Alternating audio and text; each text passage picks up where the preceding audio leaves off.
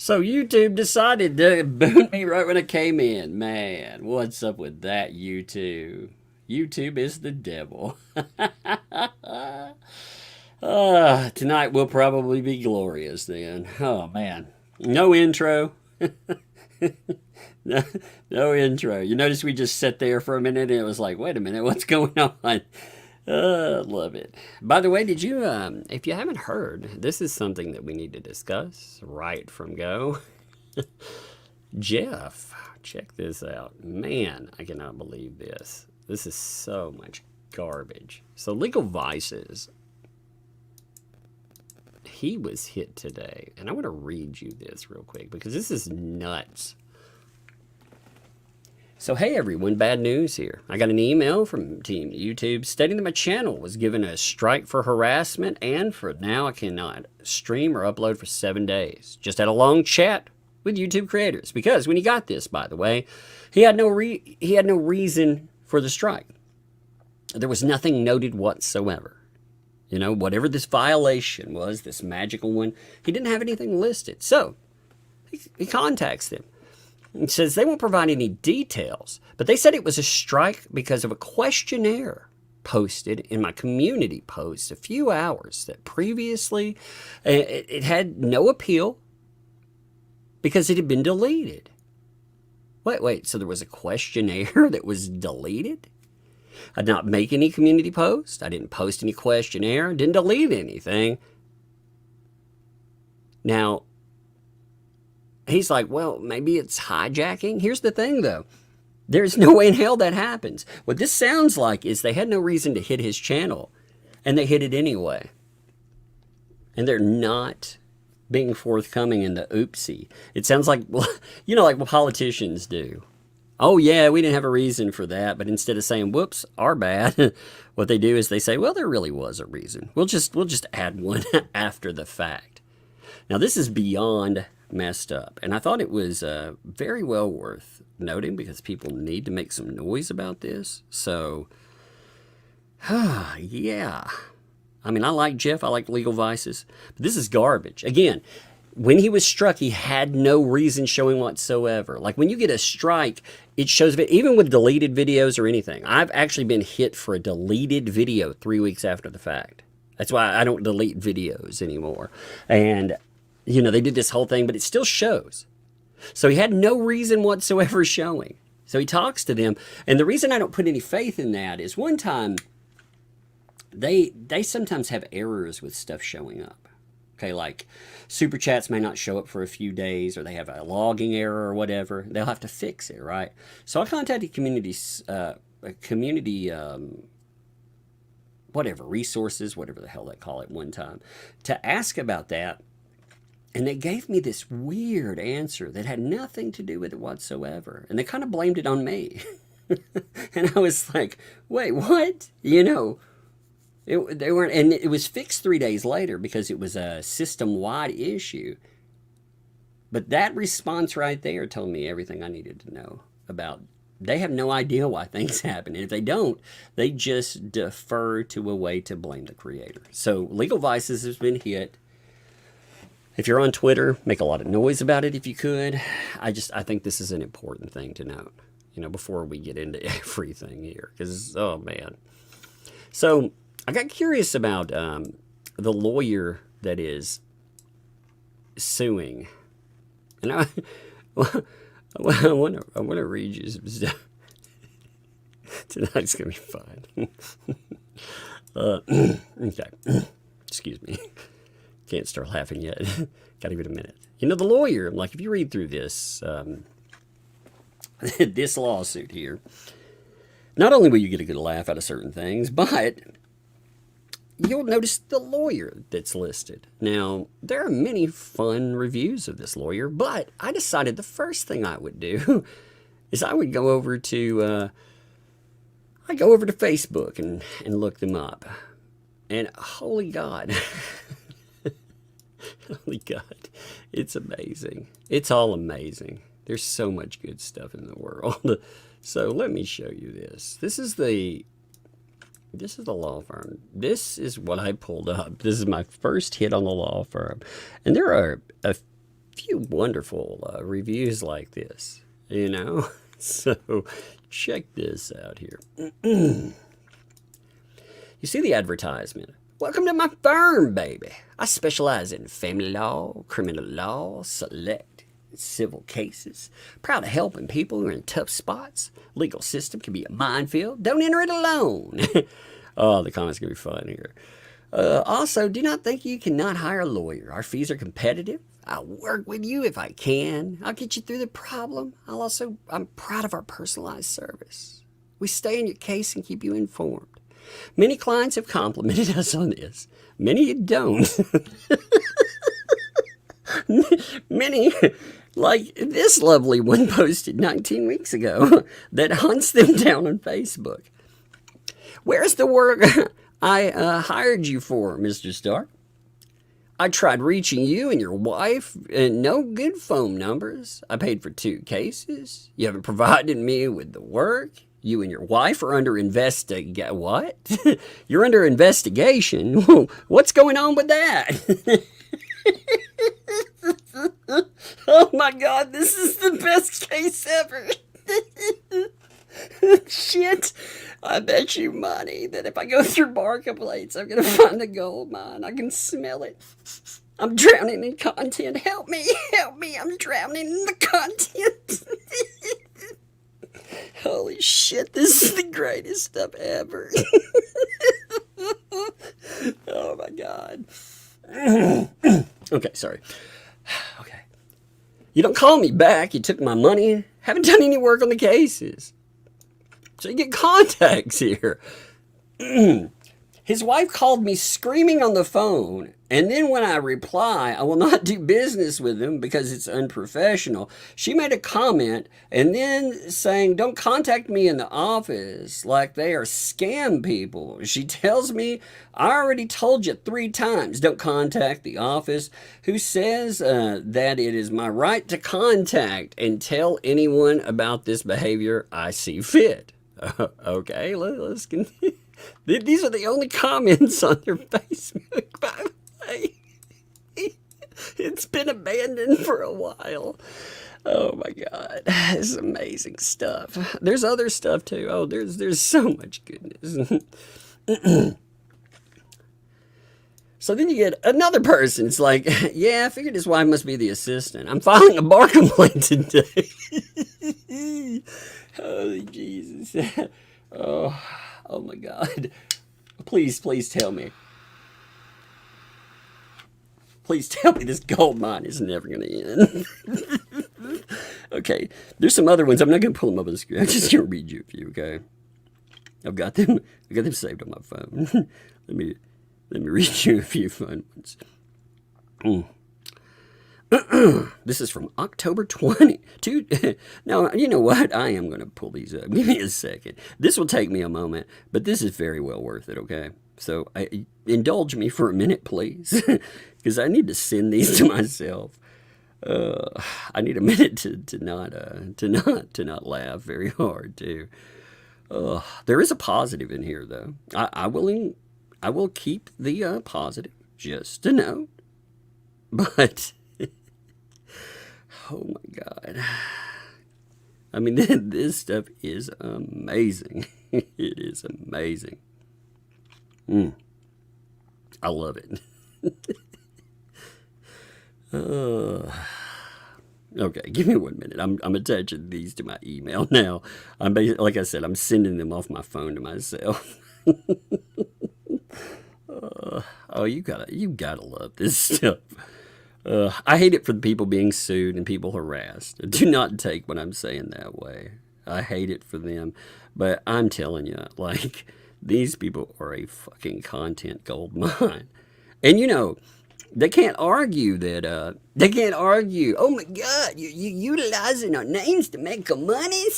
It's like, no, dipshit. I'm referring back to the, what do they call that? The lawsuit that you guys filed, and I'm talking about it, which I totally have the right to do. I have the right to look into the lawyers, to deep dive everything that is within my rights, and I definitely enjoy doing that some days. Okay, now, I gotta pull this up on my computer here. I thought it'd be funny to pull that one up, but it got me laughing so much that I need the other ones. So just give me a minute. I'm downloading them now. They won't take but a second. Okay, I think that's all of them. All right. Now there is a positive. I will include it because it feels a little hanky, but you know, you can be the judge of all that, you know. I mean,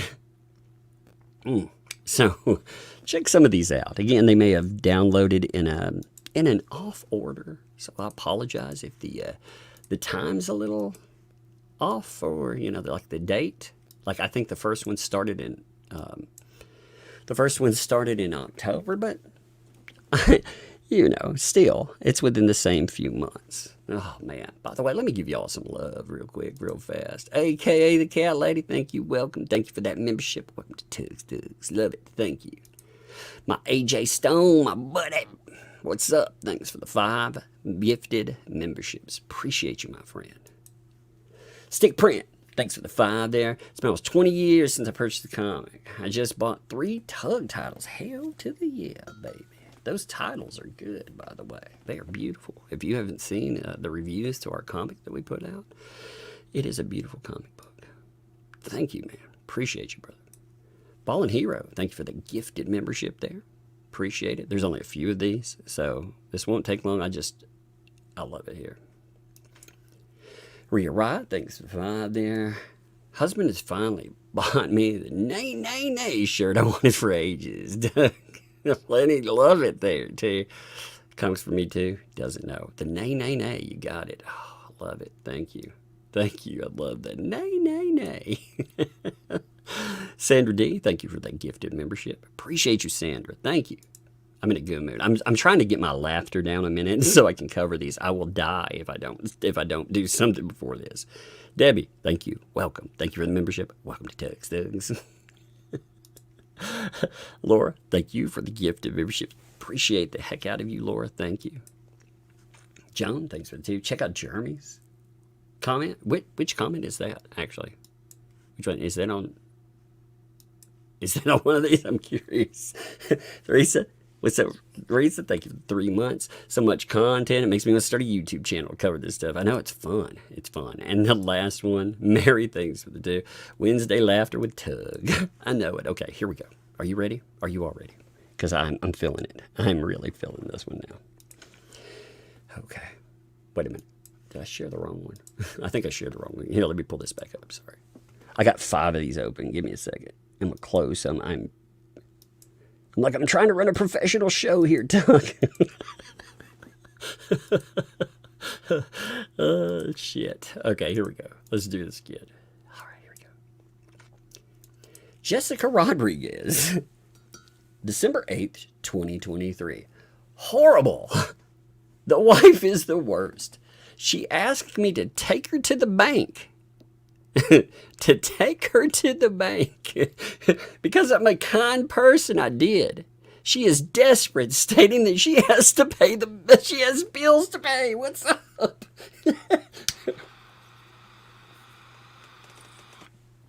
She needs that moolah, baby.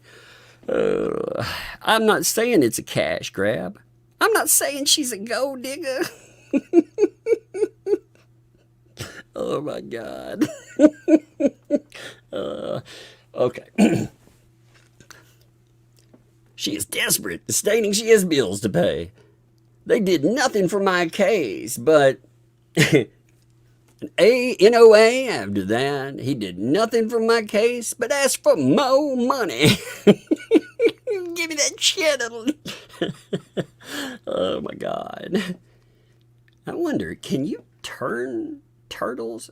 When I asked this, I almost said, can you turn turtles into cheddar? And then I thought, wait, I better rephrase that because somebody might think that cheddar really is, oh, you mean cheddar at the store? No, I mean money.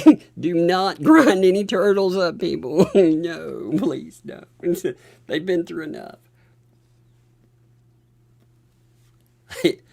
He did nothing for my case. Hardly no contact. His wife is the gatekeeper from hell. If you contact them, they were incredibly rude. They will sigh and even talk to you like you're stupid. Man, you must connect with her, the gatekeeper, and just maybe she'll let you talk to the lawyer you hired. Fun times there, right? On top of that, I had to constantly ask for a receipt for paying them. Slice me up some more of that bread. And lawyers are not cheap, by the way. Lawyers cost a lot. You know, here's the thing. Any lawyer I've ever messed with or anything, you know, yeah, they want to get their money, understandably. But, holy God, this. I mean, this is amazing stuff. She gave me a hard time about that. Don't hire these people unless you want to waste your money and have them wait till the last minute to do anything. Horrible. Okay, there's one. Let's get some more. All right, this one I don't even understand the feedback that's added to it. I was like, I hope to God the feedback here is not what you see in court. I think that's Shauna. Shauna. They are by far the worst team I've ever encountered. They didn't do anything for my case, and his money-hungry wife is the richest person I've ever had the displeasure of coming across. Mr. Lawyer couldn't even keep his eyes open when I had a hearing. Oh, God, please tell me. Please, don't... DUI guy, don't be so competent. You get this kicked out before I get to laugh at it. You better not. Larry, you better not. I need a hearing somewhere, Larry. Come on, baby. It sounds like if melatonin was a person. Your Honor. I want to see this. I need it now. I need it more than I ever thought I did. So, Larry, if you want to do your buddy a favor, I know we're playing with your life, man. Come on, hook a bro up. Okay. He couldn't even keep his eyes open when I had a hearing, and when my court date arrived, they couldn't even show up. No. Oh my God. This may be the best thing ever. They couldn't even be bothered to show up for the court dates. Oh my God. Oh, you are dealing with power. And of course I couldn't get my money back because they did literally nothing for my case. Save your money and find someone better because they're scam artists. Now it's got a comment here. It says, quote, I don't even know what to make of this. I'm just gonna read it because it's like a fucking speaking spell threw up on the page. I don't really know what it says, but there's a lot of words. You know, the lawyer said blah, blah, blah. Okay, here we go. You don't even put your name down. That's pretty much par for the course. When you don't put your name down, period, as far as getting a cashier's check, most of you don't even care where I'm gonna run it for free, okay? What? What does that mean? What does that mean? I'm going to read you the last part of that. Just maybe one of you out there, maybe one of you has a PhD in gibberish. I don't know. You know, maybe you, after going in and... Oh my God. I had a great-great-grandfather that actually, he discovered and deciphered the Rosetta Stone. Maybe he too can decipher this. I have no idea. I don't even know what this is. Listen to this again. Just listen to that sentence. That's all the sentence, by the way. You don't even put your name down. That's pretty much par for the course. When you don't put your name down, period, as far as getting a cashier's check, most of us Most of you, rather, don't even care where I'm going to run it for free, okay? What? What does that mean? Oh my God. It's like somebody had a stroke while they were writing the sentence. I don't know. I mean, even if I break it up into sentences, it doesn't make sense to me. I don't know what I just read. I think it's funny that she didn't put your name down. If you want what is with you to be real, you didn't put your name down. What does that mean?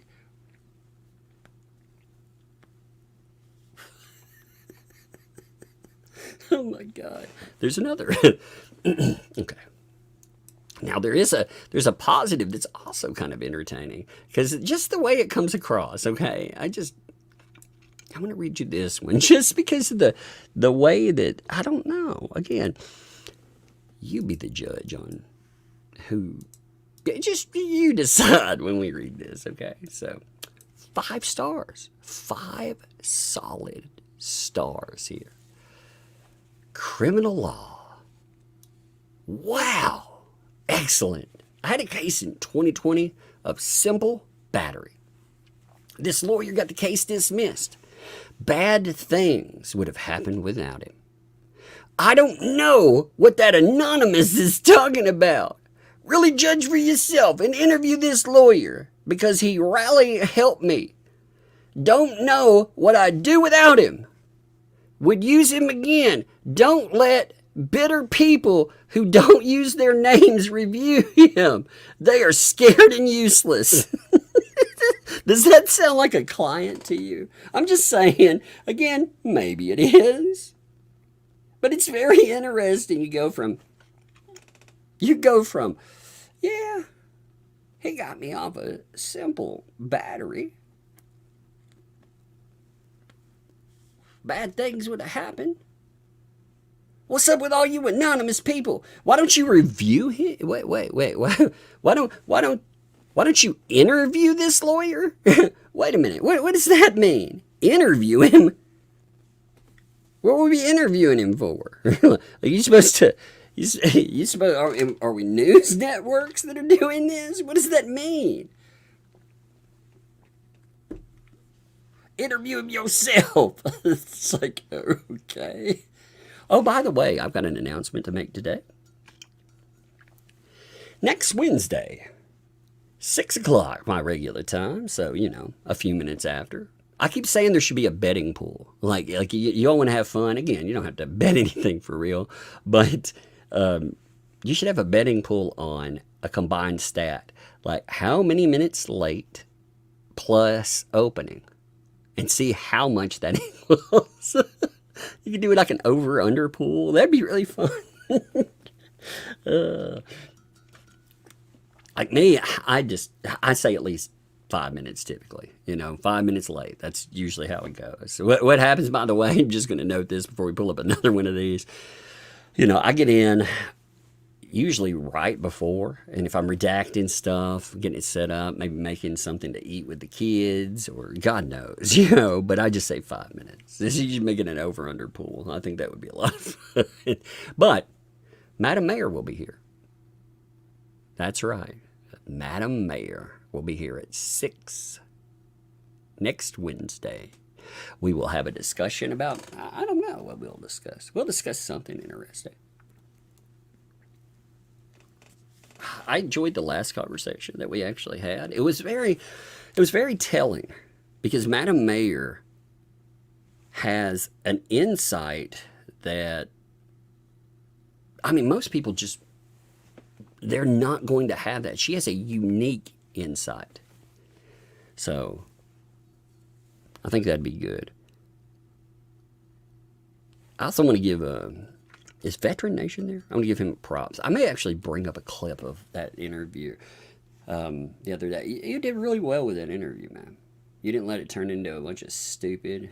You did very well, and, you gave rebuff. And it's funny because I've said the other person that's on there with you, I'm not going to give them airtime, but I'll give you airtime. Because, you were out there for real. Like, all jokes aside, It's a commendable thing to try to help veterans. I have, my grandfather was a veteran. My father was a veteran. One of my brothers is a veteran. Actually, one of my stepbrothers is also, and the things that veterans go through is absolutely horrendous. So that is a commendable thing. Props to you, buddy. All right, let's check this last one out. Give me 1 second here. All right, there's one more. Let me do this one. I gotta love these. These are amazing. There are 2,000 of you. By the way, I appreciate you folks showing up. I appreciate you all dealing with my disorganized chaos. I just come here to have fun and to cover cases with you. If I'm having a bad day or you're having a bad day, we can leave it at the door and laugh at stupid. Good stuff. Fun times. Always fun times. And again, when I'm talking about this, I hate that this deals with real people like George, Jeremy, DUI guy, everybody. But I mean, you know what? I've known DUI guy since I actually watched his content before the Depp case, but I got to know him during that. And, we goofed off a bit, but then the Hale's case really allowed us to sit down and interview and goof off. So that was actually really good. And Jeremy has been an interesting person to talk to. He's been a great interview. And it's been just crazy, though. But you got to laugh at stupid. That's the best medicine in it. I've always said, you get your haters to till the fields for you. You monetize them. You strap them to the plow, and you move them like work horses, baby. And that's what you do.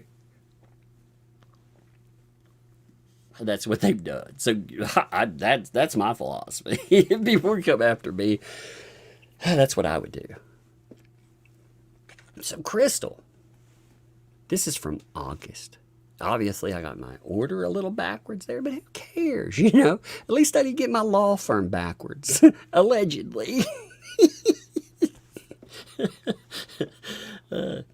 Mr. Scott should leave his money-hungry partner of a wife who runs clients away by saying they can't afford a lawyer because a client wants things in writing before sending a cashier's check.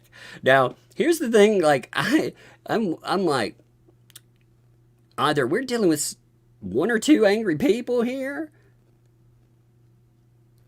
or we have a bunch of angry people. Interestingly, negative reviews, they don't show on every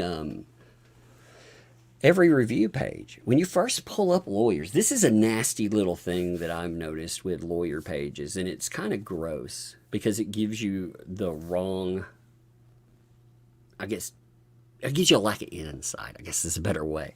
There are pages that only will showcase 4 and 5 stars. And we're not talking about sites that are run by the lawyers themselves. We're talking about, they'll go in and they will select the highest ratings around and pull them in. And that's it. They aggregate high ratings. And it's gross. You can see them. Because when I first looked at, I was like, oh, okay. And then Megan was actually pointing these out. She's like, have you seen some of the reviews? This is a half star. Half star. Oh, you can't get any lower with that. I really wish sometimes you could give a 0 rating on something, But I guess you give a half out of a 5. Most places won't give you a half. That's amazing. You can get a half star. So I wonder why it's the only payment method they take. So they only take cashier's checks. By the way, that's what this is saying. Have you ever been to a lawyer office that will only take cashier's checks?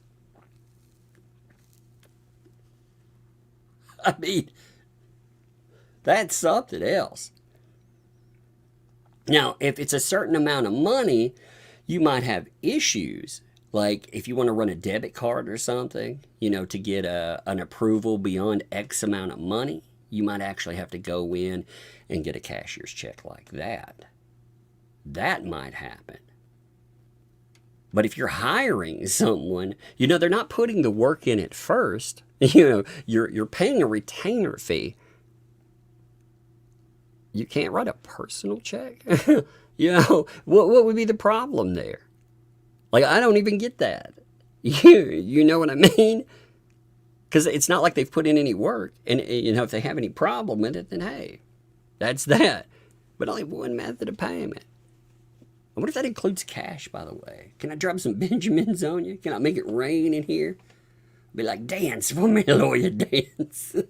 Do it all in sinkles. They seem like scammers and money hungry themselves. They also call your phone 30 times a day. Now, if that's true, and they're not, if they're charging you a flat fee, again, these are allegations. I'll make that very clear. They can go on another channel and rebuff them all they'd like. They could do it all day long. They could be like, oh, no, this is the thing. They can have a field day with it. You know? But I'm just saying. They also call your phone 30 times, though. Now, again, flat fee, okay. But if they're charging you by the hour and they're calling you 30 freaking times a day, you can see how that would be a problem. Narcissistic behavior. I'd never trust them to represent me. Anyone could write any review and we're not hiring. Wait, what is that? We're not hiring? Anyone could write any review, and that's true. Now, if people seek you out and write a review about you like that, I mean, why? I mean, I guess you could, I guess theoretically we could be talking about somebody that you just open a can of whoop ass on. Potentially. It is interesting, though, when I go to your Facebook, like I say, and I look at your last post that was put up, and the last post that I see years ago, it has commentary on it like, hey, yo, what's going on? I paid you for cases. Again, they can answer that. These are allegations. Again. And are you indeed hiring? Are you like Denny's? What is that? We're not hiring. I mean, like I said, they did have a positive. I just, the positive that really struck me there is this part. Again, I'm returning to that, I know. But positive. I don't know what that anonymous is talking about. Really judge for yourself and interview this lawyer. I mean, that doesn't, again, that just, it's strange to me. Very, very strange. Very strange. Okay, let's look at the, by the way, so I mentioned last night, and I couldn't remember something. I could not remember a specific allegation. I had talked about allegations. See, there was a discussion, and we will get to this in just a moment. Give me 1 minute. Let me pull this up here. Let me make sure this is showing redacted correctly. It looks redacted all the way. I tried to redact this. I hope I redacted it very well. I tried. Okay, now there was one thing, though.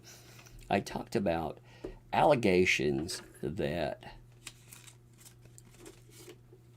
Miss Preston, who is named here, had made about John, and I could not remember them verbatim. It was bothering me, you know, because it just, I like to, you know, if I bring something up, I like to remember it. So she had said, I pulled this up, she had said, quote, the ex-spouse that I share my land and stuff with, they know his abuse toward me verbally, emotionally, not a good thing.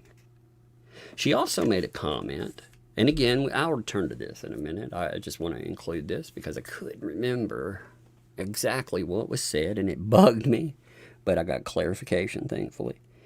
She also said that John had brought RSV into the home. Again, this is not, I'm paraphrasing, okay? But he had brought RSV into the home, knowing that he was sick, and he had caused problems for the kid.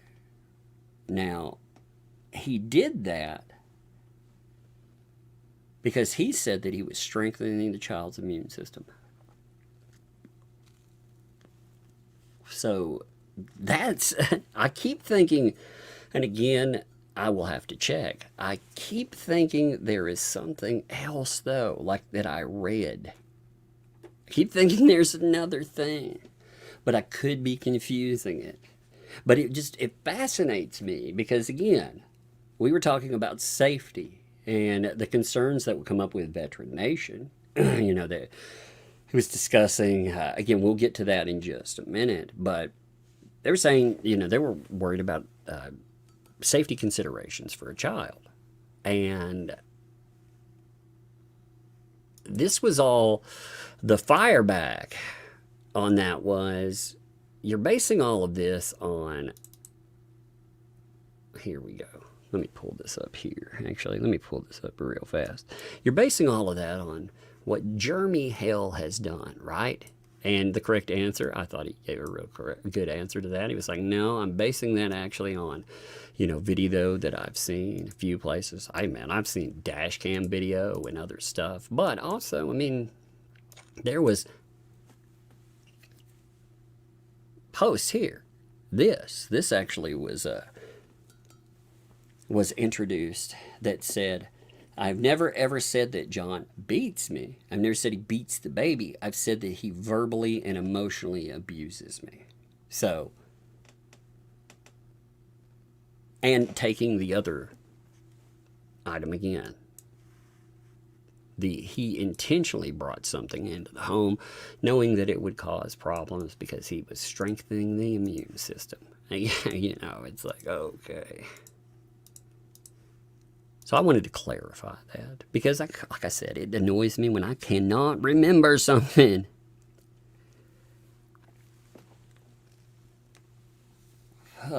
Those reviews are magic. So putting all of that into your mind, I know I got a little off track there, but I did want to clarify that. And typically, like I've said, that lawyer, by the way, the reason, I'll use their name once here. The reason that Bruce doesn't get to come on the channel is because they wanted to add, they essentially sent out demands for people for taking down thumbnails or else. Now, what's really interesting about this to me is that if you'll look at who's included in here, you'll notice that Larry is included, the DUI guy. Now, if you go and you review DUI Guy's channel, he didn't actually want to deal with this stuff. DUI Guy, let's pull it up. He knew that they would, he knew what he was dealing with here. He could see it happening. And nobody, sometimes you're in the mood to deal with vexatious litigation, but most of the time, you know, people just don't want to have to deal with it. So what he decided to do is he decided that he would go in and he would alter thumbnails. Now, he missed a few thumbnails, okay, granted, he did miss a few there, but here it is. I got the playlist. I'm pulling the playlist because I want to make this point with the thumbnails because they were with a remove or else. Okay, well, what he did is he actually went in and anything that had her on it, he attempted to cover up that, and he attempted to obscure the thumbnails that are mentioned in this, which we'll read over, but you can see that. You can actually see he put on his Teenage Mutant Ninja Turtle mask. You know, Teenage Mutant Ninja Turtles. but he obscured the image. You know? I mean, for me, when I looked at that, I thought that Master Splinter had like a hairless baby or something. I wasn't really sure. I thought he was the fifth Teenage Mutant Ninja Turtle. I mean, I didn't know. I was like, who is that? Who is that masked gentleman? Master Splinter, hairless baby. Oh, Lord. No, but I mean, I had no idea, honestly. Who is that? Who is that masked bandit? Who couldn't tell? I mean, look at all that. Now, he did miss a few, but they included all of them. So they included a 9 count for this, saying that they were all there. And you'll notice, like I said, he went out of his way to attempt to obscure it. Well, I like that. That's my favorite one, by the way. Jeremy's all up in there. I love his thumbnail, dude. Here's a funny story, by the way, okay? I liked his thumbnail style enough that I was like, you know what? Tug needs to take his channel and put it on another level professionally. So I thought I'd start out with thumbnails. And I contacted the guy, and dude is great, by the way. I can't remember. You'd have to talk to Larry. He good pricing, good work. You know, I mean, he did everything there. But I ran into this little problem. My thumbnail design sucked so much that people couldn't tell that they were my thumbnails. So I was like, wait a minute. They look too professional. They're too good. So I was like, I guess I need to go back to what I was doing.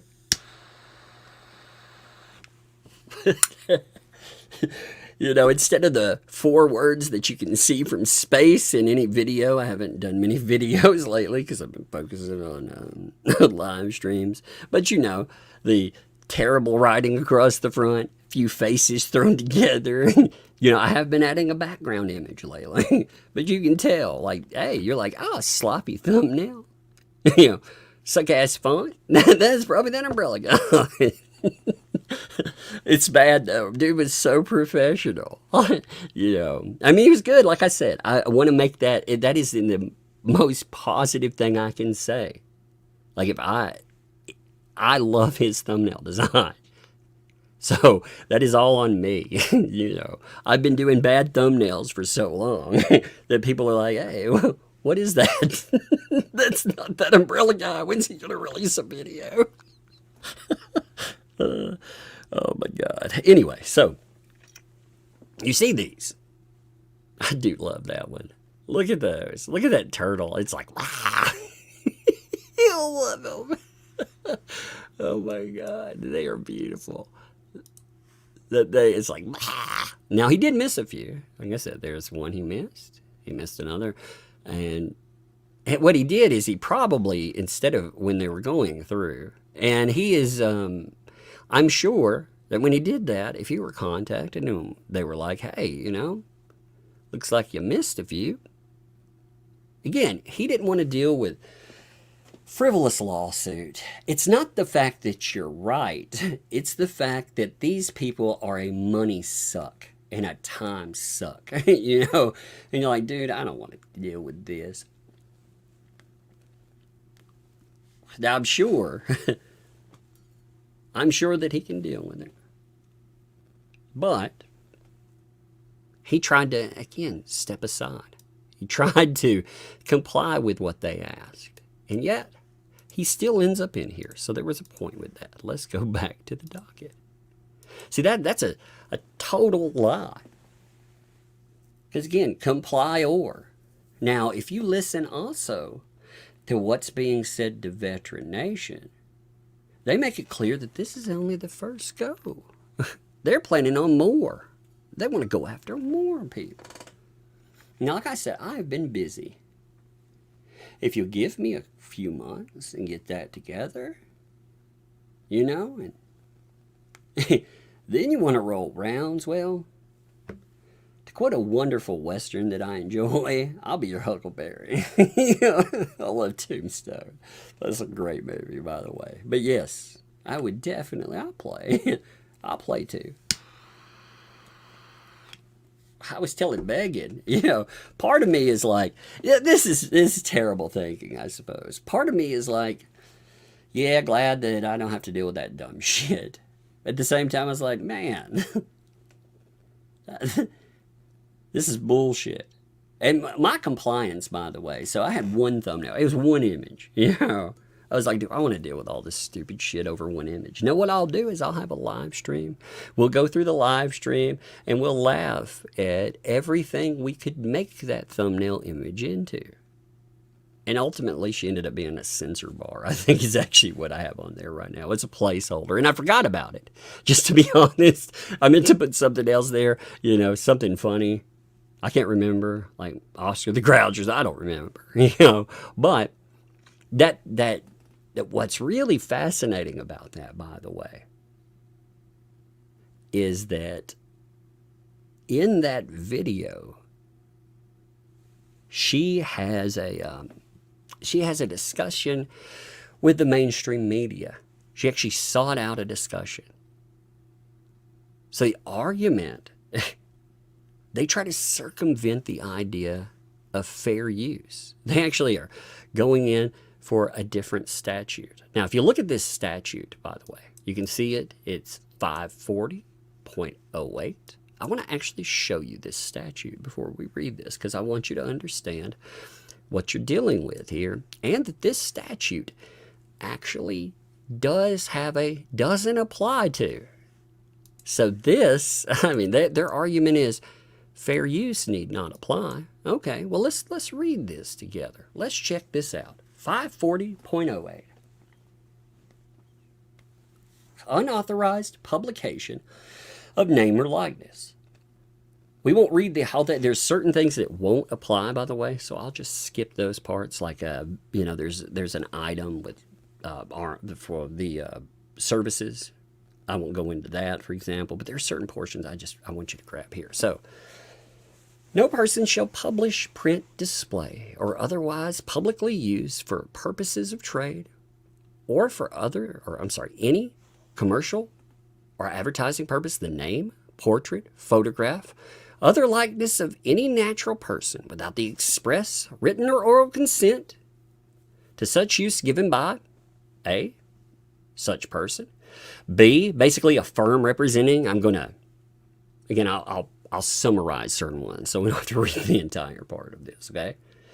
Any firm or anything that's working with them. C, if they're deceased, that doesn't apply, but you can see how that works in. 2,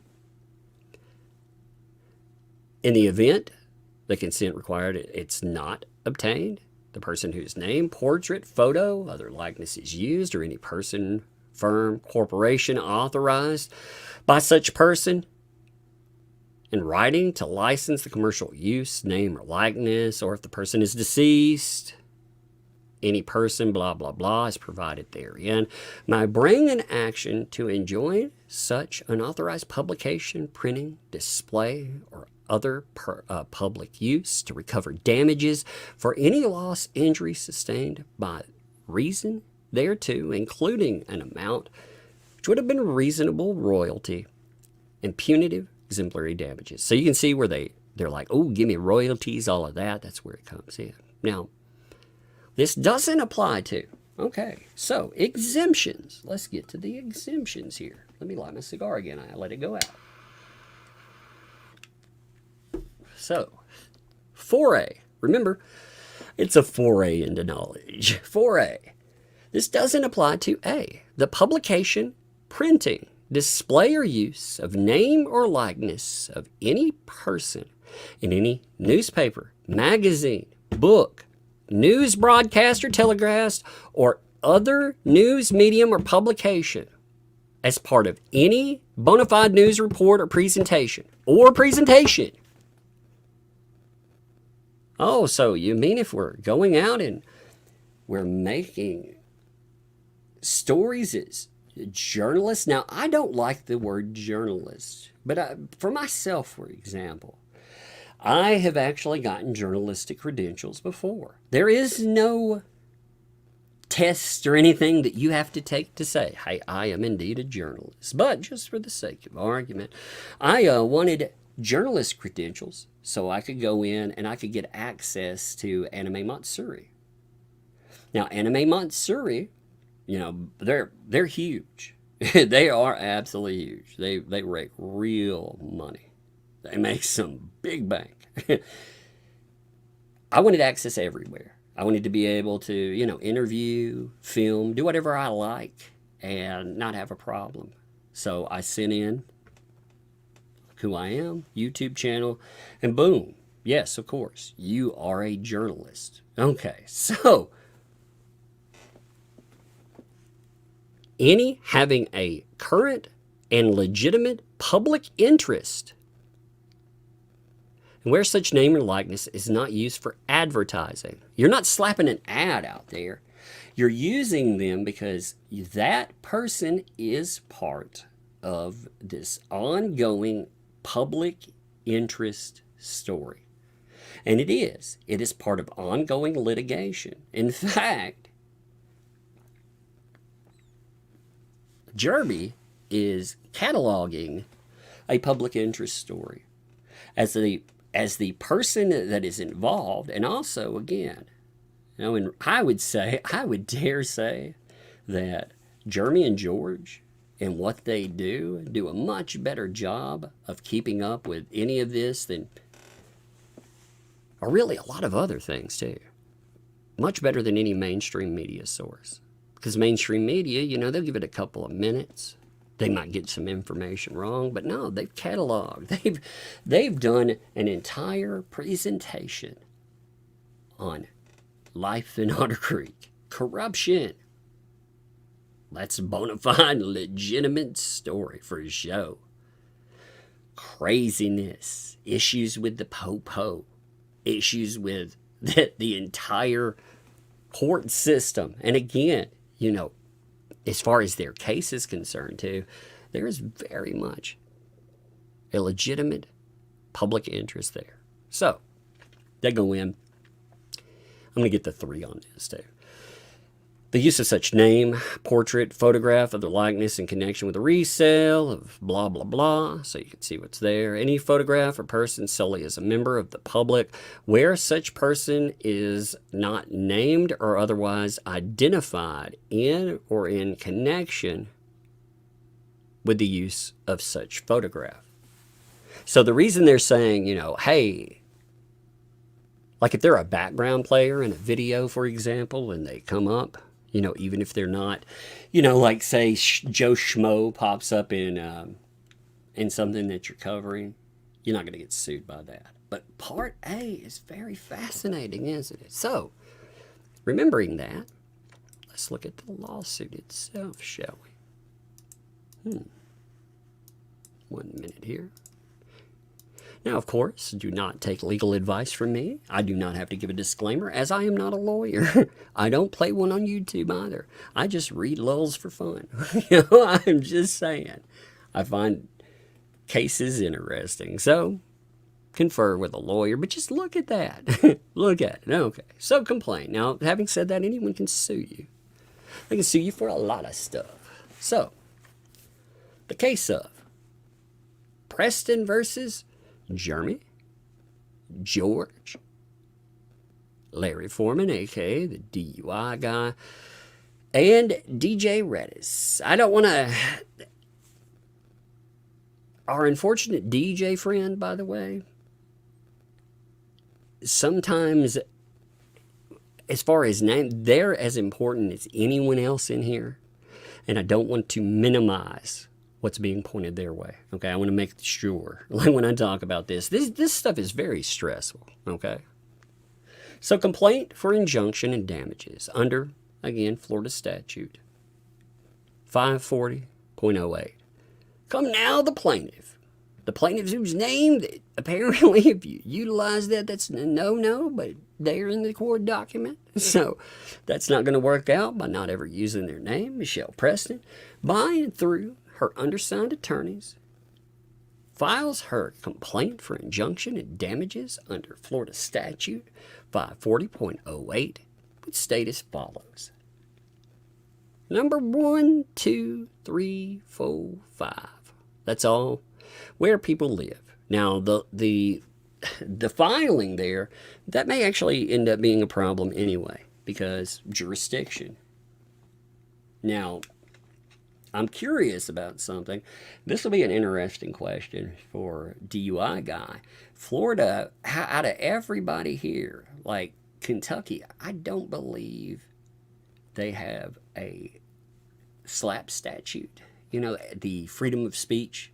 Like here, you come in and sue for opinions. We have a very stringent anti-slap policy. You know, the whole slap statutes, they slap that on down. Florida does. Kentucky, I don't believe. I'd have to research exactly how all of their rules on that are. But filing in Florida does indeed. So, violation 1. Count 1.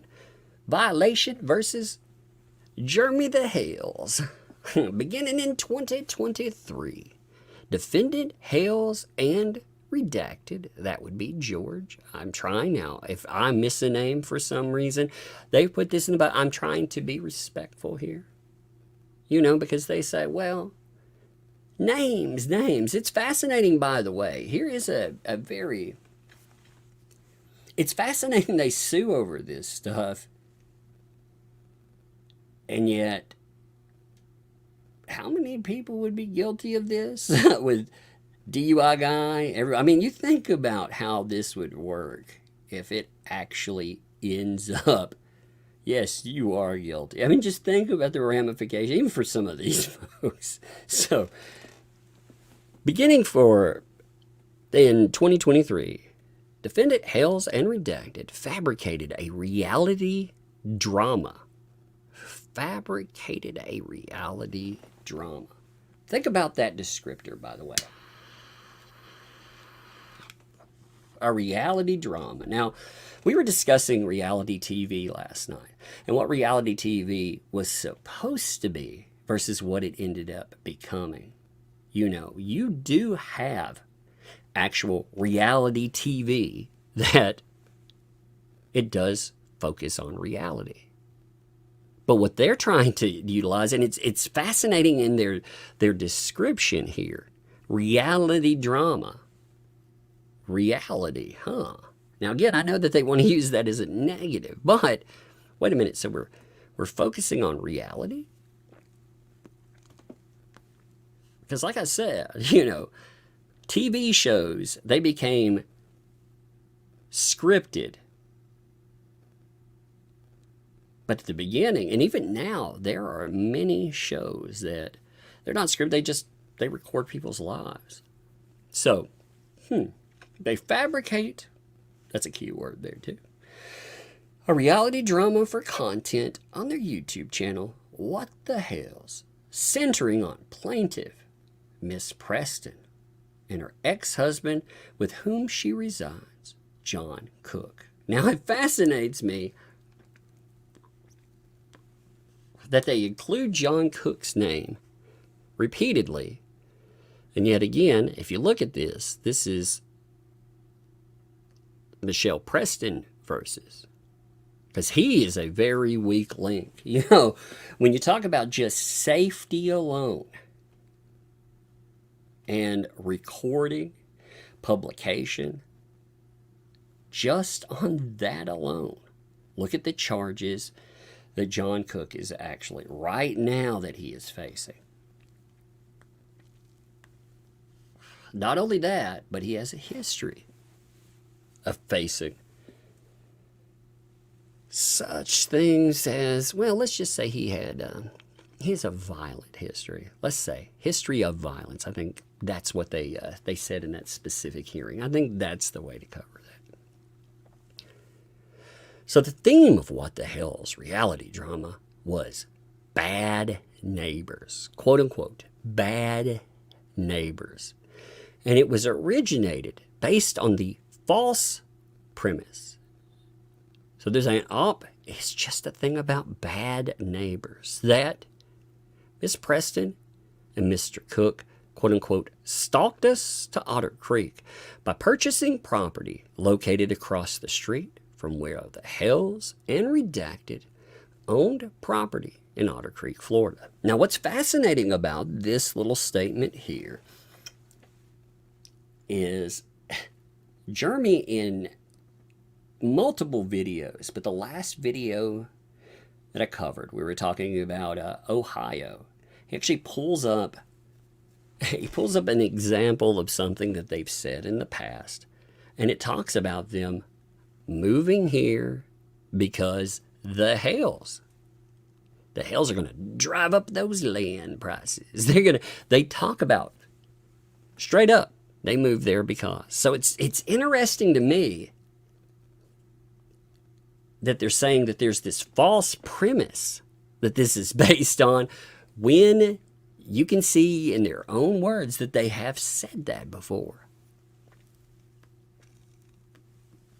I always wonder. I wonder when people like put this stuff together, are they aware of some of this? Did they just decide, hey, money maybe? Because, I mean,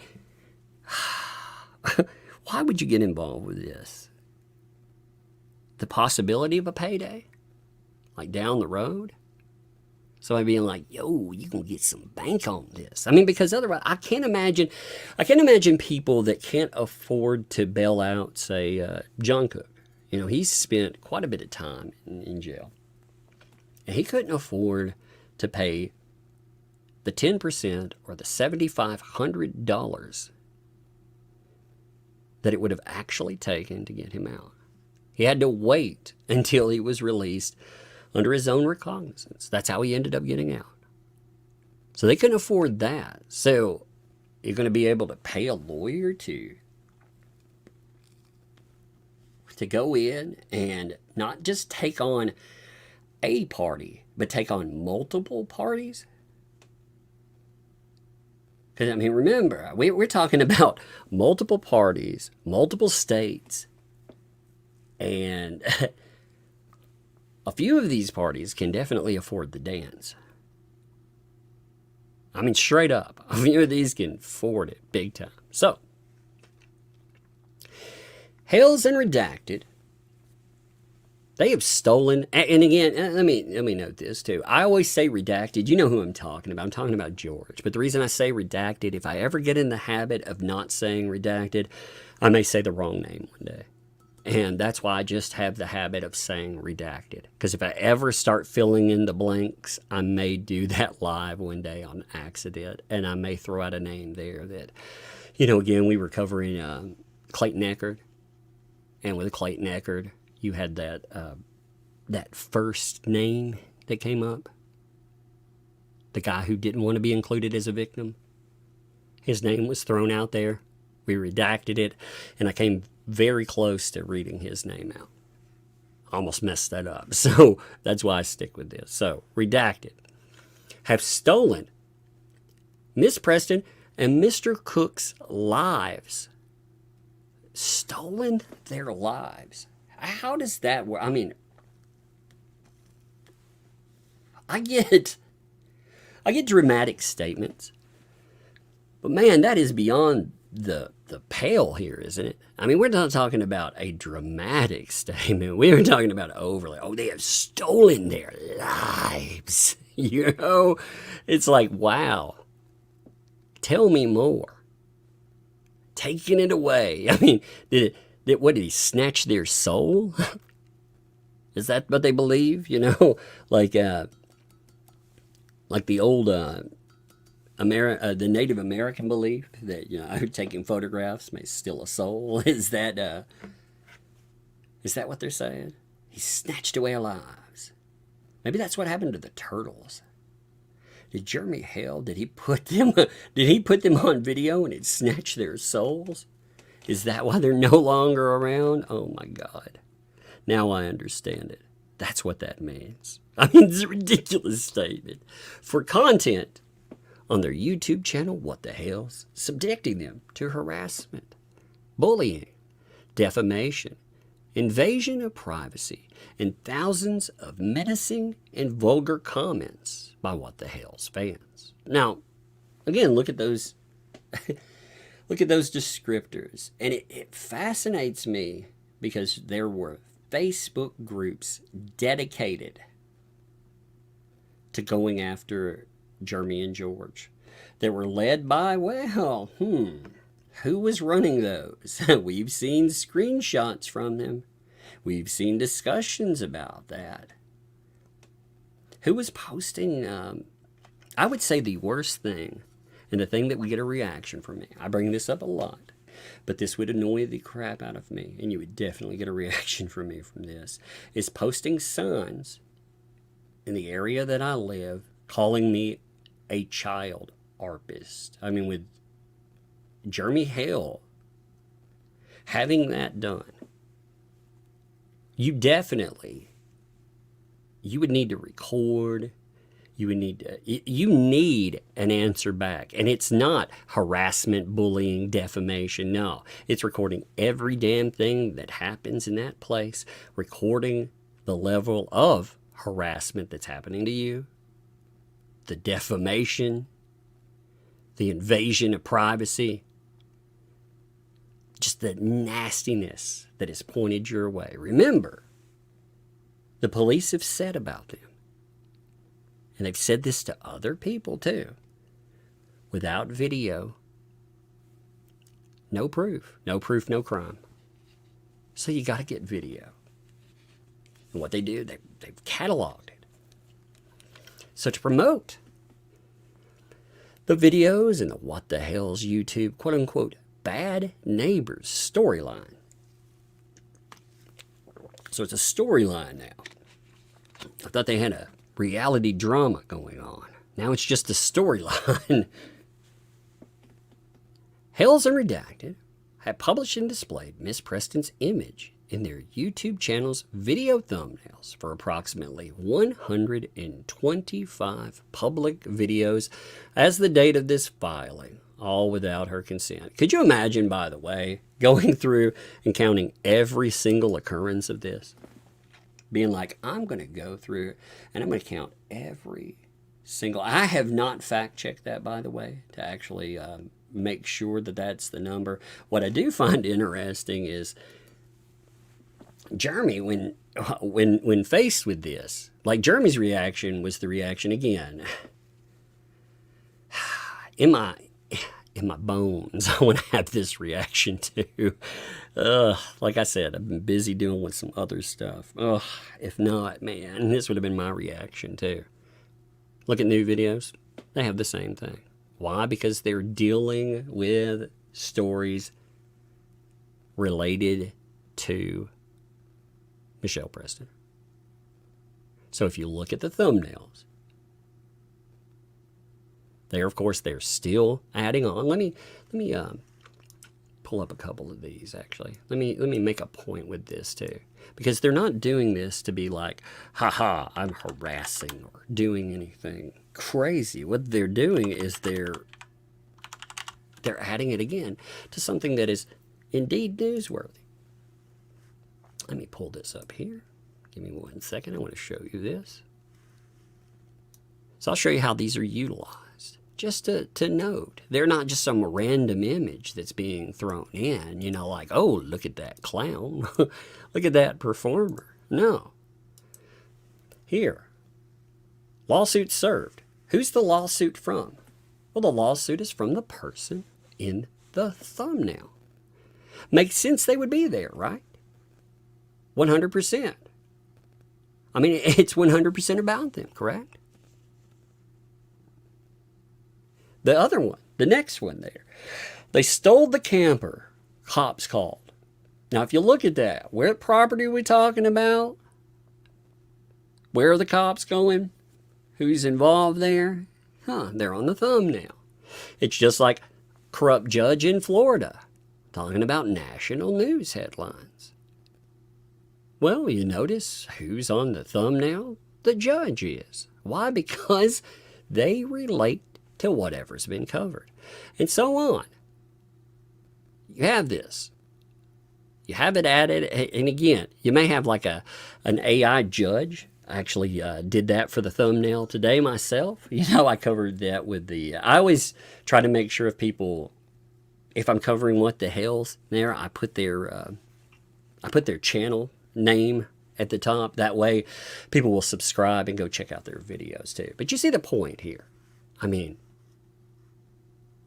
Lloyd, them, video, again, and so on. I don't want to belabor that point, but I do want to make that point. Okay, so let's continue on. 125 there.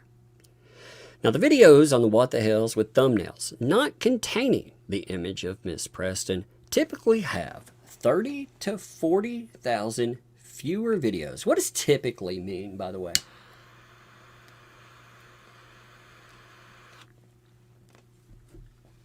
How are you judging that? Because, I mean, if we're going back to their channel and we actually look at what they have on there and we look at popularity. Now, again, this is their channel, all right? We're not talking about a date range here. We're just talking on their channel. That's the wording, correct? Those that are doing this specific storyline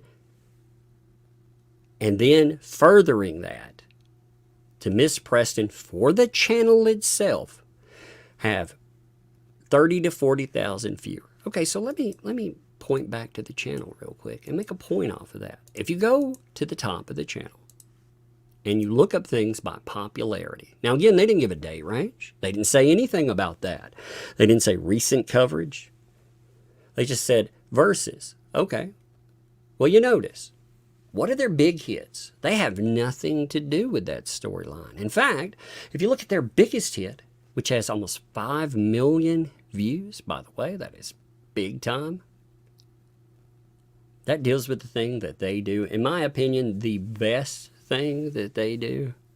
They do a lot of good stuff on there. They do great coverage of what's happening on the ground. But man, their storage unit stuff, you know.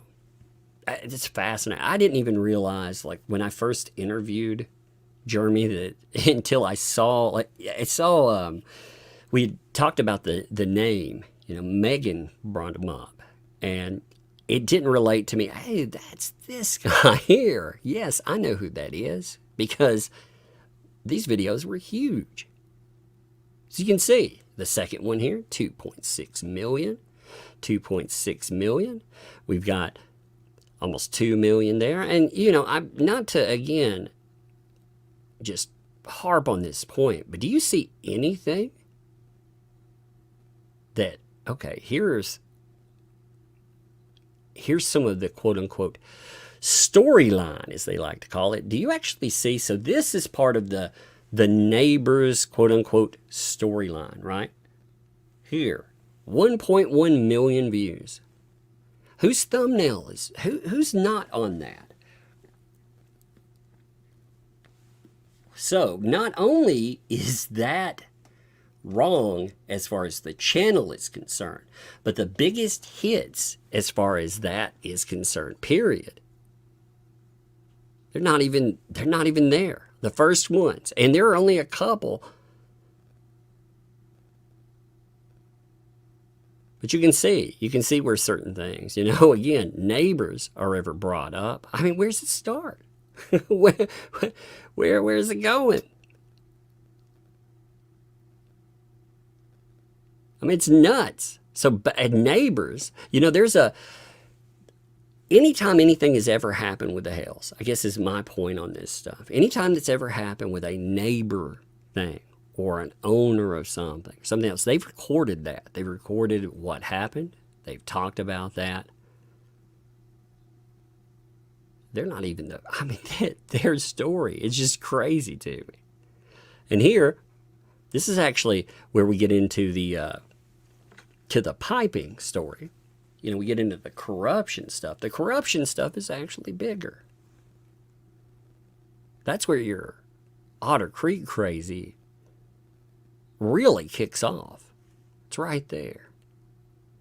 I'm not gonna go much further. Like I said, I want to make this point. We're not talking 1 or 2 videos here. We are talking about a lot of videos. And the things, again, about what's happening with Otter Creek, what's happened with that. I mean, just, it amazes me. So anytime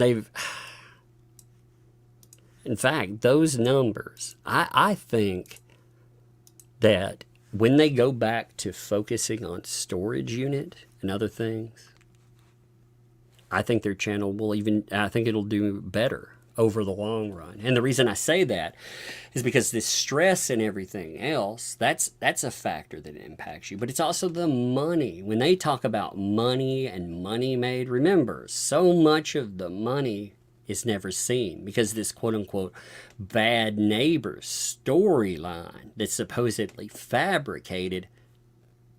If it's fabricated, why are we talking about something that is in the court system?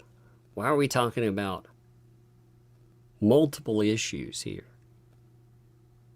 Are we talking about people that have not only been taken to court in Ohio, for example, but have been taken repeatedly for violations?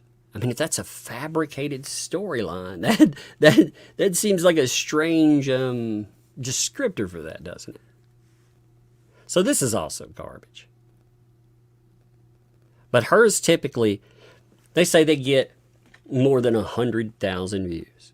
Now for that channel, again, you've seen the kind of numbers that they can pull down.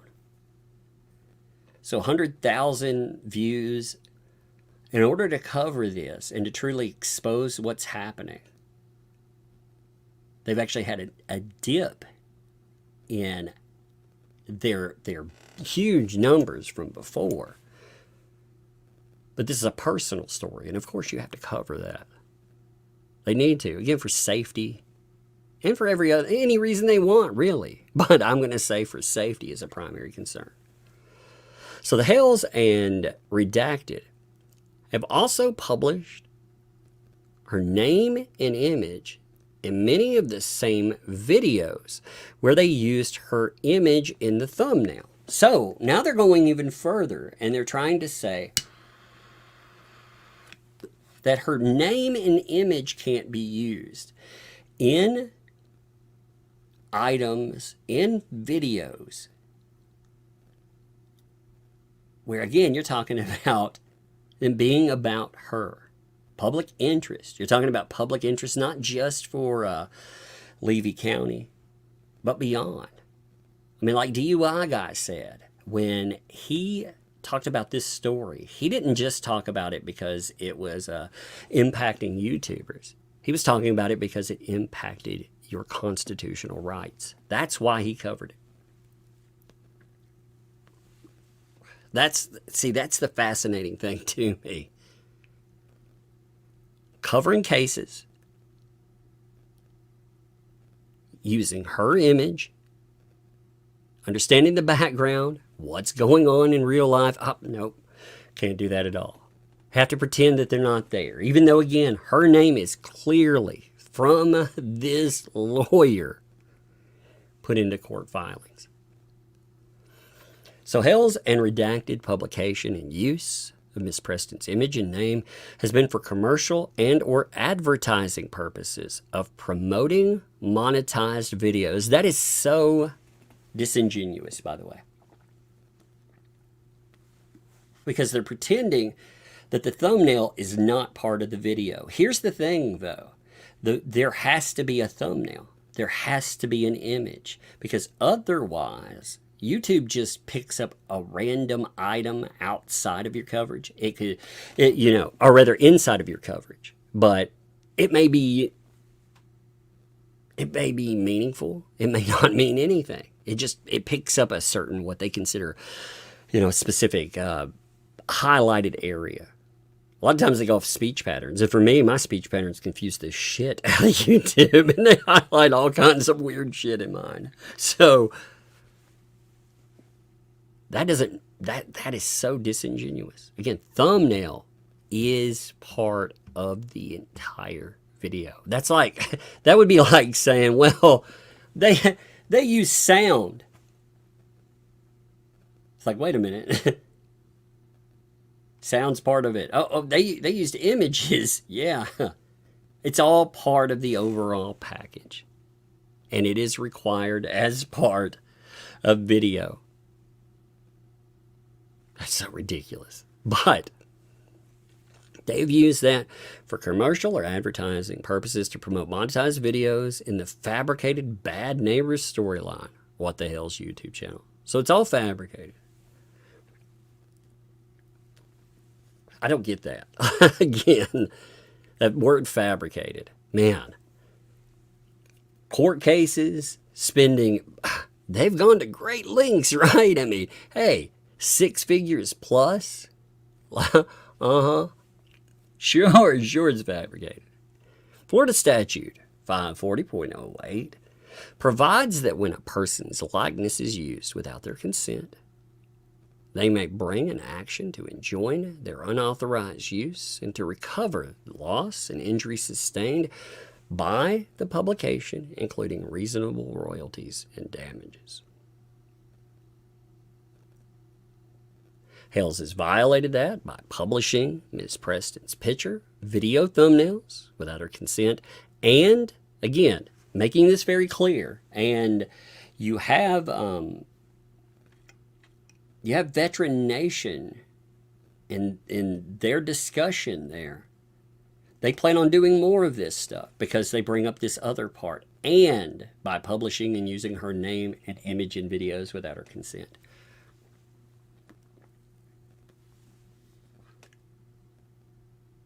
Again, that's just wild.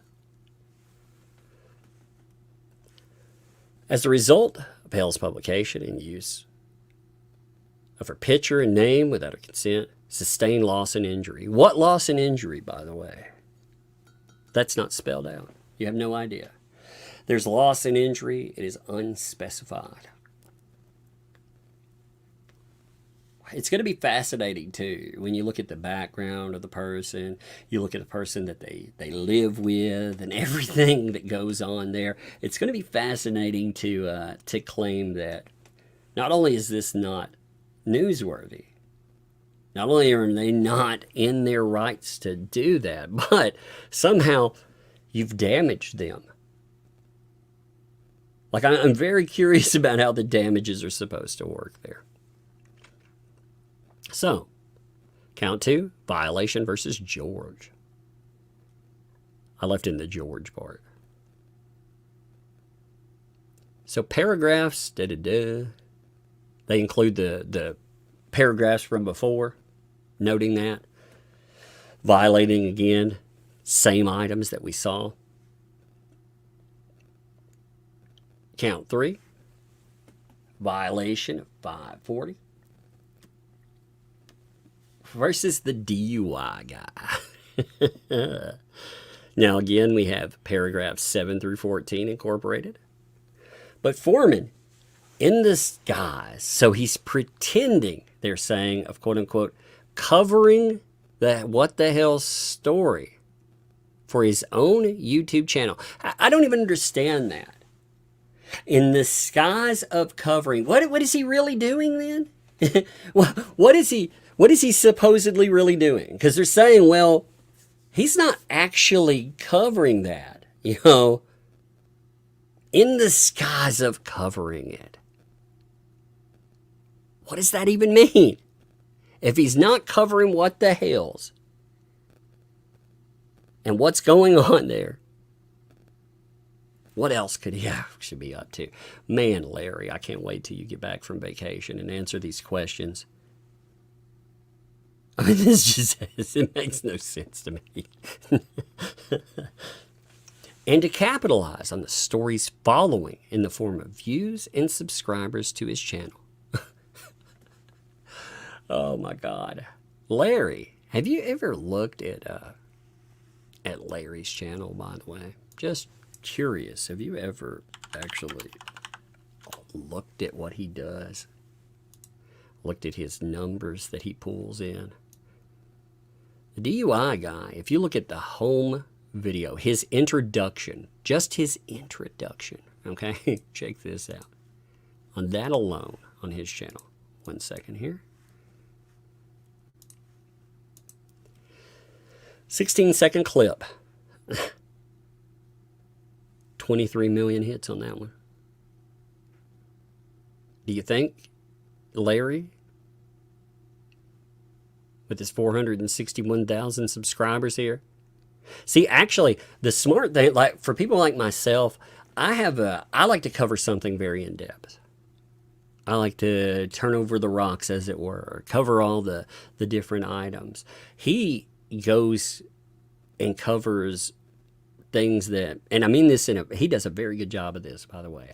I like his coverage of stuff, but he will take something that's relevant, something that interests him. He will cover it. He'll cover it for X amount of time, or if he goes to the, like a court, for say like Karen Reed, he's done that quite a bit. Those are where he gets numbers. I mean, he has a bigger channel now, like, and that's the real formula for growth. The formula of growth is not what Jeremy is doing right now, or say a me or a DUI or whomever covers something as we continue to cover it, because you move from topic to topic. That's the key to subscribership. Check this out here. I'm not saying there's anything I like covering that way. I think it gives more complete stories.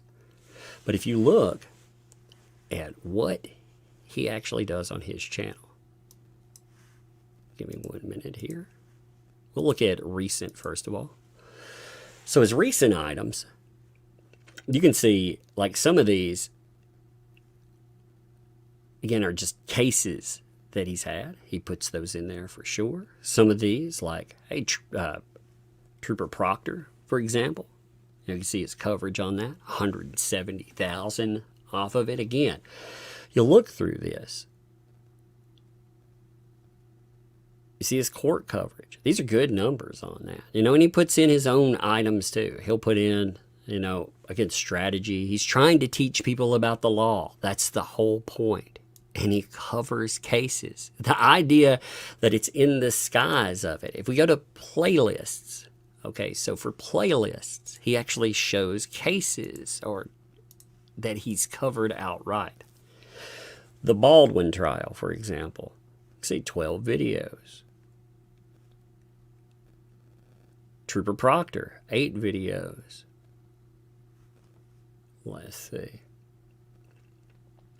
His master classes, again, you know, he talks about judges, the Jennifer McCabe story, Karen Reed jury trial, and so on. You know, this is just one of many trials that he's picked up through this. And as far as videos are concerned, popularity going in that. Look at the numbers. Like, look at that. We're not talking about, Preston is not giving him the numbers, as it were. I mean, you have some big hits from him. So it's so disingenuous. I want, like I said, I want to make that point with the people they decided to select. Like, all of us cover differently.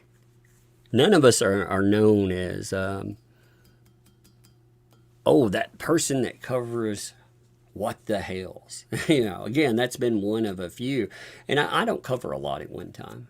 Like, for myself, I don't cover quite a few cases. I focus on cases. I find them interesting. I like to know every single document, like I said, or I like to see updates that are coming up. And yeah, I focus more on a specific case than say a DUI guy does. But we're not known as the Preston channel, you know. So for that, they note again, under the disguise of it, published and displayed her image in the channel's video thumbnails for 9 public videos, all without obtaining her consent. Now again, like I said, with that, Larry, like a few of us, got a demand. You know, oh, can't be using that image. And Larry again, you know, he had stuff going on. He's on vacation right now. He's not even there. He found out about this. I saw him post, which I'll pull up his post in just a second too. But again, the 9 thumbnails, so they include, if we go through these, this is the point I was making earlier with the Ninja Turtles. 1, 2, 3. You see, these are obscured. So he obscured the photograph. Now there's one he missed. I said they had a problem with that. They could have named 3. That's how I counted. 3 out of these. They could have been like, oh, there's 3. But no, they didn't. They included them all. They were like, nope. So disingenuous. Like I said, make a demand on something, he obscures it. He makes sure, you know, oh, okay. Nobody can recognize that person anymore. Did exactly what you were wanting. Still going to sue you anyway. What a fucking joke. Again, publication, use, commercial and or advertising purposes of promoting monetized videos.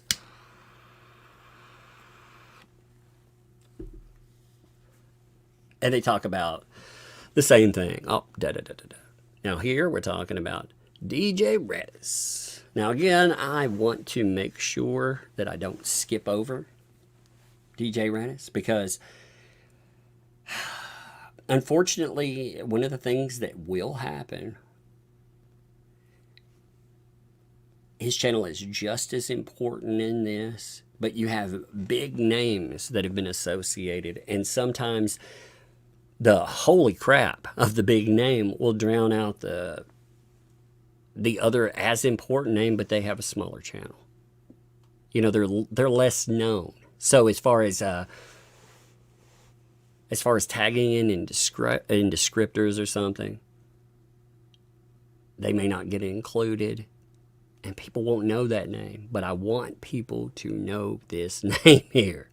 Like that's something I want to drill in, because he was very blunt about saying, okay, you want to bring this, you want to come after me, okay. You know, this is parody. So count 4.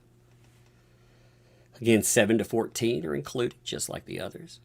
So DJ Redis, redacted, to capitalize on the story. I may say DJ Redis, even though it's redacted. That's not the name that's redacted. That's the name that is going to be here, by the way. Okay.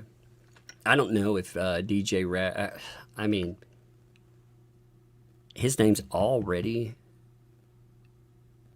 been put public this way. I don't know what he thinks about that. It's amazing, isn't it, by the way, that they talk about, this is an issue to do this, that, or the other, and then they throw out somebody's name that doesn't even use it. That's what Brucey likes to do. You know the reason I don't give Bruce platform? It has nothing to do with coverage or other side or anything else.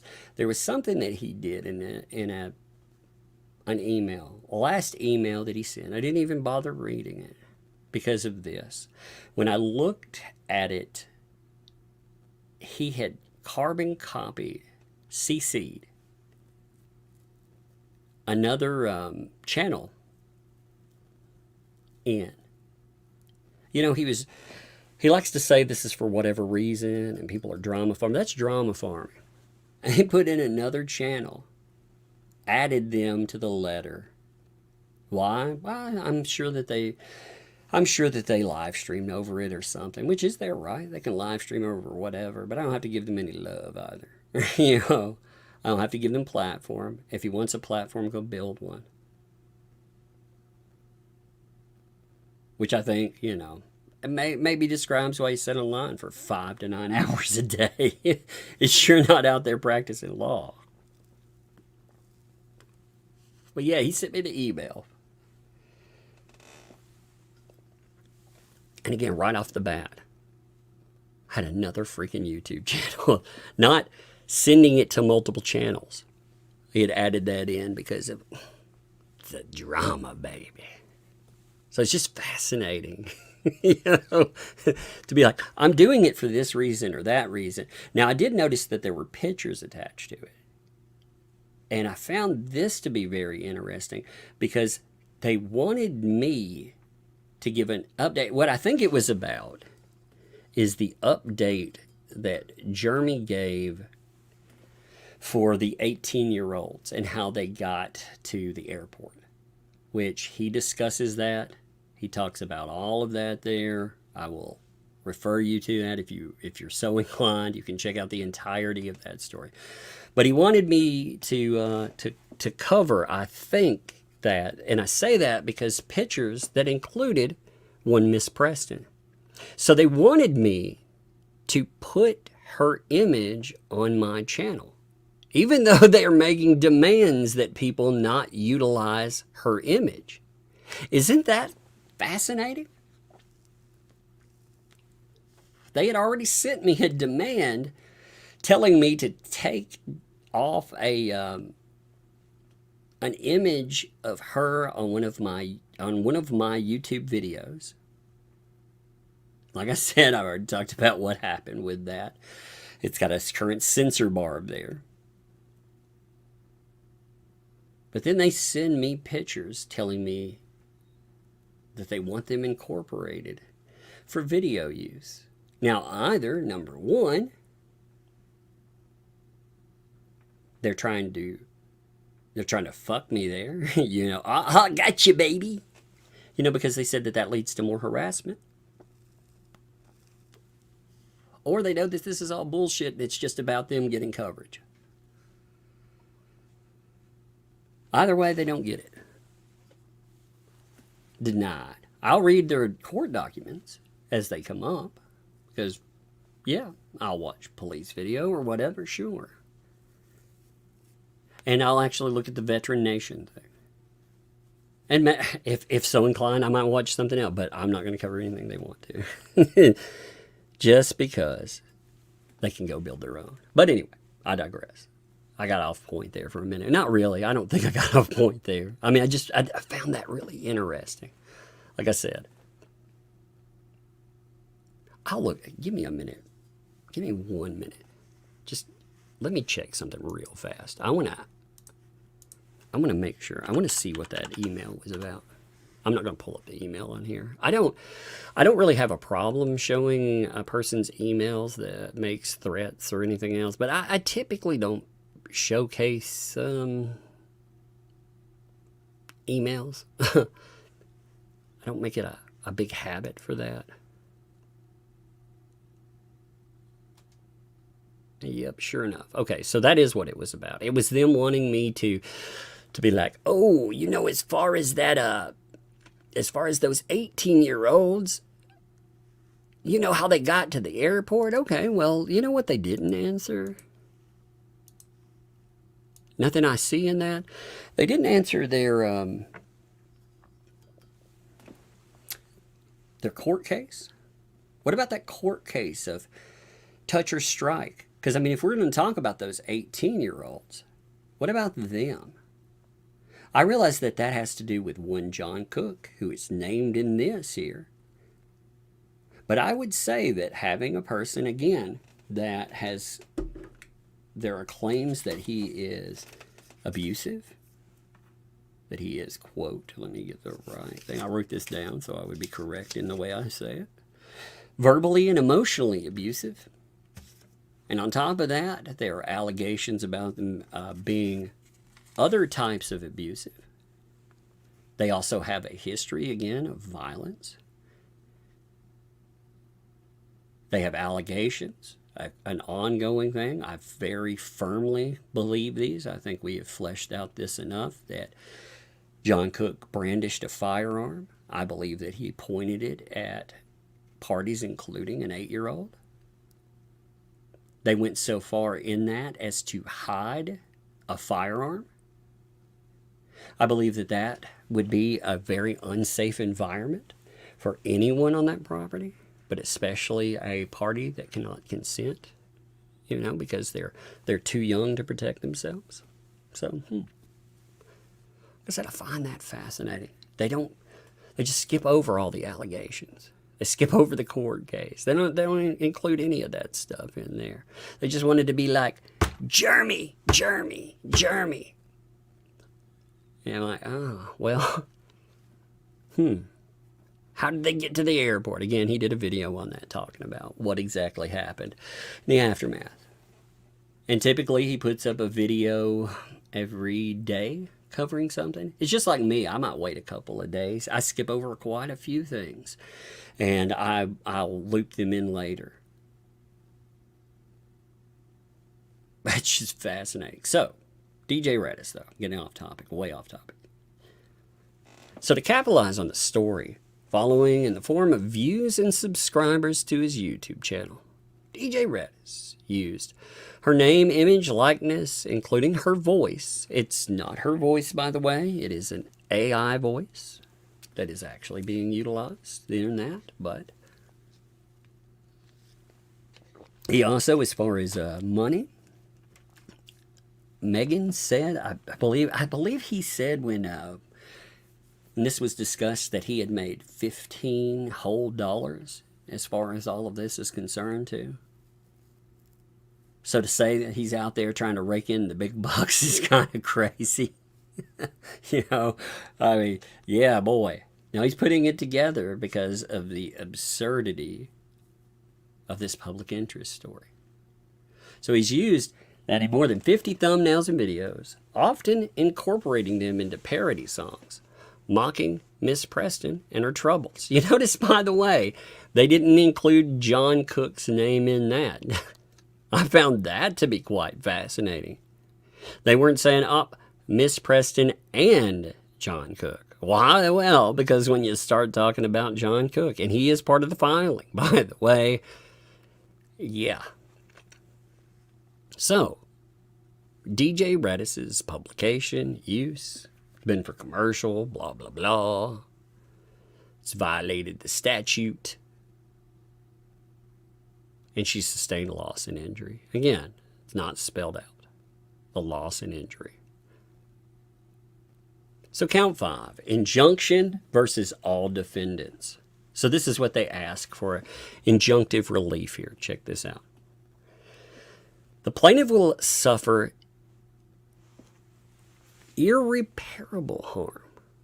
Never be able to fix this if she is not granted a permanent injunction preventing the continued actions of the defendant spelled out. So all of these folks, perpetuity, there needs to be an injunction saying that they can never utilize her image on the thumbnails, her name within descriptions, tags, thumbnails, or in videos, or her image within, again, not just thumbnails, but within videos, forever. They want them to never be able to talk about her again. Now that to me is really telling, considering you have the Hales that are in multiple court cases, including this one that utilizes her name. They have the right to cover court cases. You also have DUI guy that is included in this. They decided to take aim at them. But at the same time, they're saying they shouldn't have the right to ever talk about this person, including anything that would cover with this case. Isn't that crazy?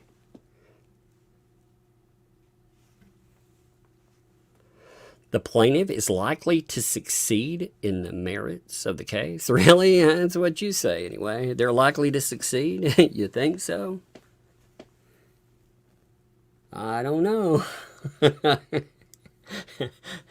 Granting of the injunction to the plaintiff is not against public interest. So it's not against public interest, according to them, to be able to cover this that not only impacts, you think about the ramifications to this. The ramifications, they could hit every type of video, every platform.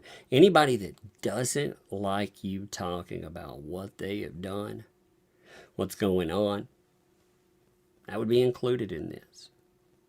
You can't talk about this, though. They can't. DUI guy. That wouldn't be against the public interest. Don't you find it fascinating?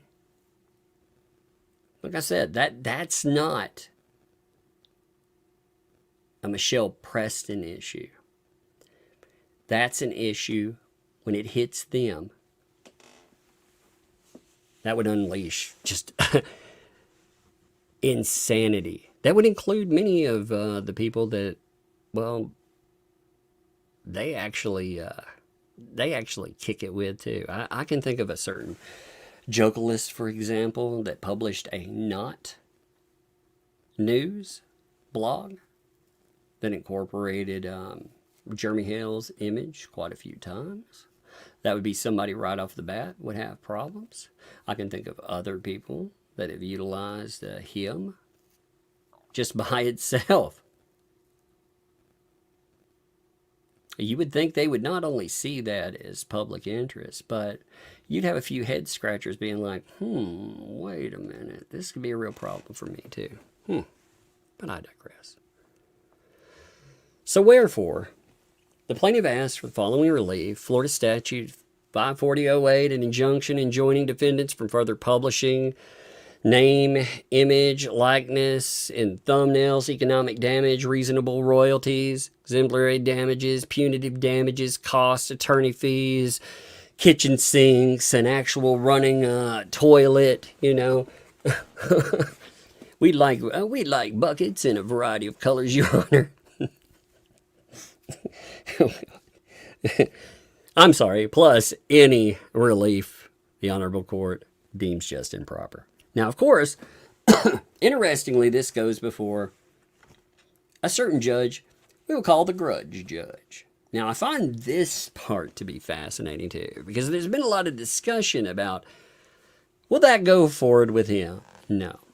Now, he can argue and say that he doesn't have to step aside. Oh, no, this is his case. But you think about it. Not only, first of all, the Hales have already had the man removed once.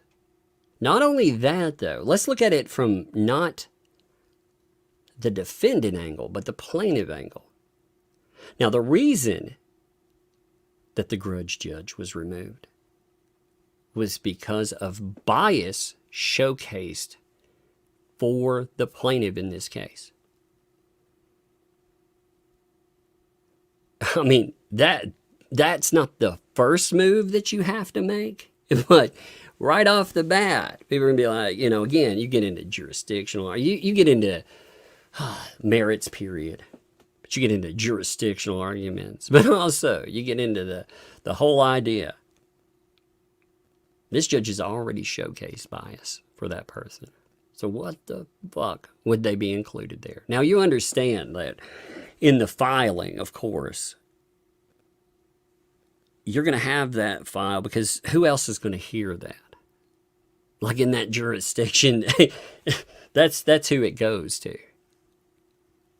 But it's redonkulous. Now, the thing that I find,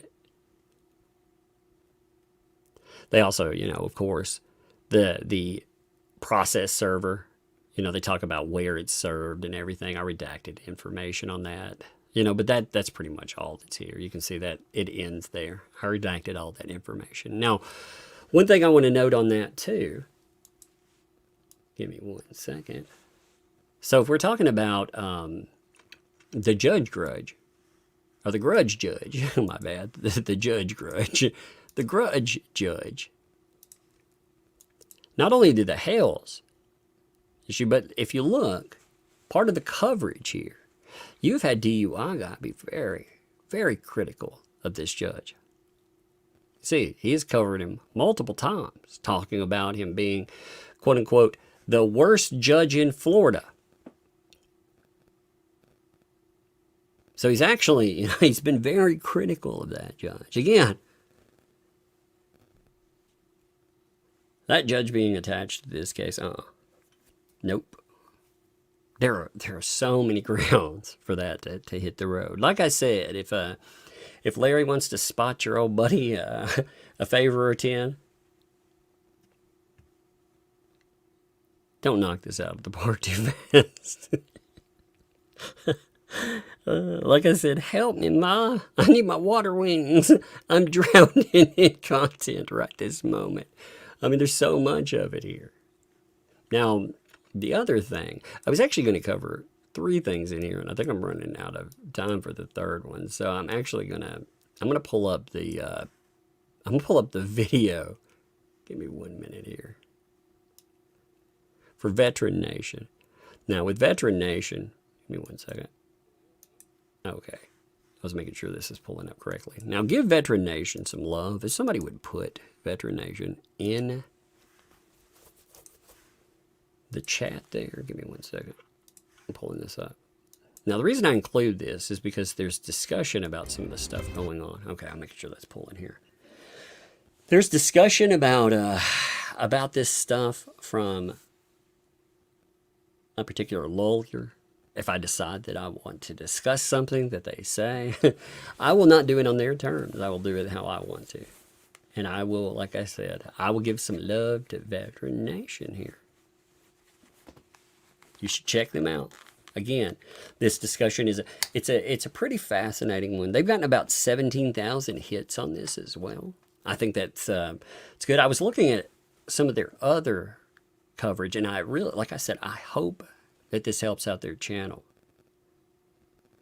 because they're covering things that are important. They're covering it from a veteran angle, you know, and there's a lot of terrible things that happen for veterans. So, you know, props to them. There are a lot of people that do a lot of good, and this is a good way to spotlight a channel that's trying to do that. Now, as far as this video goes, I'm starting.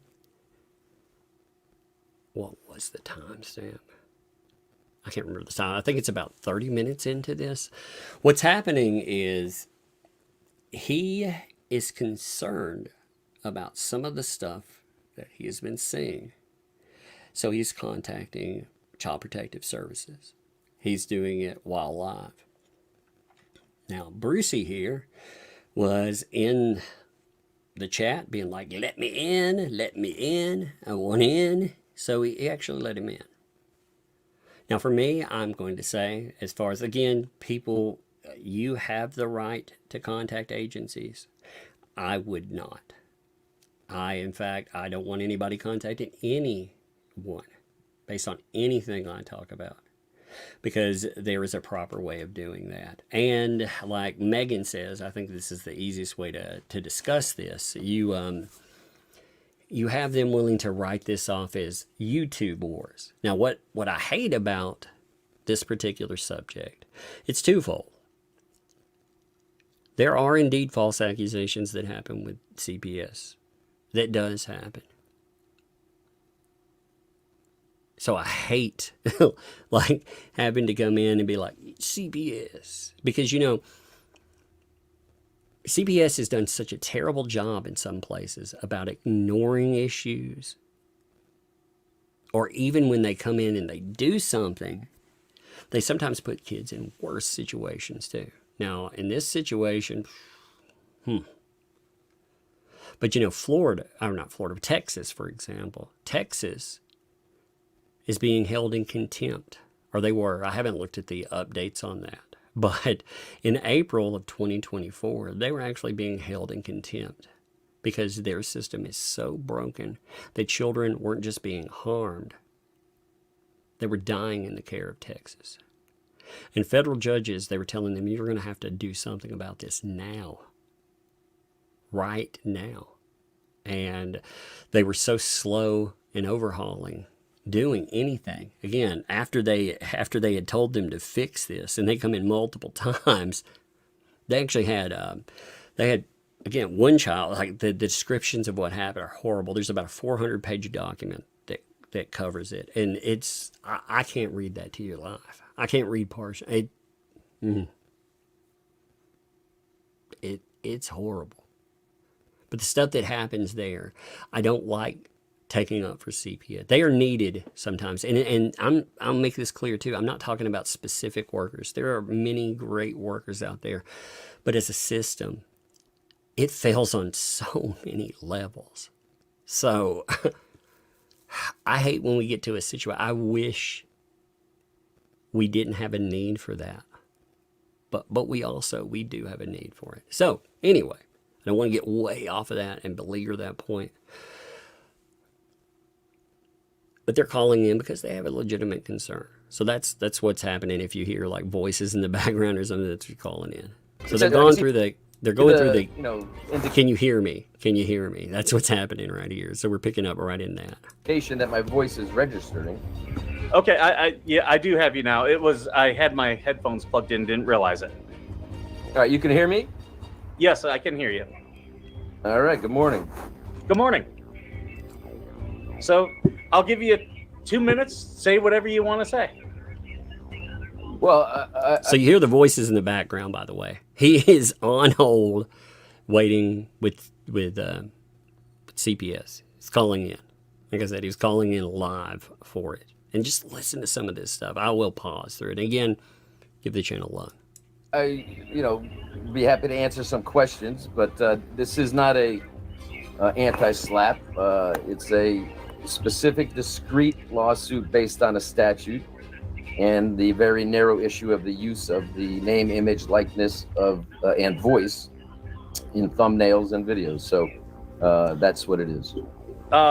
Let me ask you this: Is Scott Stark? Is he the filing attorney or is he a plaintiff? Because right now he's listed as plaintiff. Yeah, I think that's just an error in the clerk's office. He's the plaintiff's attorney. He is not a party. Okay.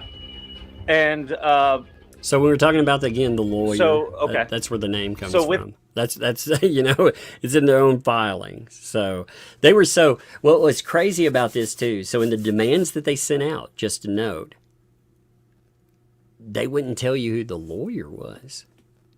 They kept dancing around. Hey, who's the lawyer that's going to file that? Because there's a message exchange from DJ Radis asking about, essentially it's so bizarre. In fact, maybe tomorrow, Megan will be on tomorrow. Maybe we'll talk about that a little bit more, and we'll talk about the video I was going to cover today too, about the about the police portion and property taken from her residence. Maybe we'll cover that. But there is a message exchange, and I think she has all of that message exchange because I don't have it right with me. But he dances around the fact that, yes, I'm going to have a lawyer in Florida. We're going to serve it. Here's an example of what that's going to look like. Again, it's just this bizarre dance that they did with them. That you're claiming that, or at least Scott is claiming that Lynette's picture is being used to make money.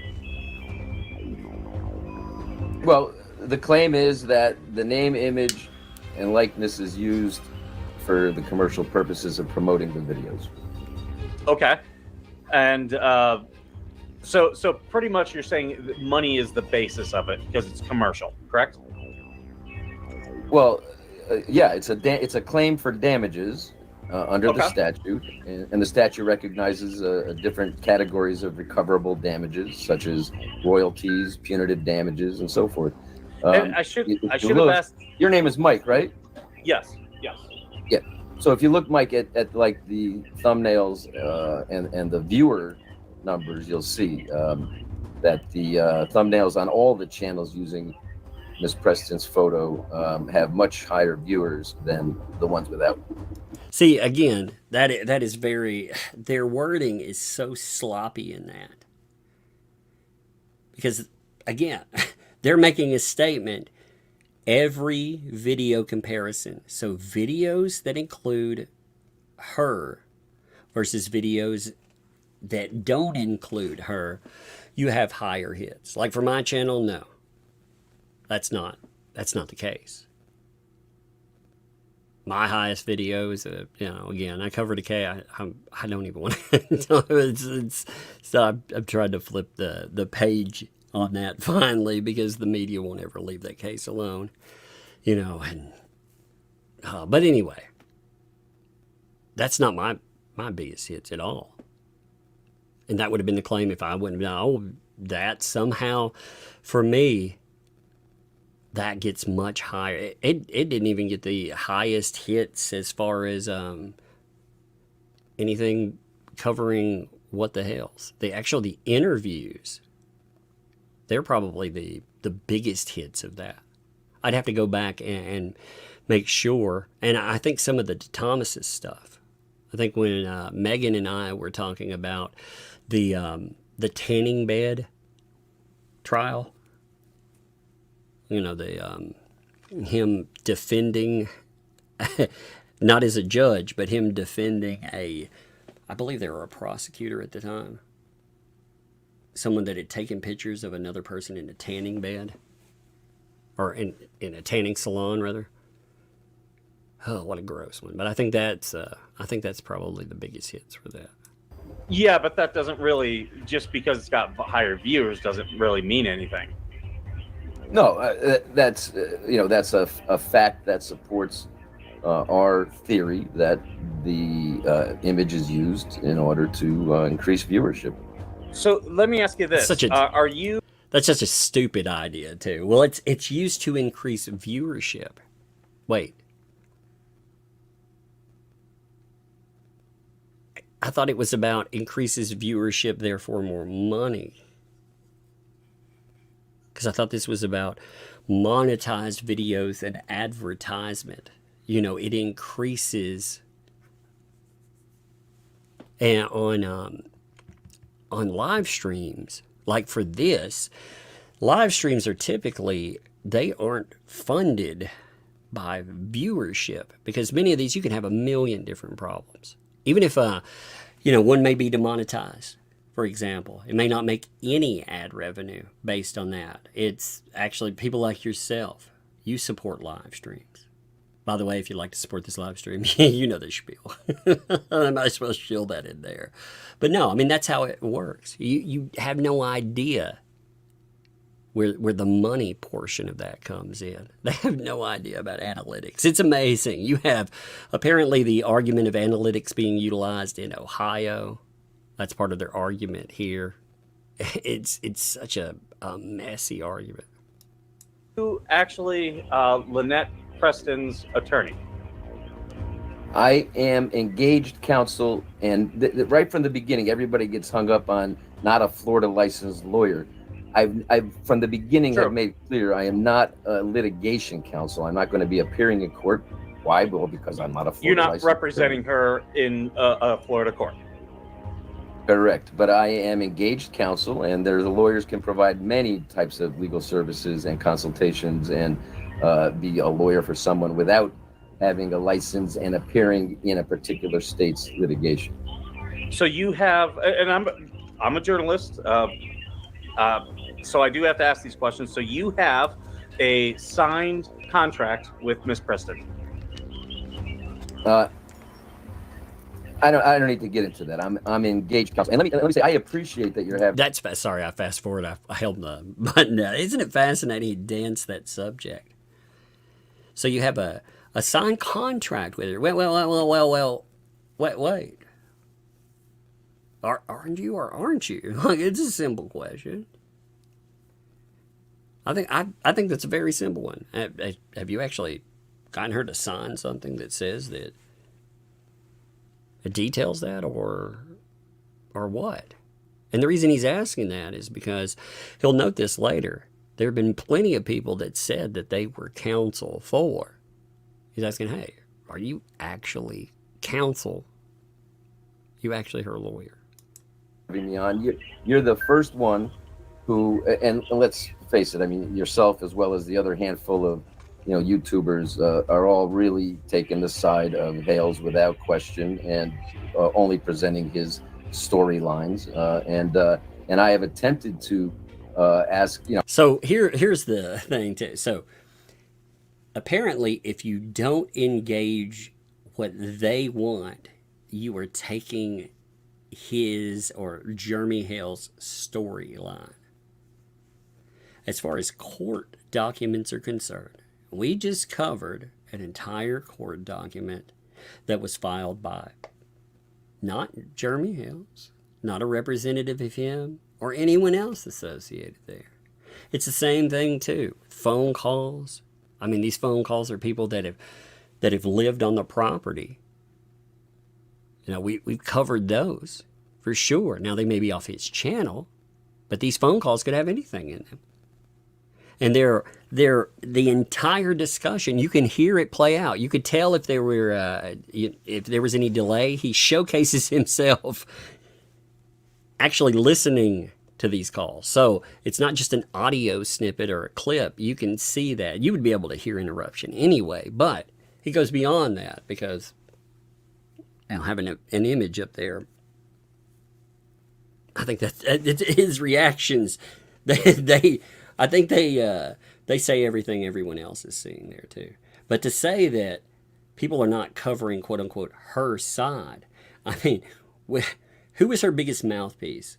The Jocalist, right? we went through that entire mess, and it is a mess of a quote unquote article. It's a blog post, but since there are no other articles, we went through that entire thing. We're covering her statements that she makes. We've covered her court documents. Any filings. We've covered them in court. Covered when Jeremy wasn't even in the courtroom, when they were trying to serve him, and all the stuff that was going on there. So this idea that her side is never stated or never documented, it's a bunch of garbage. And automatically taken, it's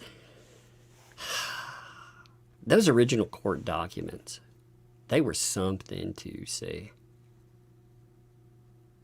What was fascinating is Jeremy would get on an interview.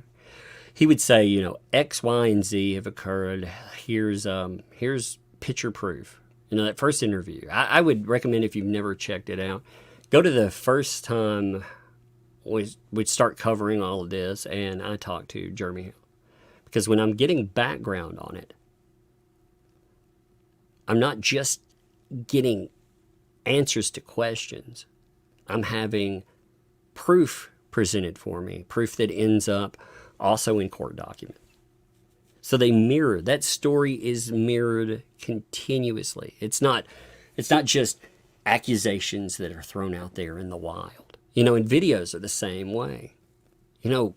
He may come in and discuss what's there in a video, what his thoughts are on it, his perspective. But ultimately, you have the ability to look at that. You can look at it on multiple channels, the sources they come from. Some sources will come from other channels. Some of them are police dash cam footage. Some of them would be his. But that, you're talking about multiple places they've come from too. So to say that he's just controlled this narrative, he controls all the footage and everything else is absolute garbage. I've asked Tug and Megan Fox and others. Yeah, and actually this guy wrote, apparently he had written me and I didn't realize it.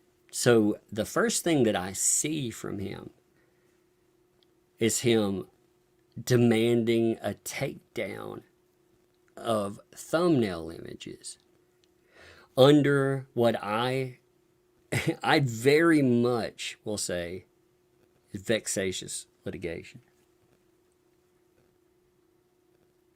So why would I give you any time on the platform? Why would I do that?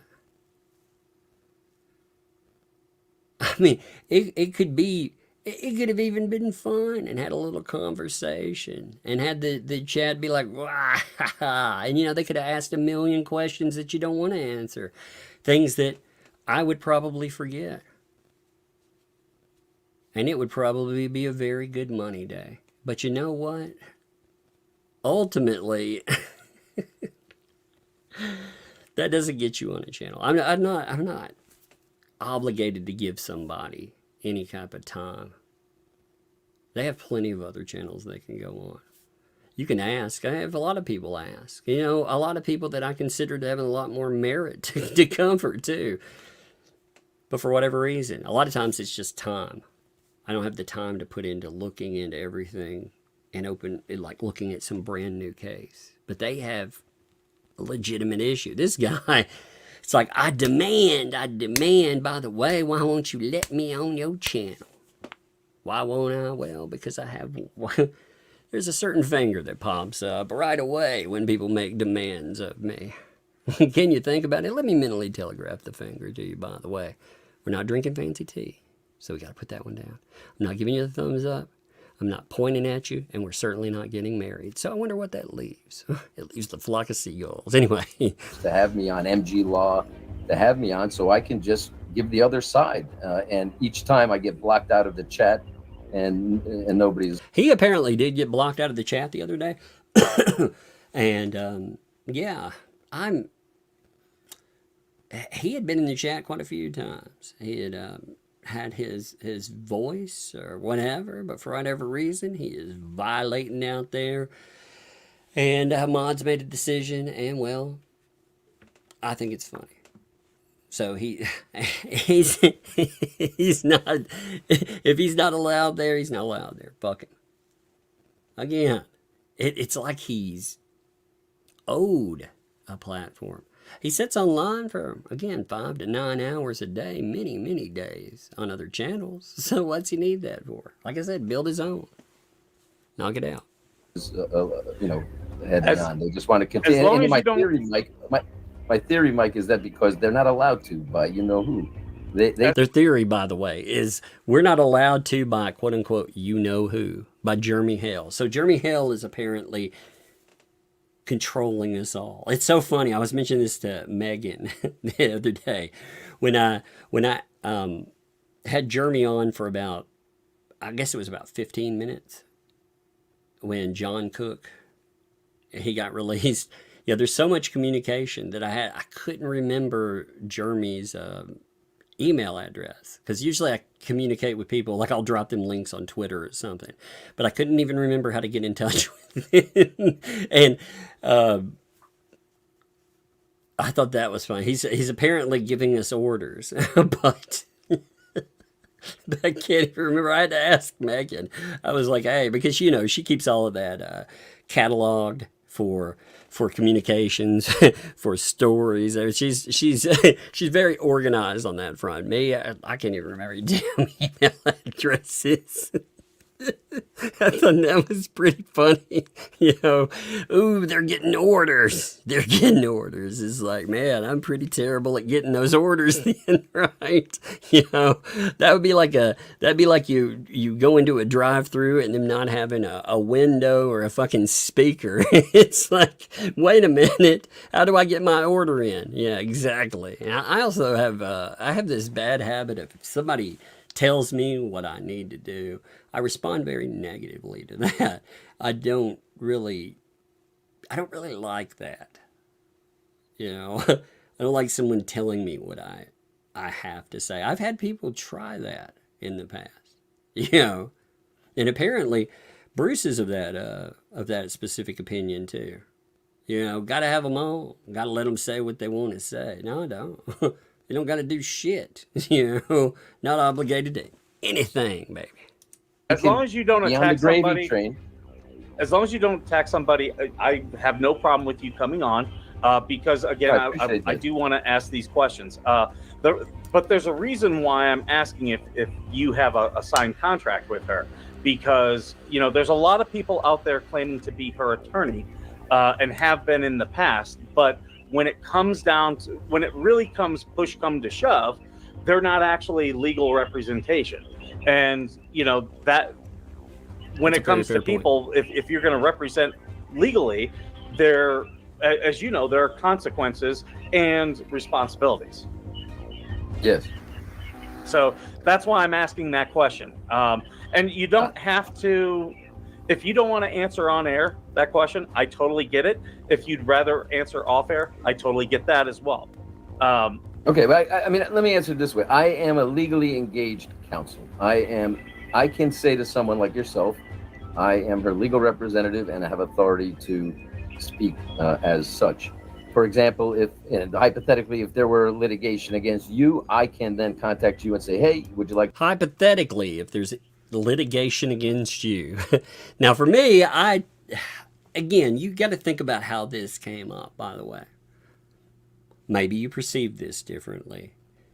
But you have this man here. He has been bothered by something he sees. So he is on the line to CPS. You have this guy come on. He wants on, and he's dropping the hypothetically, if there's litigation against you. That smells like a threat to me, personally. Well, maybe you disagree. But, you know, that hypothetical hits very close to home for the person that is, again, doing something that I'm sure that they don't like. To discuss it and see if we can resolve it on her behalf. That I can do. Whether, I know you're hung up on a signed piece of paper. Yes, there is, quite frankly. I am engaged counsel. Then why didn't you just say that? Holy shit, dude. I mean, fuck, why was that so difficult to say? I mean, why do we have to do a dance? You know? Good Lord, man. Felt like it feels like when like when I'm watching a TV show, you know, and they're like 4 episodes of filler before we get to something. I'm like, holy crap, did I really need those 4 episodes of filler? Why couldn't we get to the damn point? You know, if you had one, you have one.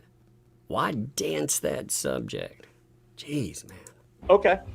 No, that's fair. And that's why I want, for instance, I've said publicly on this stream, on other streams, I don't talk about John and Lynette primarily until the audience, if they ask me about it. I try to stay focused on the legal stuff. I try to stay focused on the issues with the government, because Veteran Nation, we fight harassment and corruption. I really do see Levy County as a corrupt entity. I can give many different examples of why I believe that, and we're going to keep highlighting it. I am not. By the way, okay, so I pulled up something. I want to read this to you real fast. So this was my communication with Bruce. This is what he mailed me, by the way. It was entitled Thumbnail Photo. It uses my name. Dear Mr. Again, my name's already out there, so it doesn't matter. But it's always fascinating when people want to. There's the threat there. They're always, ooh, no, you are. Well, you know, fuck you very much, Bruce. So, dear Mr., the thumbnail of your July 20th video includes a photograph of my client, Michelle Preston, which gives rise to claims under Florida Statute 540.08. I ask that you remove the photo without delay. Best regards. Now, right there, that does not say that they're going to sue. And they're sending this out. That's my client. I'm asking that you remove that. That, they didn't send any kind of legal or else. But that's what that was. Now, like I said, I could smell the vexatious litigation all over that. And I was like, okay, well, I talked to Megan with that too. Megan was funny about it, because she said, fuck that. No way, don't do it. Don't take it down. And I was like, I've got stuff going on. I don't have time for this right now. I don't have time for, I mean, if it happens, it happens. But I'm engaged with other things right this moment. So if I'm going to deal with some stupid, why not make a live stream out of it, laugh at it, change the photo over to whatever. And you know, at the end of the day, okay, we'll make a fun live stream about it. And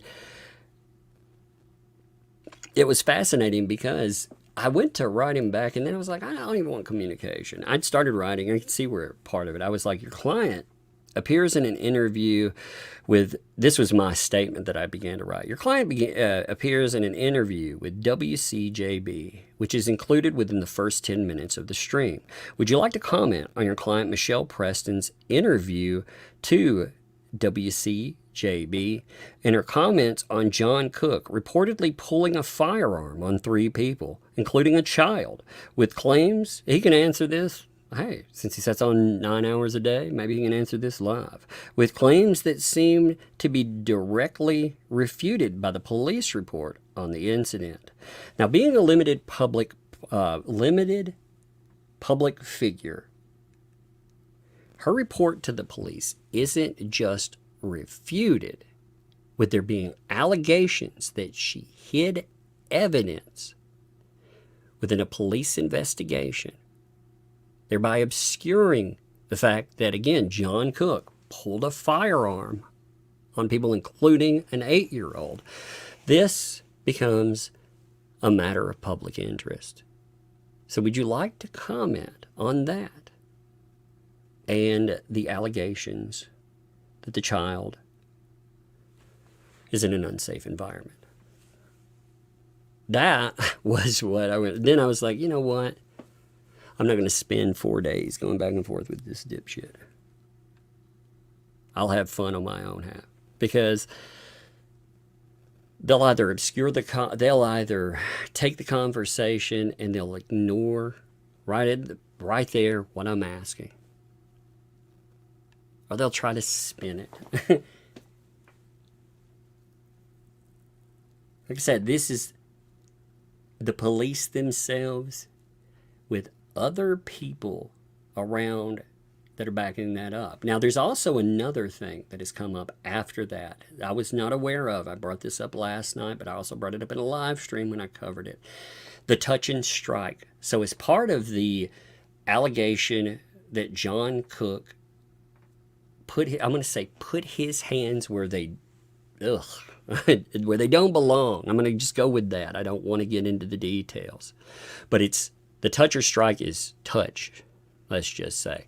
There's the allegation in that they were asked not to bring that up. Why? Well, because currently they are involved in a court case with the Hales. So this did not get reported, according to the allegation there, on the 4th of July when it happened, but rather it gets reported over a month later. Now, as far as that is concerned, again, all of this stuff coming together. First of all, I find it very troubling that we have 2 instances where there are allegations of crimes occurring and going and trying to cover those up. But on top of that, there is the overriding factor. It goes back into what's happening right here, where the endangerment of a child. Because if this stuff is indeed transpiring, that is not a safe environment. So are they saying none of this is happening? Because if they're saying none of this is happening, what they're saying is that the 18-year-olds whom they sent me photographs for, they wanted me to put photographs of them with Preston. They wanted me to go in and be like, Jeremy didn't take them to the airport. Again, I scanned the email here. I have not read it in depth, so there may be more that they wanted said there too. But if they're credible, if there's something you want me to highlight, what about what's being said there? Because those are very horrible things. And again, John does have a history that is concerning. And that is just one element of concern. Again, these subjects get danced around. And they also say, one of the things that they like to bring up again and again is that concern for the child is just some manufactured storyline. No, I've seen many times where something that happens with a child, it ends up blowing up online. And the reason it does is because we're talking about the most vulnerable population. In fact, there have been allegations made about the most vulnerable populations as far as children, and there have been allegations made by the most vulnerable populations in the elderly. Are those things that people would care to comment on? Taking, even though I've showed who was running for the various offices, I'm not taking one political candidate's side over another. So, good. How do you see this case? Well, I think it's a very straightforward case, Mike, and it's a very discreet, narrow claim under the statute, and it's not nearly as involved, and it doesn't raise nearly the types and number of issues as exist and will be pursued. This was just to... You caught that too. As exist and will be pursued. So this is just the beginning. Like they're saying, anybody that's mentioning, and again, it is absolutely absurd to think that you can file litigation and nobody talk about what's happening. As far as background alone, that opens it up for people to start discussing. So you opened that window. You didn't just open a window. You opened every window in the house. You opened every door. And you've invited people to look in. I mean, we're not talking about... There are specific types of cases that I do not like. And I do not think should be covered. I do not think cases that involve specific things going on with minors. Actually, I don't like inside the home drama. If it doesn't have any bearing, I don't care if actor X and actor Y are divorcing or stuff like that. That I don't see that as mattering in any way, shape, or form. This, however, doesn't fall into that very narrow, and that's my own opinions. There's no law backing up what I just said. There can be specific cases that are shut down and you're not allowed to talk about, but these are not those. These cases, again, this stuff is public information. It's being added to the docket, and they're discussing this stuff publicly. Again, they want to be able to spend 5 to 9 hours talking about fucking cases, talking about all these allegations that they make and stuff, and people aren't allowed to talk about it. They want a one-sided conversation where only they have a narrative that they can promote. And that's exactly what they're accusing others of doing. It's kind of fascinating. Address the use of the name, image, and likeness and thumbnails. Now, you made a point that you believe it's frivolous, and I disagree, obviously, but and you said so they could sue back, but they have to win this case in favor. It has to terminate in their favor, the defendant's favor. That's and only they could sue your ass right off the bat. It's so redonkulous, by the way.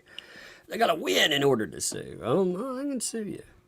They can sue, and you may not like the way that rolls. Here's my thing too. With frivolous lawsuits, it's not just when DUI guy addressed this. He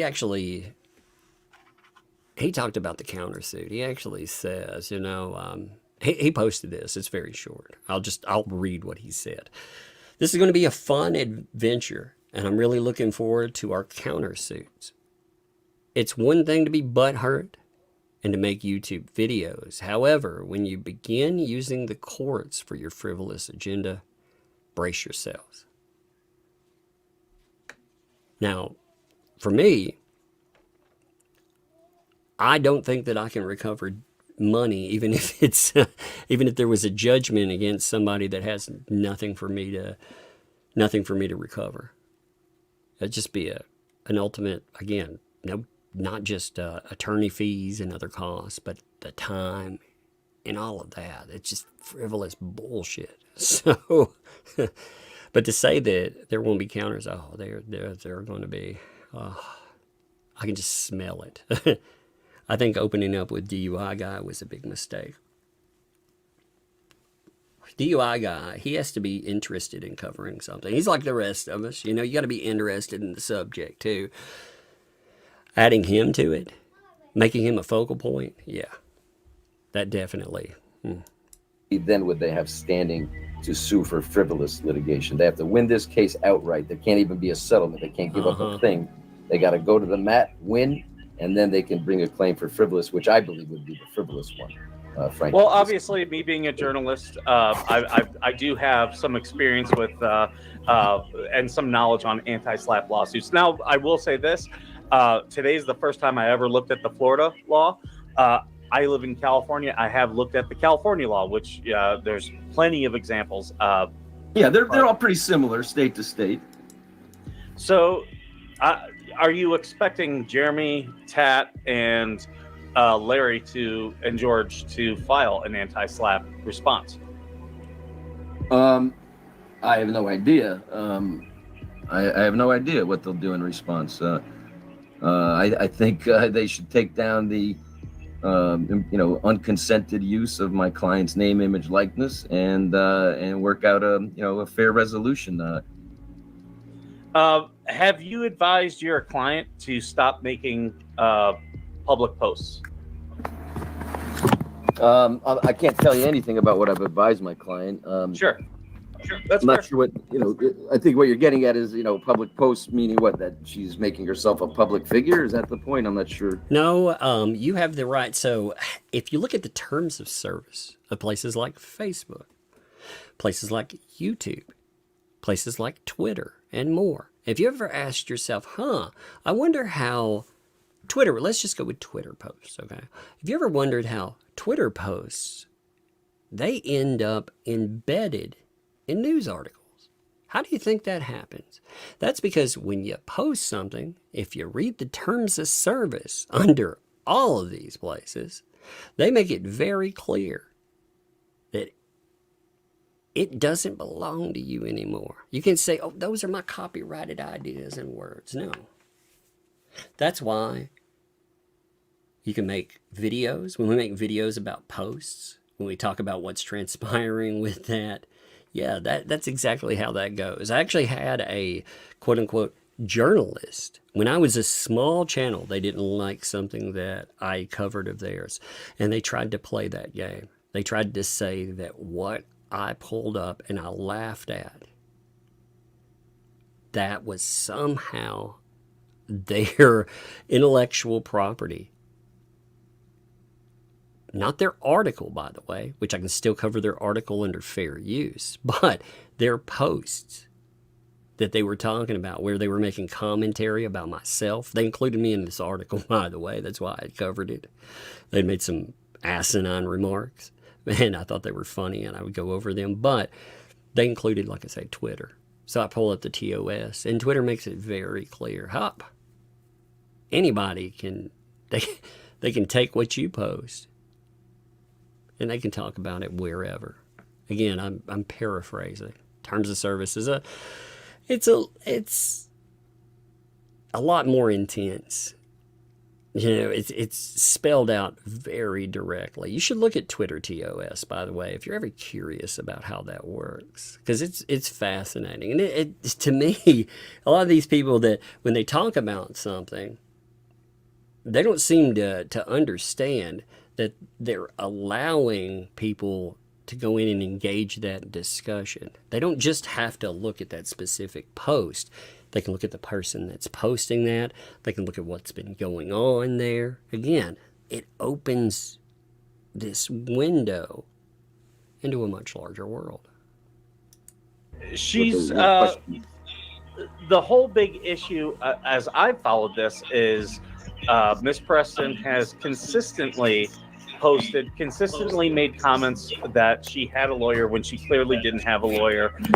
She posted publicly that she would not follow a cease and desist. She's posted things, obviously accusations against Mr. Hales. And really, I think that... Forget the accusations against Mr. Hales for 1 minute, though. Again, the accusation that she made about John Cook. She made those accusations. When she made them on Facebook, first of all. But on top of that, we're talking about a limited purpose public figure. Somebody's running for office, making allegations of abuse. Now, people in that were pointing out, wait a minute, if that's there, then doesn't that mean not only you would be in danger, but also, again, a child would be in danger? That opened up a discussion, a larger one, into this person. So it wasn't just accusations about one person. There have been accusations about just a lot of people. Remember, when we've talked to folks, we haven't just talked to, like, say, a Jeremy Hales or a Madam Mayor. We've talked to family members, people that when we started discussing this topic, just like he would pop up, we would have his family members pop up, and they wanted some way to discuss what had happened to them. And they were given the microphone, 100%. You have all of these. That's the other thing. Of course, you want to shut down the discussion, because the thing was that it wasn't just a discussion about the safety of a child in the now. It was children in the past talking about what they had been through. They made some very serious allegations there. You add that to Lloyd, you add that to the 18-year-olds, man, you've got craziness. This whole case has gotten as big as it has, primarily because she refuses to honor any type of cease and desist and keeps posting and making public comments. Yeah. Well, I can tell you, a cease and desist, first of all, is people put more stock in that than what it really is. It's just basically saying, hey, I think you're doing something wrong to me. Please stop or else. Yeah, actually, that's usually the first line in litigation. So when Bruce sent in, hey, here's a thumbnail, there was no or else, or I'm going to. Now, there was the implied or else that I read. Like I said, I read it as frivolous litigation, a threat of that. But typically what you end up with is a cease and desist. And yes, you can ignore that. But we're not just talking about ignoring cease and desist. He said before that she was unwilling to comply with orders of protection. That's not a cease and desist. That's much further. And he yahed that. So, I mean, are you agreeing with that, Bruce? Are you agreeing that she will not comply with an order of protection? I'm curious about that. Yes. Okay? So the cease and desist doesn't mean somebody has to do something or not do something just because they're getting a letter, saying cease and desist. As far as her posting, I mean, look, she's a free person. She could post as she sees fit, and of course, as a lawyer advising her, I have an interest in making sure she is careful about what she says publicly. So she's a free person, and she can post what she sees fit. She can make allegations about whomever when she's posting this kind of stuff. But you, Jeremy Hale, DJ Radis, George, DUI guy, they're not allowed. They're not free people. They can't post or talk about these things that are being alleged. You're not allowed to discuss that. It's amazing. That reminds me of, again, we were talking about the Clayton Eckerd trial. We had the lawyer in that. He's a quote-unquote free speech lawyer. He believes in free speech unless you talk about his client. If you talk about his client, he talks about vexatious litigation. He's like, going to sue you into oblivion. It's the same thing. It's amazing how that works, isn't it? You're free. They're free to do whatever. They're free to talk about whomever, to make comments about whomever, to call, you know, in that case, not saying for Preston, but in that case, people were free to call you cockroaches and and say you're just in it. You notice the common thread is you're all in it for the money, by the way. But yeah, and that's how that's how it is. But she's her life has been consumed by this for a long time. She can't go outside without having people following her and filming her, so they can then send it to him for content.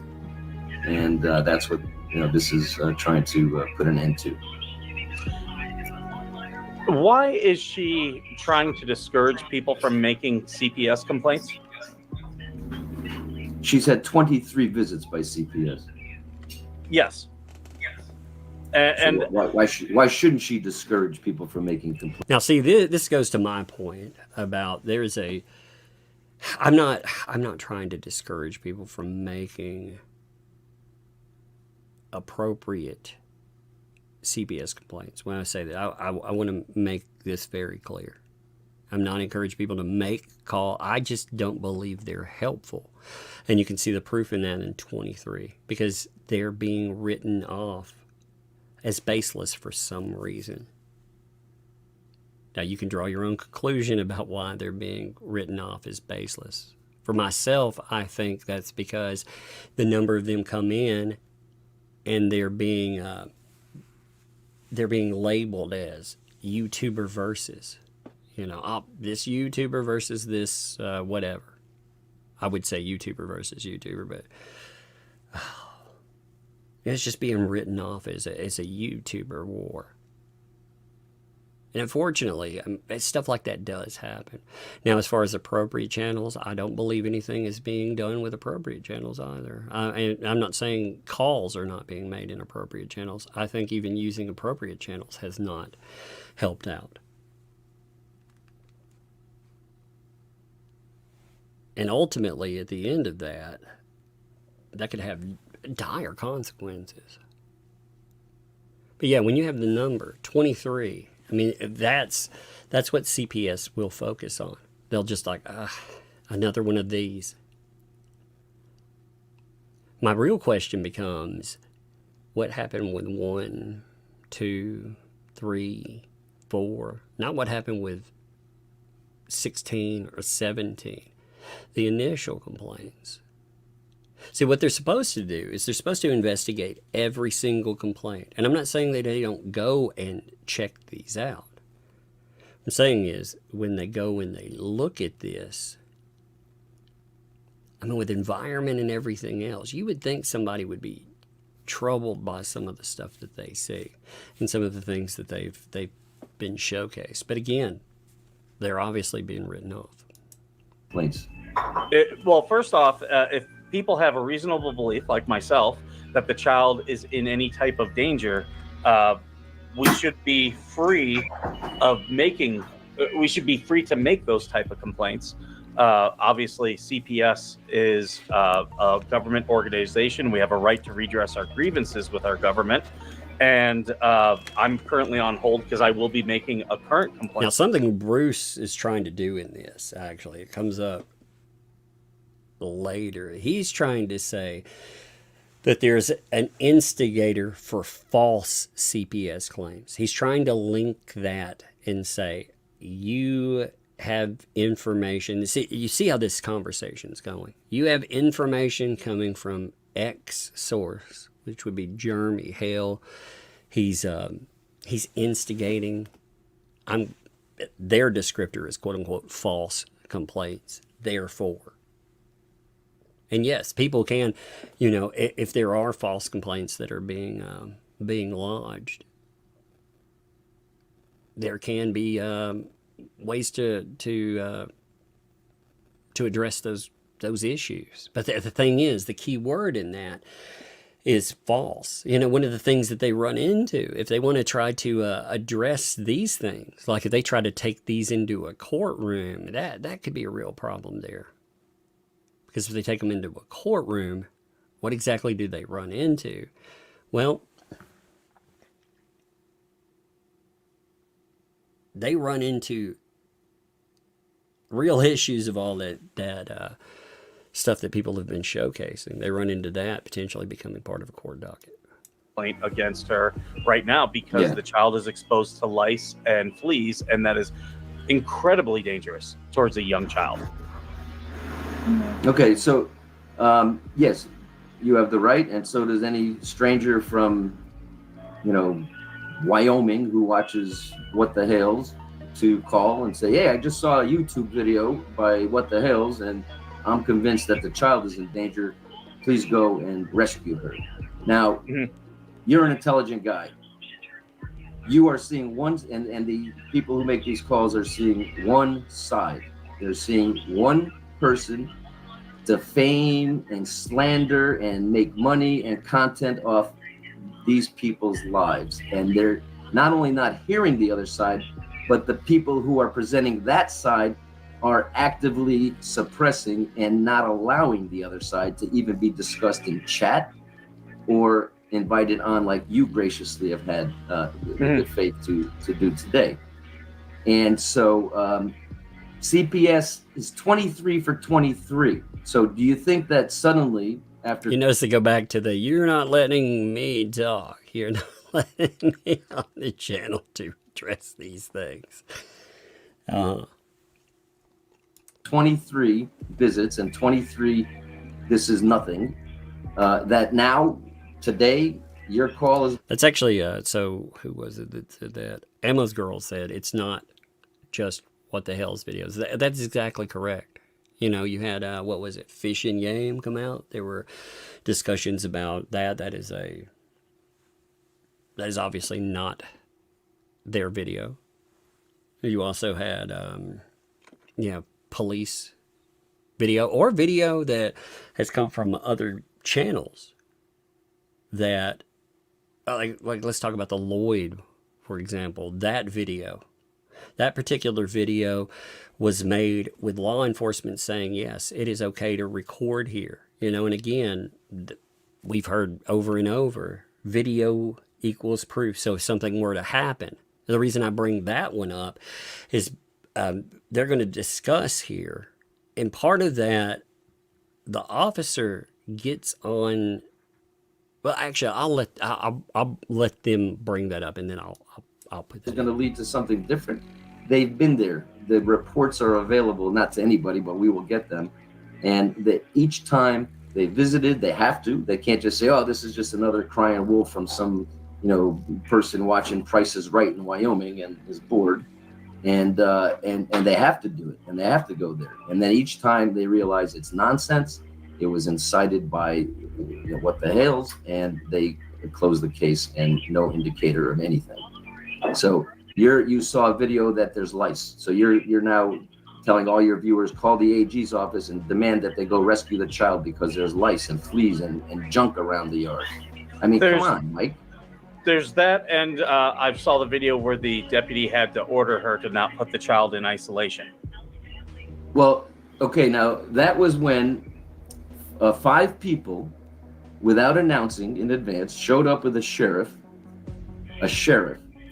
Yes. Barged into her property, supposedly on the permission of this Lloyd, and then, on the pretext of removing an RV, went around and wandered around to film so that they can then share the film on YouTube and incite everybody to rescue the child. It's a storyline. You're being used in a storyline by a YouTube content creator, and this was orchestrated with Lloyd so they can film, so they can make those videos. So hold on, I'm gonna call CPS. I'm gonna interrupt you because it was actually Lynette and John who invited. Whoops. I hit that. Sorry. So you see, they bring up Lloyd. This orchestration with Lloyd. You heard all that description, by the way. So apparently, the phone call with Lloyd wasn't Lloyd being concerned. He's not stressed out. He's not horrified by what transpired. This. When he's talking about being scared, and he brings that up again and again. Apparently, that's not supposed to be real. That's orchestration. Like, that is absolutely absurd. The one thing that you hear Lloyd return to again and again is being scared. He doesn't want to step foot on that property ever again, and he has that right, by the way. everything that's gone on there. You're going to tell me that somehow, with all the chaos that happened, like forgetting the fact that the man lost $300, just disappeared into thin air, all the other issues that he brought up. But look at the stuff that happened with John. Wouldn't you be concerned if you were on that property? You're going to tell me that that's somehow orchestrated, that man, he wasn't afraid? Like that's absurdity. That is absolute absurdity. And, well, let's continue. Lloyd onto the property. He then became a tenant, and tenants have rights. Yeah, but you see, you're making all of these legal conclusions. You're acknowledging all these legal issues about right to be on the property, who can invite who's a tenant, and you just accept all of them as coming out in favor of Jeremy It's a fact Hale. that his trailer was there. It was connected. The police made this clear. Actually, the police are the ones that told you exactly how that works. They would not allow these other people onto the property until Lloyd. I watched that entire video live, you folks. If you haven't watched it, it's on Madam Mayor's channel. But also, I mean, we went over it with a live stream. I would encourage you to watch it one or the other if you have not seen it. You know, that way you can see how ridiculous this claim is. Because they had apparently, if you listen to what Madam Mayor is saying, they had apparently worked everything out where there was supposed to be a specific officer there. They were going to go on. They were going to get everything. It had all been arranged. You know, Lloyd, he wanted that. And then they get there and there's a different officer. This officer is saying, oh, there's no way to confirm that Lloyd is Lloyd. You know, all this ridiculous stuff. Like you don't have FaceTime. You can't do that with a video. You can't prove, like he couldn't hold his ID up and showcase that. No, for some, he's either going to have to go to the court, which is time sensitive, or he's going to have to arrive. So what he does, he's gone through surgery. He's gone through physical and emotional turmoil.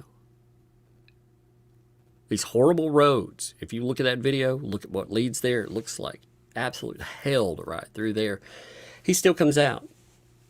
He still makes sure that he's there because he wants off that property. And the police, they tell them point blank, yes, number one, you can do that. But number two, you can record in specific areas because Lloyd is there.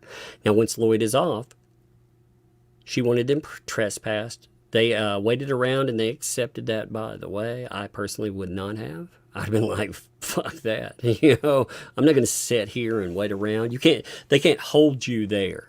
That's what he tells them. I can't make you wait. But she wants you this way, therefore. I'd be like, no thanks. But they were. I mean, they handled everything in the best possible light. They were not the bad guys in some story. But the way that this is being spun here is somehow you've just accepted a narrative from whomever. No, the police were there. They made it very clear how this worked. If you have some kind of issue, take it up with the police. I saw the video that it was connected. Okay. So and it's not. therefore, you're concluding. Let me say. So therefore, you're concluding that everything that happened that you saw on video is all legit because Lloyd had an RV. He gave permission. He wants his RV removed. He was a tenant. So everything they did is A-OK. No claims arise. Film, wander around, invade privacy, broadcast it on YouTube, and all you could do is pick up on she locked the kid in the shed because there's a bunch of strangers trying to take pictures of the kid. Okay, so the locking in the shed thing, this is what I wanted to note there. So the locking in the shed thing, what happens there? Again, you're talking about a very young child. Okay, like I can't imagine, I have a 5-year-old. My 5-year-old, I would not lock in my home by herself, ever. I think she would make good decisions. She understands safety, certain items, but still, I would not. I would be horrified that if she were locked in by herself. Now, why wasn't there anyone else around? Well, because all the other people that have been on the property are fleeing. Lloyd leaving. 18-year-olds. They told you why they're leaving. John, where's John? Oh yeah. He was a guest of the state at the time, right? So she was going to lock the kid in unobserved. You can't tell me that that's safe. And that's what it's bringing up. He's like, hey, that is not safe. Anything can happen. Like, they've talked about the kid themselves. Like, they themselves have said, kid, like, does different things, runs around, does all this stuff. With that behavior, I would be very concerned that the child could get into something, get a hold of, I know they own firearms.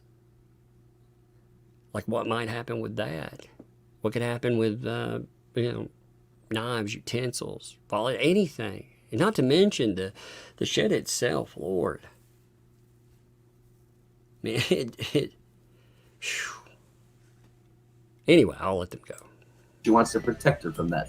As the deputy stated, he did advise them not to go onto her curtilage, meaning of her trailer, because now that she has a tenant on her property, the common areas that Lloyd would have access to, his guests would then be able to have access to, and the deputy did protect her private spaces.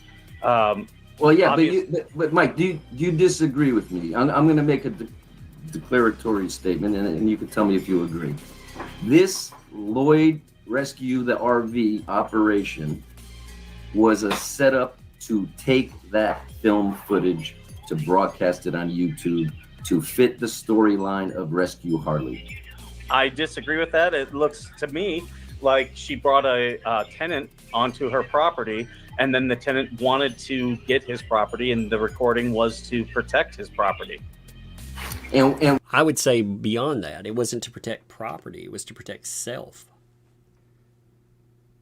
Like I said, everything that he's saying too, I think that he does a great job in bringing up points here. If I disagree with something or I add something, that is not saying that he's doing a great job here. In the moment in something live, you think about 50 other things that you might want to add to something, but he did very good in bringing up all that. So I just want to make that clear. And also, before any whining or complaint too, this is his broadcast. So, they went on his show, 100% something you can talk about. And tell me something.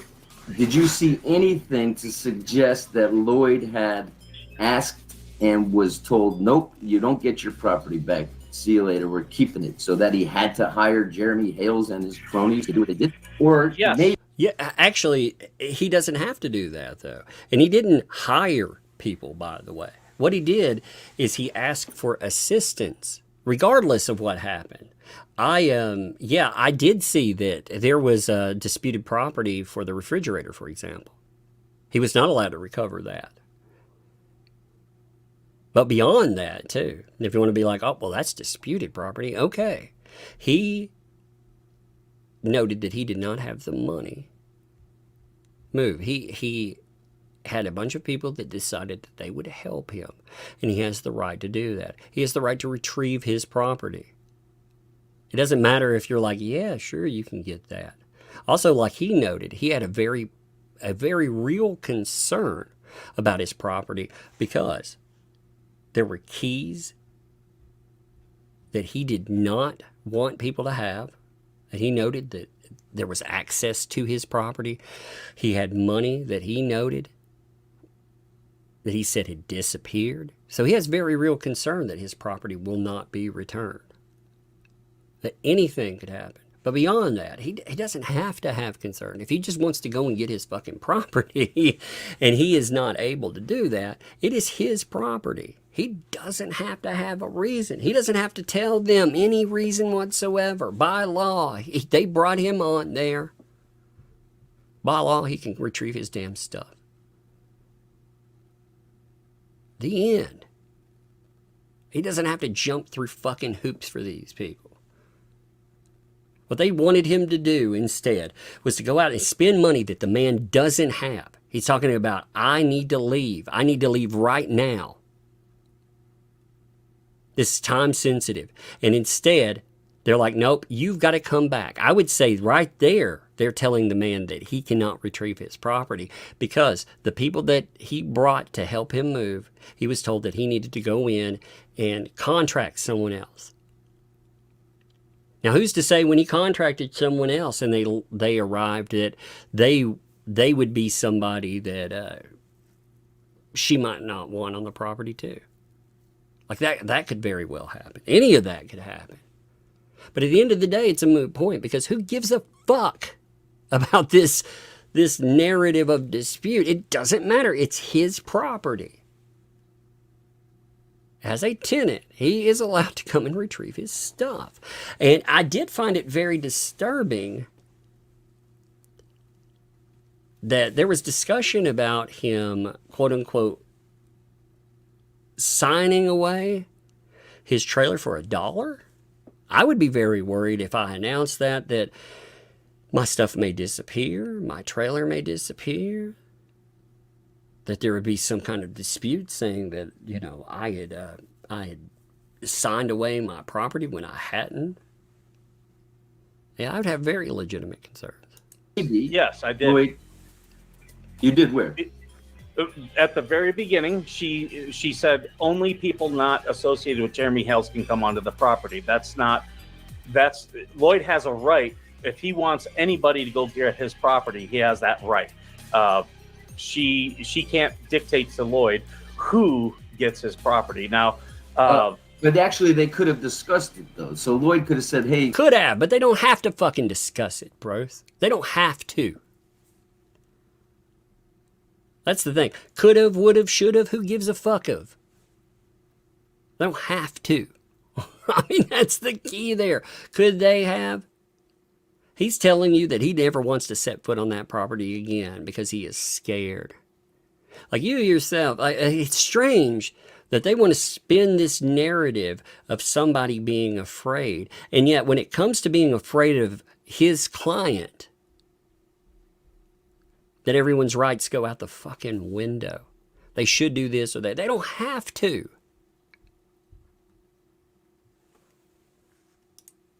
Miss Preston, I'm here recuperating from my broken hip that I incurred when I was getting drunk with your teenagers. And did you see his, by the way, did you see him throw Lloyd under the bus there? Typical. Oh, Lloyd was getting drunk with those teenagers and fell down and broke his hip. Nope, he didn't get to trip there now. That's how it is. Everybody leaves with an accusation, right? Everybody leaves one. The 18-year-olds. There's also, you know what's fucked up there? Here's a question for you, Bruce. Since we're talking about that, and we're talking about Lynette's property, are you saying that teenagers, that 18-year-olds were getting drunk on Lynette's property? Is that what you just told me, Bruce? Isn't that, what's that word again? Oh yeah, against the law? Isn't that an admission to a crime, Bruce? Because I know if I'm running a complex, a home, whatever, and people are coming in and they're drinking and it's illegal, we're going to have a real problem there. I mean, apparently she knows about that. I've got a kid coming. Give me a second. Hey, why kiddo. is your toast switch over down?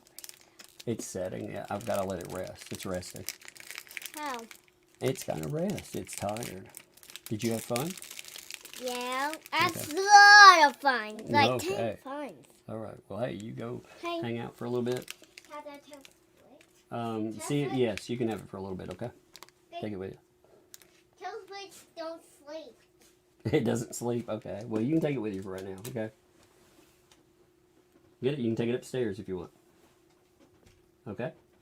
Okay, I want to take it upstairs. Okay, you go take it. You have fun with it, okay?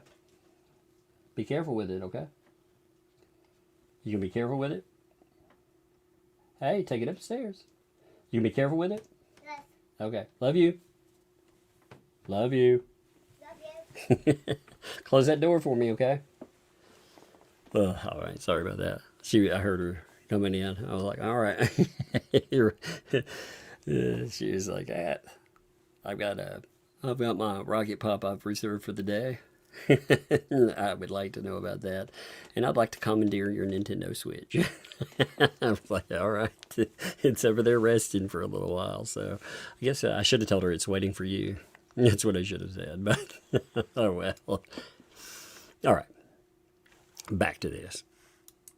I'd like to get my property. I don't want to return to that property. I'd like to get my RV. And then they could have arranged it. But what happened was Jeremy Hales got in touch with Lloyd and influenced him. And you can use your own imagination of what. I seem to remember Lloyd contacting. It's fascinating now. They have Jeremy. Again, they make all kinds of interesting allegations there. They say all types of things. Again, Jeremy's not supposed to say anything. I'd like to go back to that point, though. Well, I would like to address the idea of underage drinkers on your property. Because that is a major issue. You would think. And again, when Lloyd was talking about stuff, he was talking about John. And this is a subject, this subject disturbs me, by the way. That John drank to an excessive amount. That was something that both the 18-year-olds and the former tenant talked about, as well as utilizing pills. So he was that, his history. He's carrying a firearm at all times, according to his own statements. He always has a revolver on him. So he is drunk out of his mind. I mean, you got so many problems there. Man, that 18-year-old thing, boy, that hit hard, Bruce. Somebody clip that, please. Their consideration was, but we saw Jeremy on the phone with him offering to help and telling Lloyd to make a report to CPS, and Lloyd saying, okay, but if I'm going to make a report, I better have someone sitting next to me so I don't mess it up. I believe Lloyd reached out to Jeremy, not the other way around. So it'd be hard for Jeremy to. I knew when I heard him say, like, I need somebody sitting next to me so I don't mess it up. I knew they would spin that as, oh, he's going to get direction. Yeah, when you listen to what Lloyd is saying, the way that I took that is that he was afraid. First of all, what's the man on after surgery and all of that? You'd think that he might have some issues. He's 78 years old. He seemed to be able to narrate all the discussion. He seemed to be very cogent. But he talked about fear right after that. He talked about fear. He wants support while he's doing this thing. And, he was very upset by the way things transpired. There was the, again, you should watch the video. And you can draw your own conclusion on Madam Mayor's channel. But there was the necklace. He talked about they had a bond. He and the child had a bond. He had given her a necklace just like his. They would tap crosses.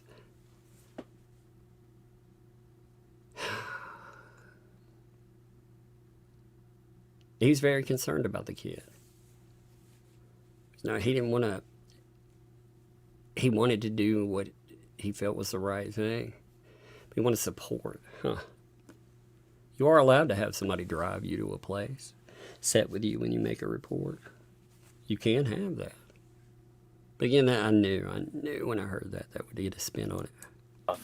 To set all this up when people are reaching out to him, not the other way around. Well, the thing is, though, you heard Lloyd say, if you want me to report to the authorities, I need someone sitting next to me so I don't mess it up. It's almost as if saying, Jeremy, you're telling me to make a report to the authorities. Make sure you tell me what to say. I mean, it's almost what he said. And it's almost what he said. I mean, if I fill in the blanks for you here, that's almost what he said, right? So close. It's almost, When I say fudge, it's almost like I said fuck. Oh, fudge. My grandma used to say, "Oh, fiddlesticks." That's what she would say. She'd like hit her foot or something. She'd be like, "Oh, fiddlesticks." I remember that. I always loved that with her.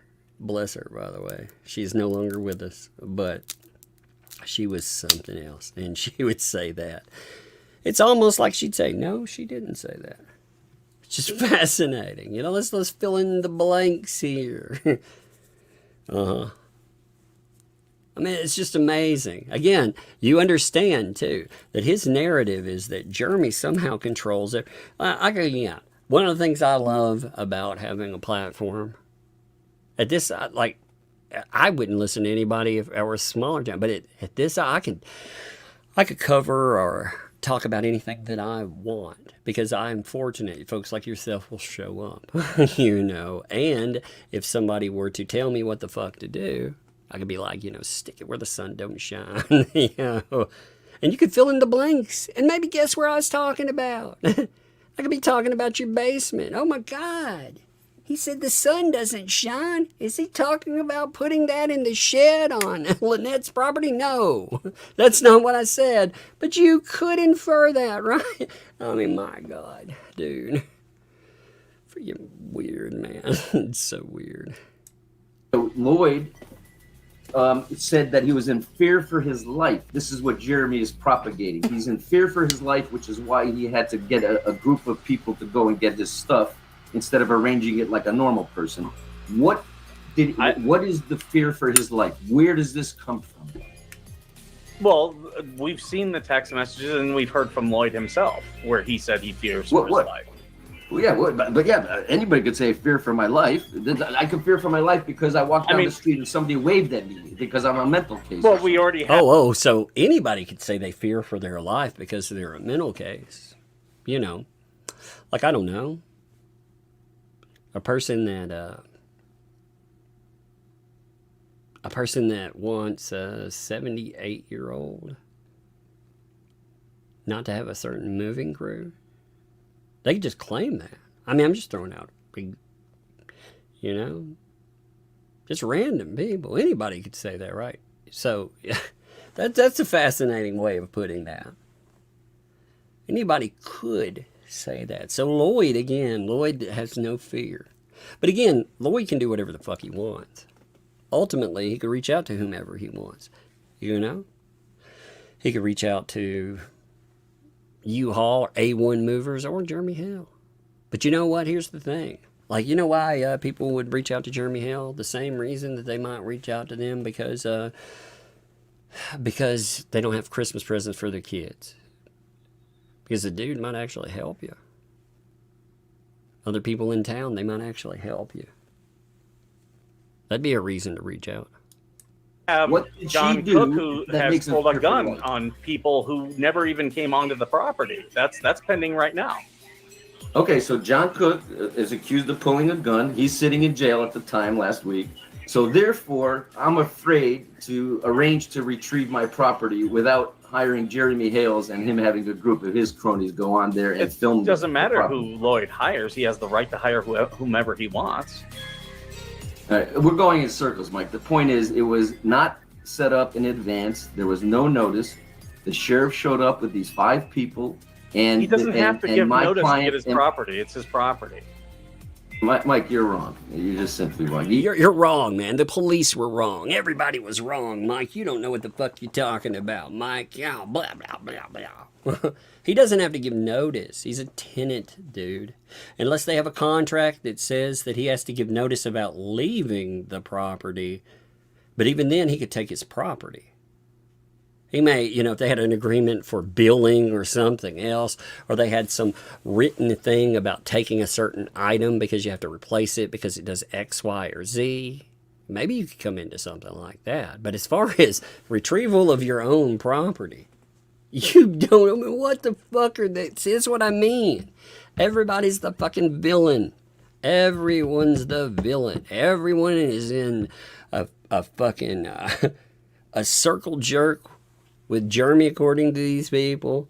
Everybody's plotting. Nobody, they don't want to be away from that. I tell you, like, if I found myself in an insane situation, I wouldn't First of all, there were all these discussions about how John was getting out of jail. And John did get out of jail, by the way. He may have not got out of jail right then, but he did. When people thought he was going to be setting because he couldn't pay, lo and behold, he ends up out of jail on his own recognizance. But he's not the only person, again. Lloyd talked about the things that made him afraid. He discussed those. But apparently all that goes out the fucking window. And ultimately, like I said, it doesn't matter. But apparently somehow it does. So apparently, what are they going to sue Lloyd to? They're going to sue Lloyd now because Lloyd wanted his property back. I mean, oh my God. This was... He was a tenant. It's transparent. It's up. transparently a pretext. It was transparently a pretext to film and broadcast. Obviously. As we talk about stories right now, this is your client who, this is an older post, but she's had her stories that she's pushed. And this one right here, Jeremy, there is a threat against making false CPS calls. So, I mean, there's a law against making false CPS calls. I have no idea why you think this should help your argument and not mine. Well, I'll show you the next one because this is what she's been telling people publicly. Because she is making statements and he can respond. You're saying that he can't respond. He's not allowed to make videos. He's not allowed to use your client's image, her name. But she is talking about him publicly, stating that he is doing X, whatever X is. In that case, it was false CPS calls. Other statements, again, it's supposed to just shut down his ability to actually respond to anything. Like she gets very mad about public, Jeremy's public videos, but yet, of course, how would you feel? How would you feel if every day there was a 45-minute video on YouTube that has a channel with 700,000 subscribers and is defaming you, calling you a meth head, saying that you have an illegal adoption, and trying to incite strangers to start a campaign to have your child taken away from you? How would you feel? This is her. I got covered in the damn the Washington Post. Newsweek tried to go after, but I had the Washington Post, Taylor Lorenz. First, Taylor Lorenz goes in and writes lies, gets caught in those lies, gets this in a national news cycle. So what happens? I get a Washington Post article blaming me for every ill that has ever transpired on YouTube. I kid you not. That is actually how it goes. It talks about all the terrible things that supposedly happened in the past, then it leads up to the present. It has all these stories about terrible things, but no villain. And it goes to the present. It brought up the Depp trial, and it says with the Depp trial, that's when the baddies were there. And the baddie, me. So, my recourse is there. I respond to that, and I monetize those fields. Until the monetization. Because that's how you do it, baby. Oh man. I mean, ultimately, what could have stopped all of this? Not going in and not messing around with that order of protection. Just complying. Not playing games, not doing crazy things, not bringing attention, more and more attention. It's wild, Jeremy. And this is well over a year ago. He called again, and my daughter is still here because he's a liar, and I protect my child in all manners. She is loved and fed and well. The only one hurting her is you, Jeremy. You're a sick effing monster. I wish your fans could see what we see. And this is before any accusations of lice and fleas. Well, you'd have to give me the date of that one, because this all started about a year with changing his channel content from storage wars to destroying the lives of Michelle Preston and John Cook. Started over a year ago. So this was posted. Hold on here. I got to pull up the data. So why does one of your viewers think I'm a nasty snake, Kim Yaibara? So tell me, why does Kim think I'm a nasty snake? Because I've tried to level the playing field for somebody. Level the playing field. I tried to level the playing field, huh? Why am I a nasty snake? Fascinating. Leveling the playing field. So it's not about truth. It's about Michelle Preston's quote unquote proof. Because you're leveling the playing field. You've said again, yeah, you made all kind of accusations about folks. Lots of folks. And for myself, you make all the statements that you'd like to make. You can say that, oh my God, they ran a command. They ran a command post. I mean, whatever. But at the end of the day, you promote a narrative. You promote a narrative of that guy bad, everything that I don't want to ignore, everything that you don't want to actually bring up, or you don't want to get in depth with,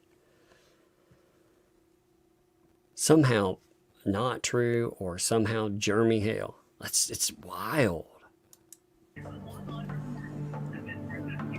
Kim will have to answer that if she wants to answer it in the chat. I personally think most lawyers are nasty snakes. No, I'm not saying specifically you are. I believe most are. I hear you. Listen, I know a lot of lawyers who are nasty snakes too.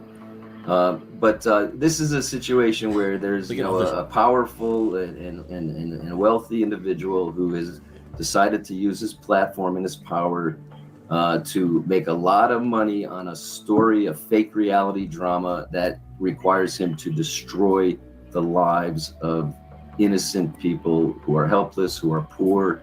People plural. So are we talking about John Cook too? That's what they're going with. So you notice that, people plural.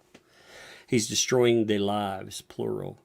So John Cook is also a poor, innocent party in this too.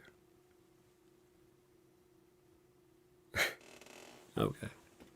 And who needed to be able to fight back. They needed to be able to fight back. Again, I would like to quote Miss Preston. Quote, the ex-spouse that I share my land and stuff with, they know his abuse toward me, verbally, emotionally, not a good thing. And also, again, paraphrasing, because it's just easier to paraphrase, I guess. John brought RSV into the home. He knew he was sick. But he wanted to make the child ill, because the child, who has been discussed over and over again as having a life-threatening illness, in their words, that would strengthen their immune system. I mean, there are allegations there. They're made by the people that are there about each other. It's fascinating. We're just going to ignore those. So, either A, Michelle Preston's a liar, or at least a liar some of the time, fabricates things, or B, if she's a truth teller and a sage out there, then John Cook is an abusive person. And again, that goes right back to with him walking in that property, him having access to kids. That's disturbing. So it's not showing me the date of this because it was a screenshot and it just shows 9 hours. I would have to look it up. Some time ago. I mean, before the license. What I can say is it was this was posted to her Otter Creek friends and neighbors, and here I'll actually share it again and post it back up so people can see that. It was posted to Otter Creek friends and neighbors, and that has been taken down since I believe September of last year. So this is almost almost a year old. Yeah, I don't see the relevance of it. But somebody asked, somebody's accusing me of not caring for the welfare of the child because I'm trying to protect Miss Preston. Well, in our view, the child would have had a great last year and a half if her life wasn't completely distracted by 23 CPS visits, strangers coming on her property trying to film her. Is John Cook a stranger? Like I said, the piece of the puzzle that does not fit for me, and there are many pieces that don't fit, but I keep going back to, is her own allegations about a person that is on the property, that has access to a child, that she herself says is abusive. His allegations about inappropriate touching of females.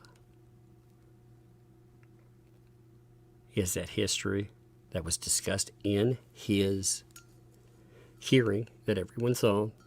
If you didn't see it, you can go back and review it. Is he somehow connected to the Hales? Because, they noted destroying lives, plural. Is he part of the puzzle or not? Because no matter what, he's definitely there.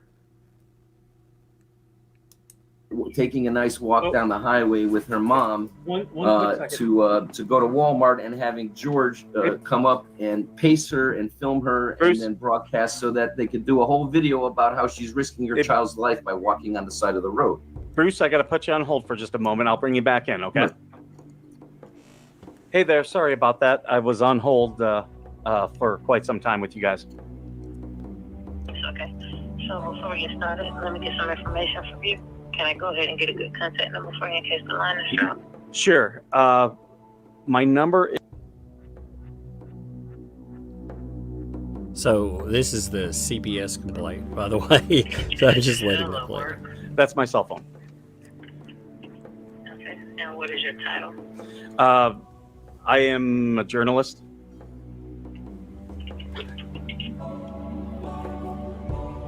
Okay. And can I get the correct spelling of your first and last name? Yes, it's Michael, and my last name is Arthur. Spell that last name for me, Ken. Arthur. Gotcha. All right. And it's considered a child, children, or adult? A child and an adult. Male or female? Female child. Race? White. First and last name and date of birth? Harley Grace Preston. Spell that for me. Harley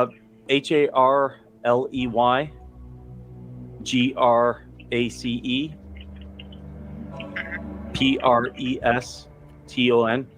And I do have to let you know, I am live streaming this right now. Okay. Can I get the date of birth? I don't have the child's date of birth. The child is approximately 5 years old. And what is the home address for this child? I know it's on Otter Creek Avenue. Hold on, let me see if I can get you an address here. But it's in Levy County, Otter Creek Avenue.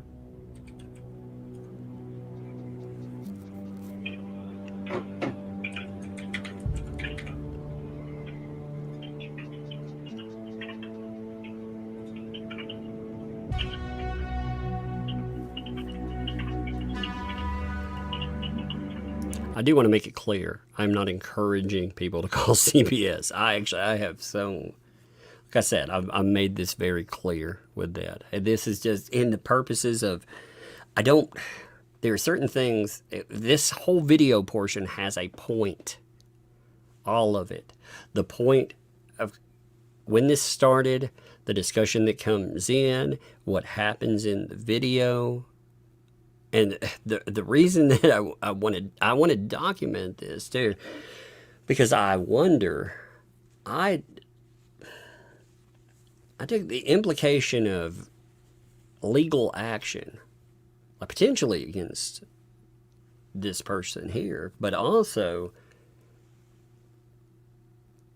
this potentially, the narrative they've tried to pursue was this was caused by Jeremy Hale. That's been the narrative. So if this ends up being part of litigation, you never know what might actually happen to video of it. So you document it for posterity. It's 151 Otter Creek Avenue.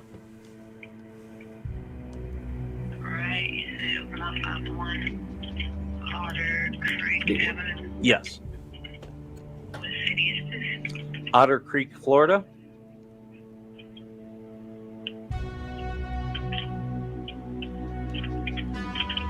what's the zip code? 32626. Yeah, now all of this is in court documentation. So, Right. You want to go ahead and get started? Yes, there's a couple videos online that show the property is filthy and unkempt. Additionally, in the video, deputy sheriff has to prevent the guardian of the child from locking the child in isolation. And then there are text messages floating around from the guardian stating that the home is infected with lice and fleas. Who does this child live with? She lives with her mother, Lynette Preston. Spell that for me. Lynnette, I believe. And are there any other children in that house? No other children. There's one other adult, John Cook. And is this paramour to the mom or just a relative? A paramour. What is his name? You said John Cook. Yes, and he's pending charges for assault with a deadly weapon and battery currently, but he's released on his own recognizance. I think it has a better impact when you refer to it as it is battery, by the way. He's totally correct. But as it lists in the court, or rather the police documentation, it's for touch or strike. So when you add that battery, I keep adding touch or strike. Against who? I'm sorry? Against who? Is it against the mother or someone else? It's against a third party. Two separate third parties. Okay. Do you have the mother's approximate age? 60 years of age. She's just a guardian. So this isn't the mother, this is the guardian? This is a guardian. She is in a legal guardianship. Okay. Does she have any type of relation to Haley? Or not? No. Okay. How old is Mr. John? About what age? About 60 years old. And both of them are Caucasian? Yes. Do you have any type of contact number or anything like that for either the other? I do not. Okay. I do know that there are firearms on the property. Fine.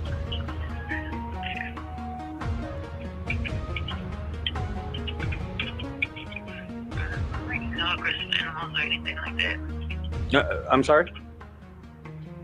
There's no aggressive animals or anything like that? Not to my knowledge, no. Okay.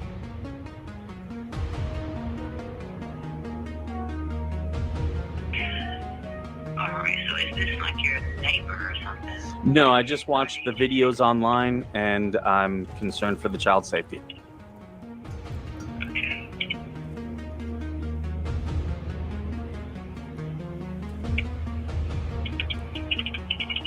Alright, give me the description of the home again. Description of the home?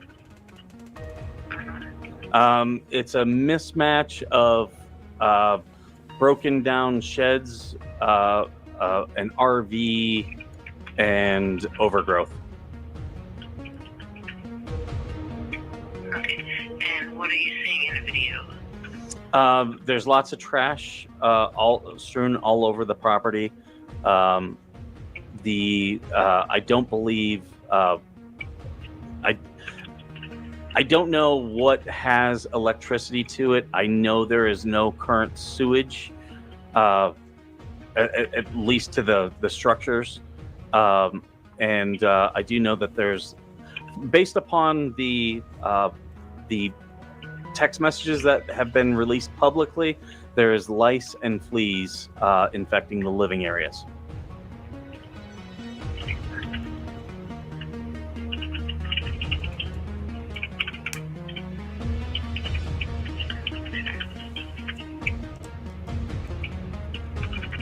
And what I'm telling you is all things that have already been made public.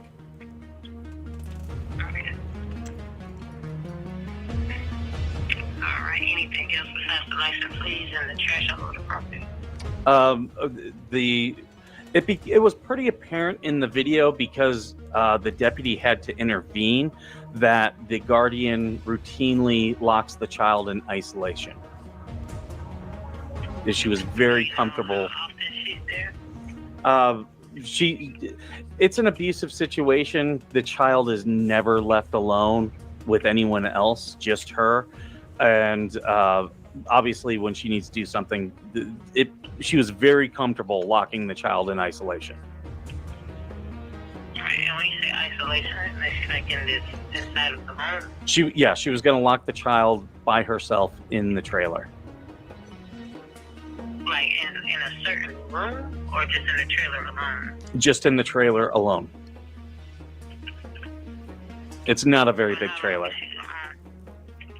How long is she in there? I would say at least half hour, 45 minutes is had she been able to do it, but the deputy intervened and didn't allow it. But it was clear this is not the first time.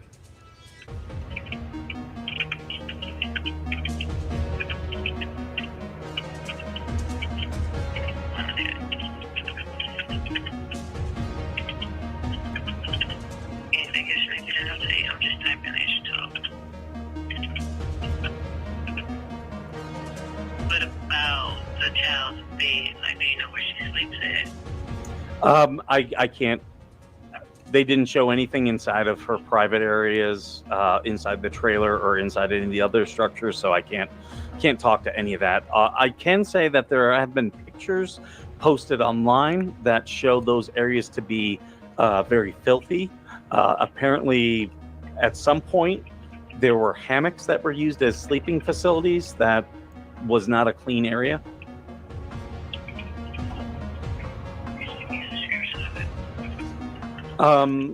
It was trash all over the floor. One of the hammocks was on the floor. Another one was still hung up. I don't know if that's where the child is currently sleeping or not, but I do know in the past the child has slept there.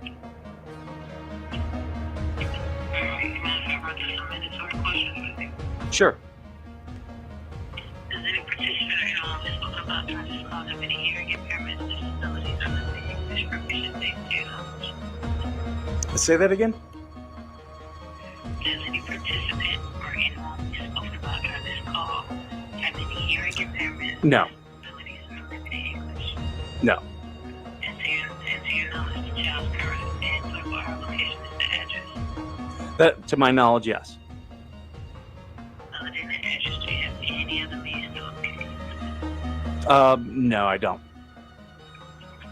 You don't know if the child attends daycare or any type of school, anything like that? The child is completely isolated from anyone and everyone. Only the guardian. The guardian will not let anyone else near the child, and has stated that publicly.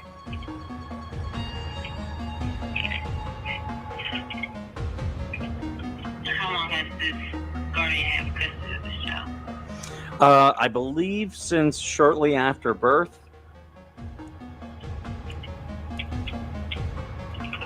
Okay. Are there any additional sources you would like There was a veteran who lived on the property. He was elderly. He was exploited and abused. I only know his first name as Lloyd, but the sheriff does have his information because they responded to him moving off of the property. Okay, thank you.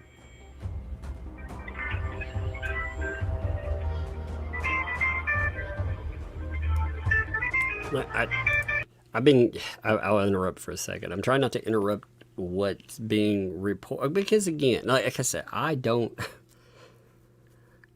agree with live streaming a CPS call personally.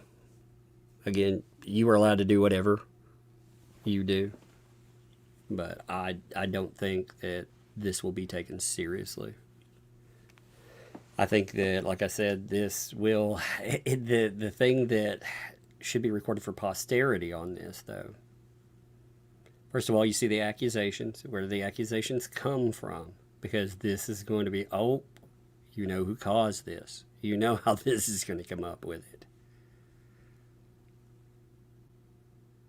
When in reality, again, the accusations are not coming from Jeremy Hale. Video that talked about the stuff that is being that's being mentioned. It's not video from Jeremy Hale. I'm gonna fast forward that.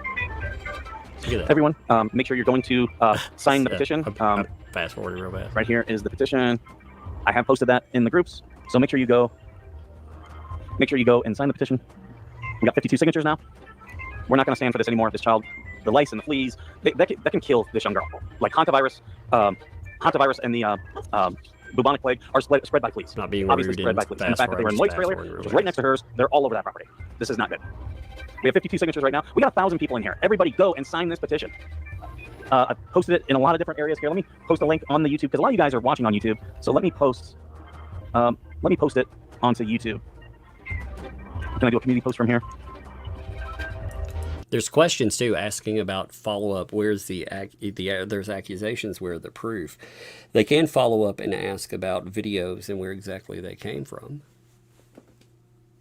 They can do that. You know, they can contact the person. They got his number and everything else too. So, you know, there are questions. I'm seeing them across this side there. Create post.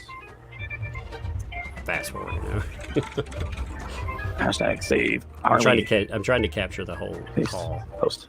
And I can't remember what it brings back in. So there we go. If you're on the YouTube, I just posted it in our community pages. And if anyone, and I'll get back to Bruce once we're done with this call. We'll give him ample chance to say whatever he wants to say. I do want to make sure that anyone who has contact with Lloyd up in Massachusetts, we need to get him a veteran service officer, because he needs help. That actually I do agree with too. I very much agree that Lloyd, regardless, your veterans should be treated properly.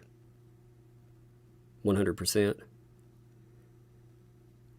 It's sad what Lloyd goes through, regardless of how you look at this situation. See, I see people like I see the people commenting on ones. I don't know. One, the unfortunate. I'm talking about on the chat on the side there. The unfortunate thing that has happened is that you do have a child impacted negatively, and it's horrible. Ultimately, these formative years are never given back to children, ever. He should be getting way more disability than what he is as a veteran. Yeah, Lloyd said what, $1,300 a month? Isn't that what he noted? Or was it $1,400 a month? That's So everyone, crazy. please make sure you go and sign the petition here. So we're up to 54 signatures. We're going to let Levy County Child Services know how many people are watching. I'll jump in. Yes, thank you. I just can't remember how long. There it is. There are animals in the home? Yes, there are. It's actually a tortoise rescue. All right. And does Harley herself have life? I don't know that for sure. Just from what I've read for myself, that's been posted online, is that there is lice and fleas that have infected the living areas. I know there's 2 dogs. I know there's several turtles on the property. Okay. So you don't know, you haven't been to the house yourself? No, I have not. I'm just going by the videos that I've seen, unedited videos where I can, see the condition for myself. I witnessed the deputy, his intervention, and then there's been screenshots of text messages that she sent to the veteran Lloyd, where she admits that there's fleas and lice all over. And when you say trash, what type of trash? Is it like rotten food, paper products, glass? I mean, there's stuff all over. There's. Is it covering like every surface of every room?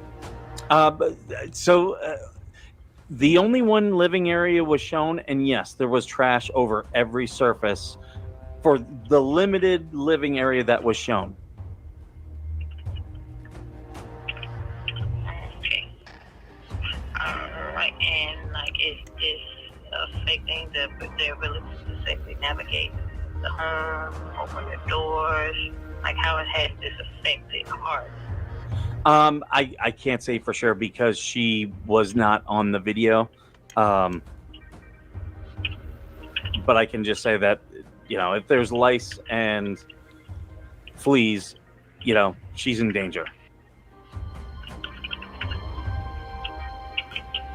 So you haven't seen her personally? No. So in the video, in either video, did it show Harley at all? You could only hear her voice where her guardian was screaming at her, and she was screaming at her, telling her to stay inside. She went to lock the door, and the deputy said, "Do not lock that door. Do not isolate that child."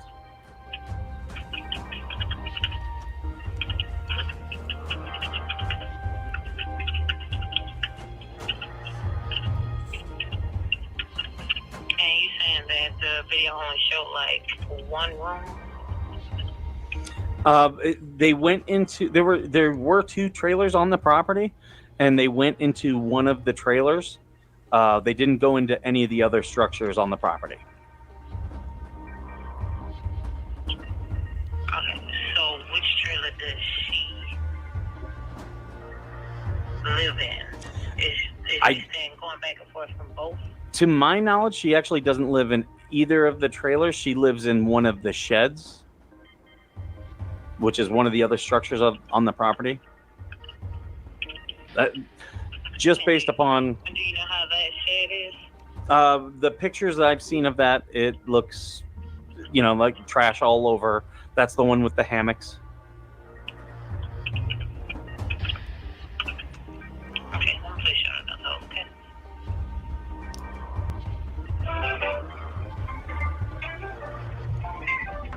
We're up to 80 signatures. Thank you, everyone.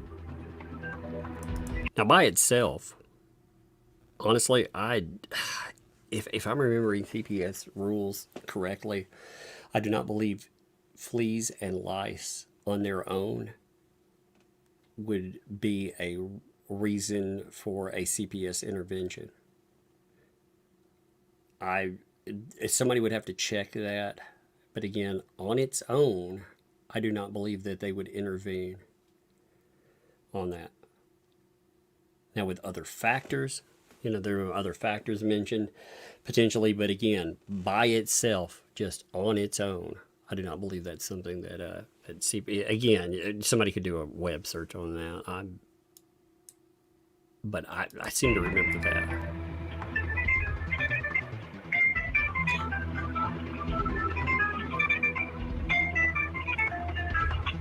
Well, they have the worst hold music in the world. I love that the trolls have found this.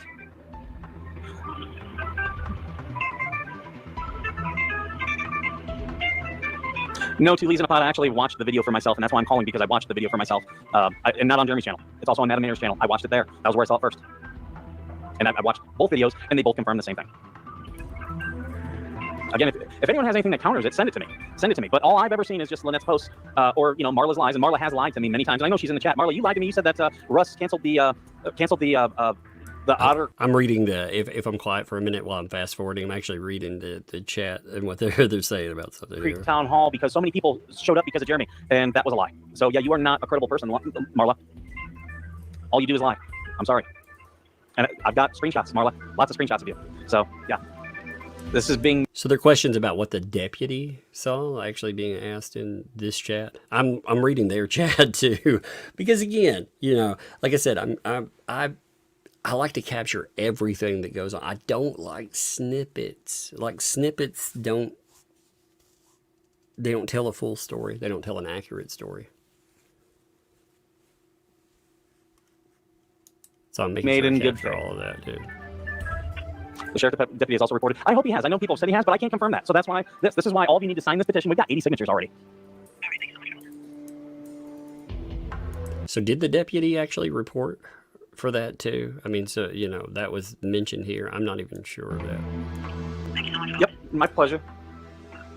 Alright, so based on the information provided, it doesn't quite meet our statutory criteria to accept the report, but it will be documented and maintained in our system. Well, here's the problem.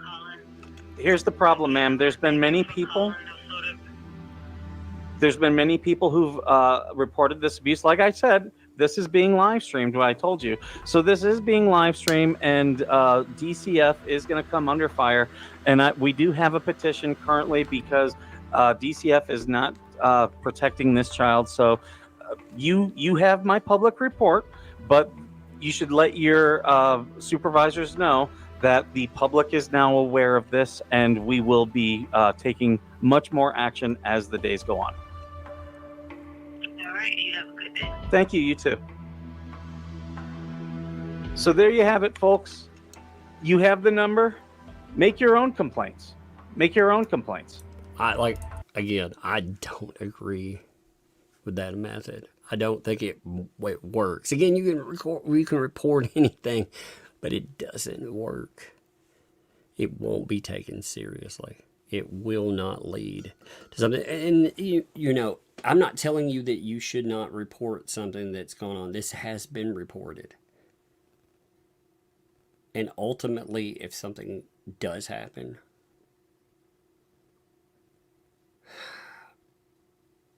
that's a tragedy.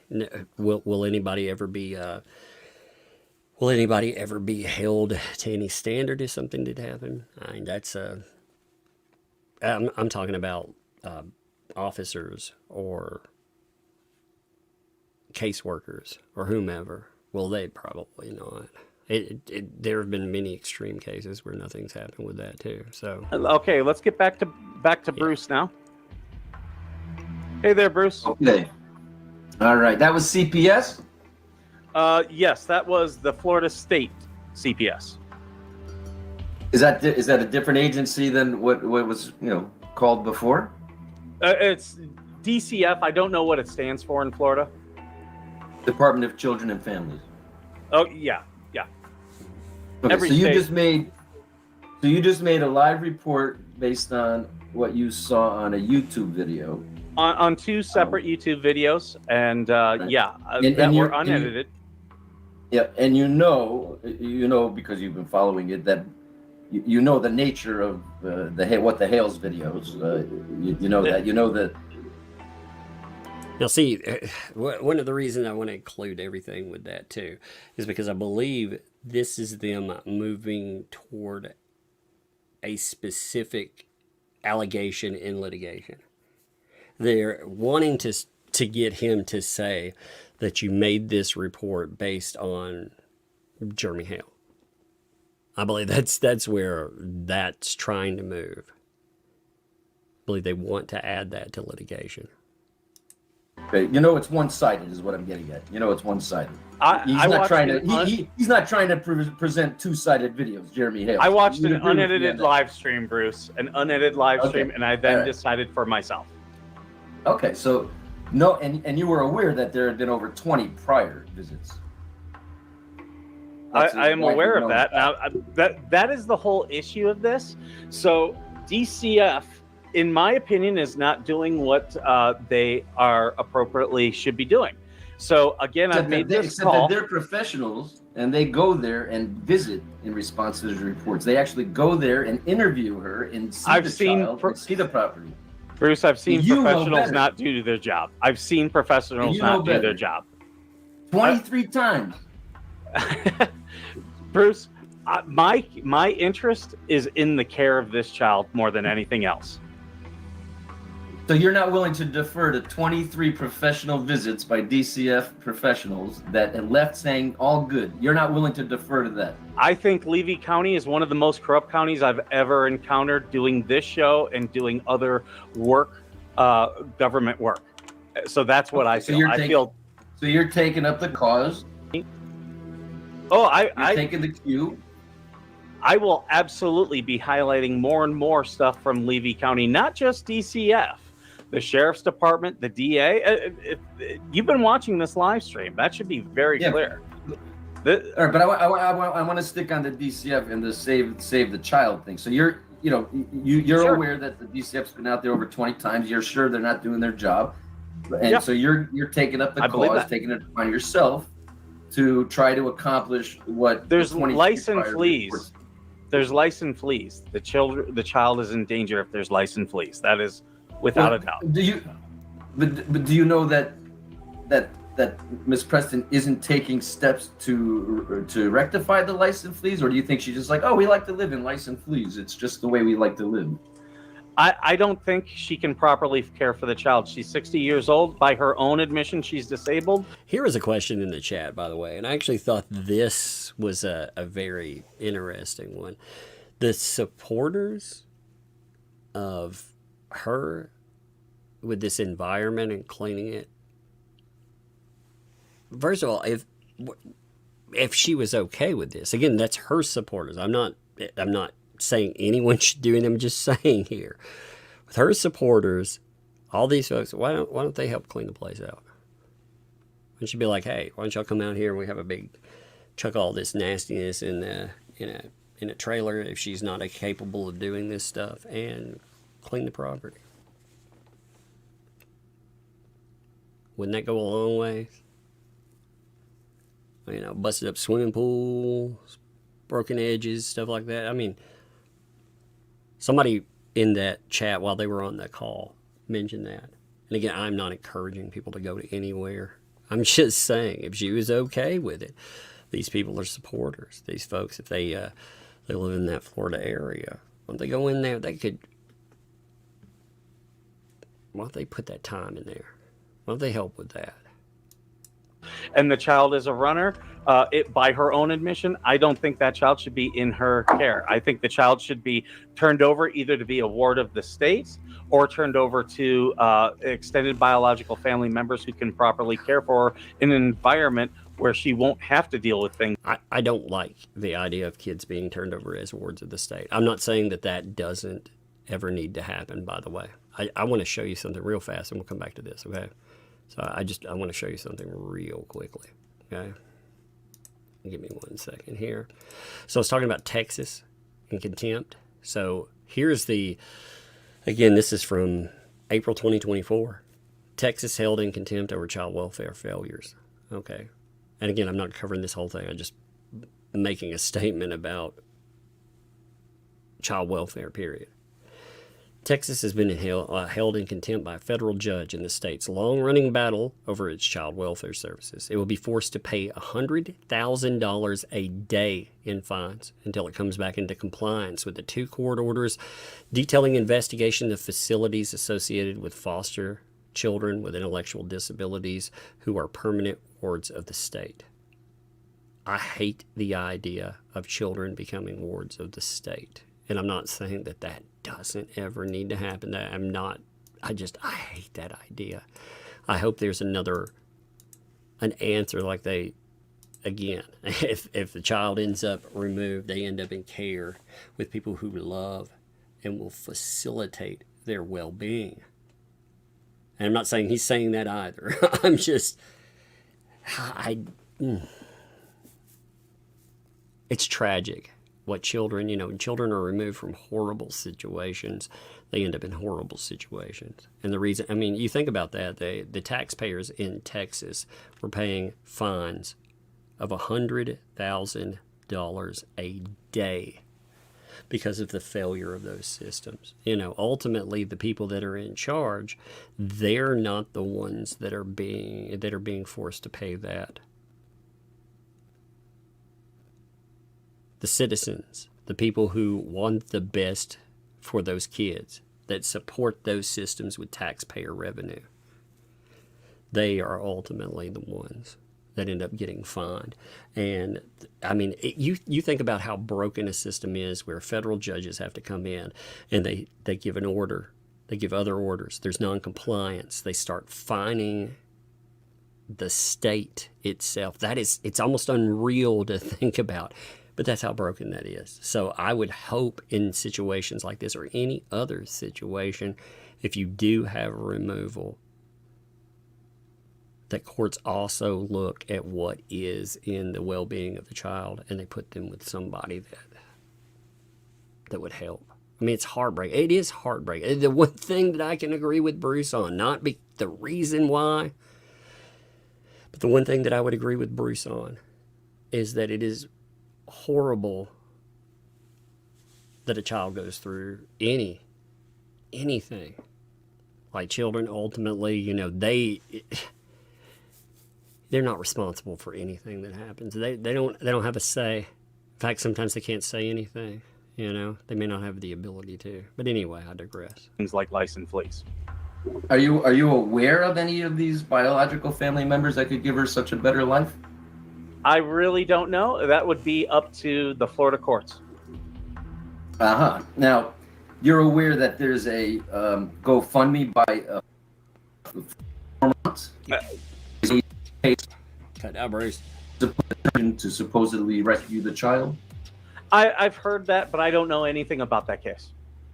Well, there's a GoFundMe by one of the aunts, Jessica, whatever her last name is, the former aunt, the sister of the biological mother, the birth mother, who has as much standing as you do to bring a court action to challenge the adoption or have the child removed.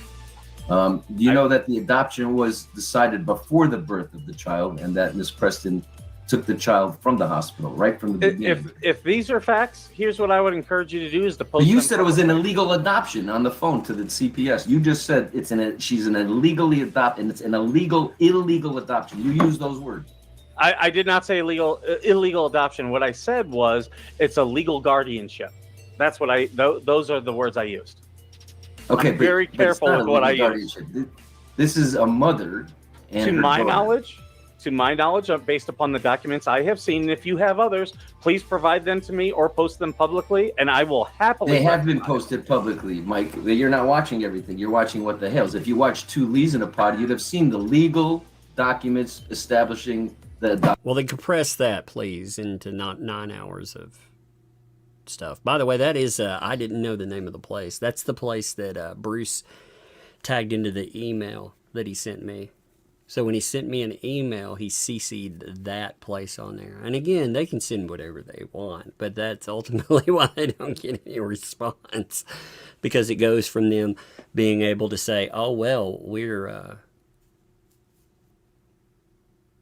doing this as, legal for her. We're making sure that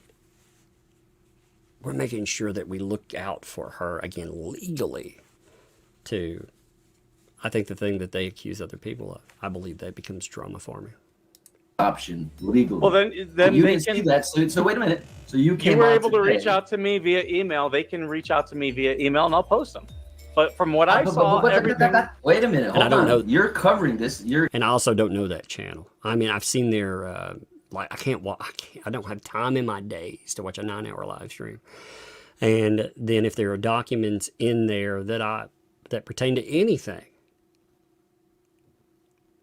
I can't do that like a million times. So, why not post something condensed with all of that? That's one of the things, like with, they complain about Jeremy Hale, and they complain about him putting out daily items. Well, they too are putting out daily items. They're putting out insanely long live streams. And I'm not complaining about long live streams. I do long live streams sometimes. I'm just saying if you do that every single day, like, can't keep up with freaking 9 hours of coverage in a day, you know? Day job, kids, stuff like that. No, can't do that. Can't review 9 hours of footage.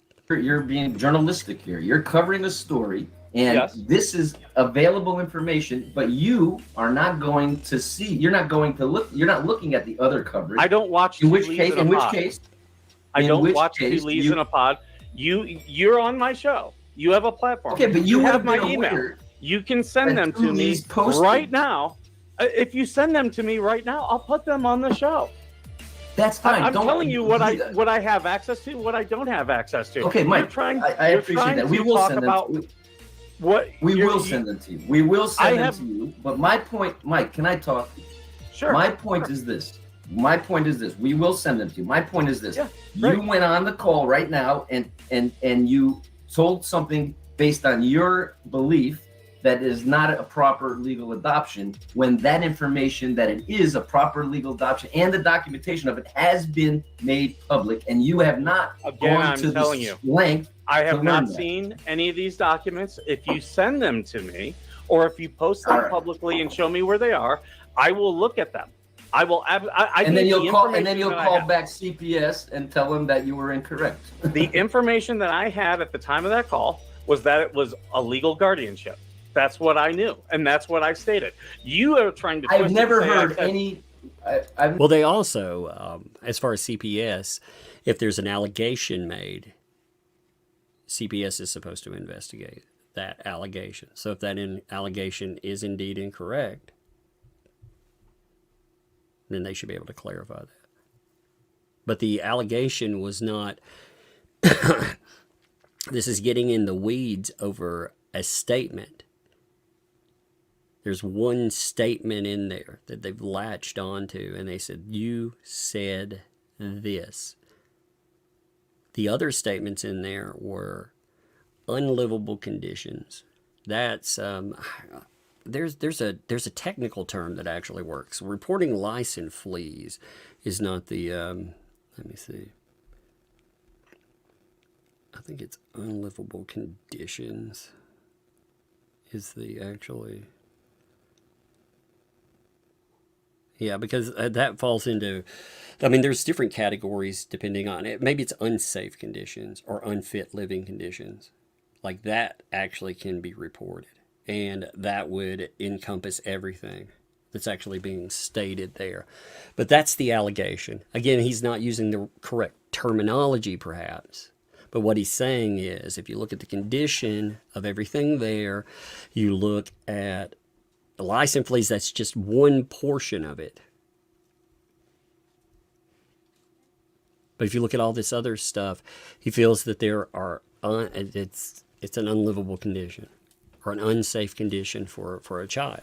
All of those factors put together. And again, it's all going out. I got a kid coming just a second. Did you look at bubblegum made? How is bubblegum made? Did you look it up with me this time? There's no more bubblegum left. No, I said, did you look at bubblegum? We'll have to find some more bubblegum. You know, the next time we go to the candy store, we could get bubblegum. Would you like that idea?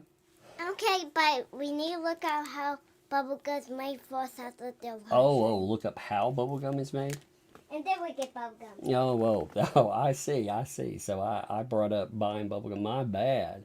You still want to buy bubblegum though, right? Yeah. Okay, all right. But we need to know how bubblegum is made? Haha. Okay, all right. You need to look it up with me, with you, okay? Okay, you know what we should do tomorrow? Right. We should look at all of that up. You remind me tomorrow, and we'll use that as part of, we'll talk about everything with that, and maybe we can High pull five out, while we... give me 5. And we can look up our microscope, we could pull it out, and we could see what bubblegum looks like under the microscope and everything. How's that Okay. sound? And if you find a side of cockroach, tell me. If I find what? A side of cockroach. A cockroach? A side of cockroach. Oh, a spider or a cockroach. Well, we don't have cockroaches Those are nasty. If we find a spider, we could look at one under the microscope. But if we ever find a cockroach, that's really bad, you know, because they're nasty. Outside, throw the cockroach outside. No, we don't throw it out. We kill that. That's gross. I go kill with my rocket pop stick. Okay. Well, you won't find any of those. Those are very nasty. Like beetles and stuff are different, you know. I'll hit it with my rocket pop stick. Okay. All right. Go upstairs for a little bit, and we'll play that for tomorrow. When this is rocket pop, I'll go do the rocket pop stick thing. Okay. All right. Where You I keep go your own. up, then down. Okay. All right. Love you. Love you. Love you. Close the door, okay? She was asking, how is bubblegum made? You know, Lloyd and John are not brothers. No, they are not brothers, by the way. Lloyd actually went over how he ended up on the product, like he had talked to John. They had discussed Lloyd was in need. He noted it, and he said that from that conversation, that's how things play out. And again, I would refer you to the entire conversation with Lloyd. I don't like to just paraphrase a piece of something. Like I thought with this, like I said, I wanted to document the call there, but I also found it interesting with this call that in the aftermath of the discussion of it, or the argument about what it was, one factor comes into play, and it's not the other statements that are being argued. You know, again, the unsafe or unlivable condition portion. I've never heard a single YouTuber address the issue of this adoption and then make the conclusion that it's illegal guardianship. So I believe that you in your head are influenced to believe it's not a legal adoption because of what the hells, and therefore on the spot you decided to use the phrase guardianship. You tried to say I said illegal adoption. I never used those words. Because I don't know if there's an adoption. I'm telling you that I right believe now. you did, but I'll have to read. I'll read it. But look, there is. And the documents have been made public on Tulees, and you could have known that if you had. I don't watch that show. It's not a news source. But you're covering a story, man. You should be covering all angles. You should. It is not a news source that a reasonable person would go to. If you want to post it, if you posted it on your page, you are saying that you are her lawyer. Then it becomes a source. All right. But you're telling me. I got You're you. Okay, very no wrapped problem. around. We'll send you the documents so you can Sure. clarify for your viewers that it is an absolute legal adoption. It has been since the beginning. Now You're very somebody wrapped asked if I around have the kids. axle about podcasts. I don't use podcasts as a source of information. I might present it and say, this is what they're saying. I'm telling you, I don't watch that podcast. I actually, I do watch Jeremy's videos, but I also watch other videos. I did not get the information on the child from Jeremy's video. I actually got it from Madam Mayor's Adventures. I watched the live stream. Okay, I got you. Madam Mayor, when we talk about Madam Mayor's Adventures and what the hell, it's really pretty much one and the same. No, it's not. No, stop. Yes, they are, because Stop. It is they're not. all It's two presenting different people. my client in the same light. They're all presenting my client in the same Your light. client They're has all- accused them of making DHS or DFS complaints as well. I have those screenshots where she claimed that they were the ones calling.